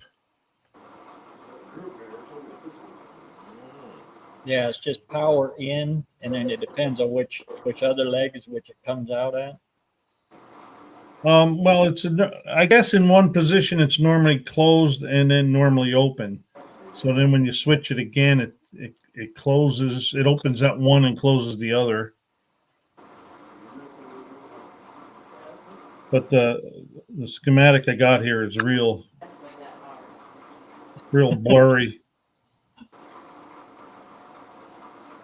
Like he said, if you use an ohm meter, you can figure out what does what. The song "One Headlight" by the Wallflowers. Me and Cinderella put it all together, and we could make it home with one headlight. Oh, well, then don't they call that a peditto or something like that? I'm not good at that music lyric stuff. Yeah, get it right next time when you're on the dock of the bay. Yeah. I saw Did that you see some of them comments? Yeah, that's what I was getting at, or whatever. That guy said, if you're gonna do a short, get the lyrics right. And I'm like, Yeah. Forget you. Yeah, but he didn't know what was going on. I just said, yeah, I got it, right? But Yeah. I was waiting for my buddies to get there to go to dinner, right? Yeah. And I was down at the dock of the bay watching my time roll away, waiting for them guys.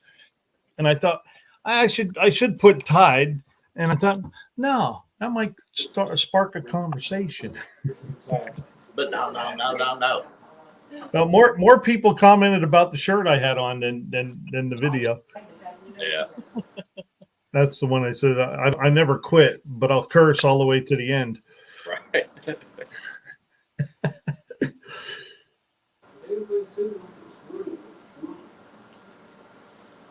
Center is neutral safety.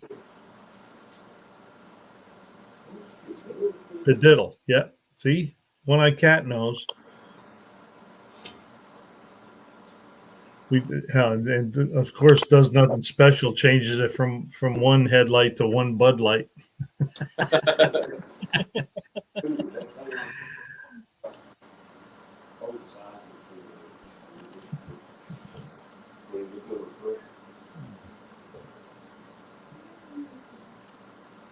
One headlight. Good movie.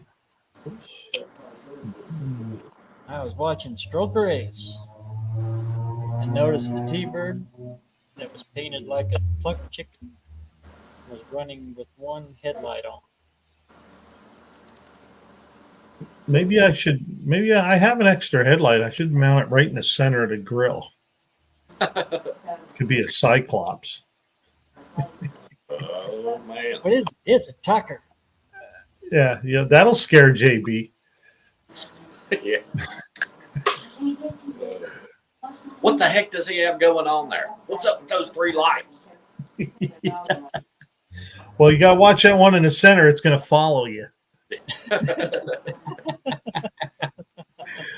And then when I'm passing you, it's going to come off the front grill and go on the left front fender. You don't scare me.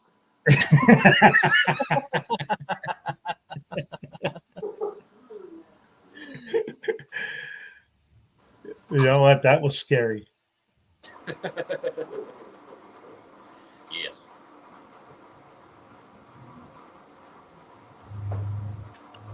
Duct tape and a flashlight. That's all the trash truck has is a flashlight for a headlight. Exactly. Trying to A little help red one. out with that, I think it's a little red one. Yeah. Just tape it right there. You good to go. That's right. Hello, John. Third-eyed blind. Third-eyed blind. It's pronounced scared. I ain't scared. Scared.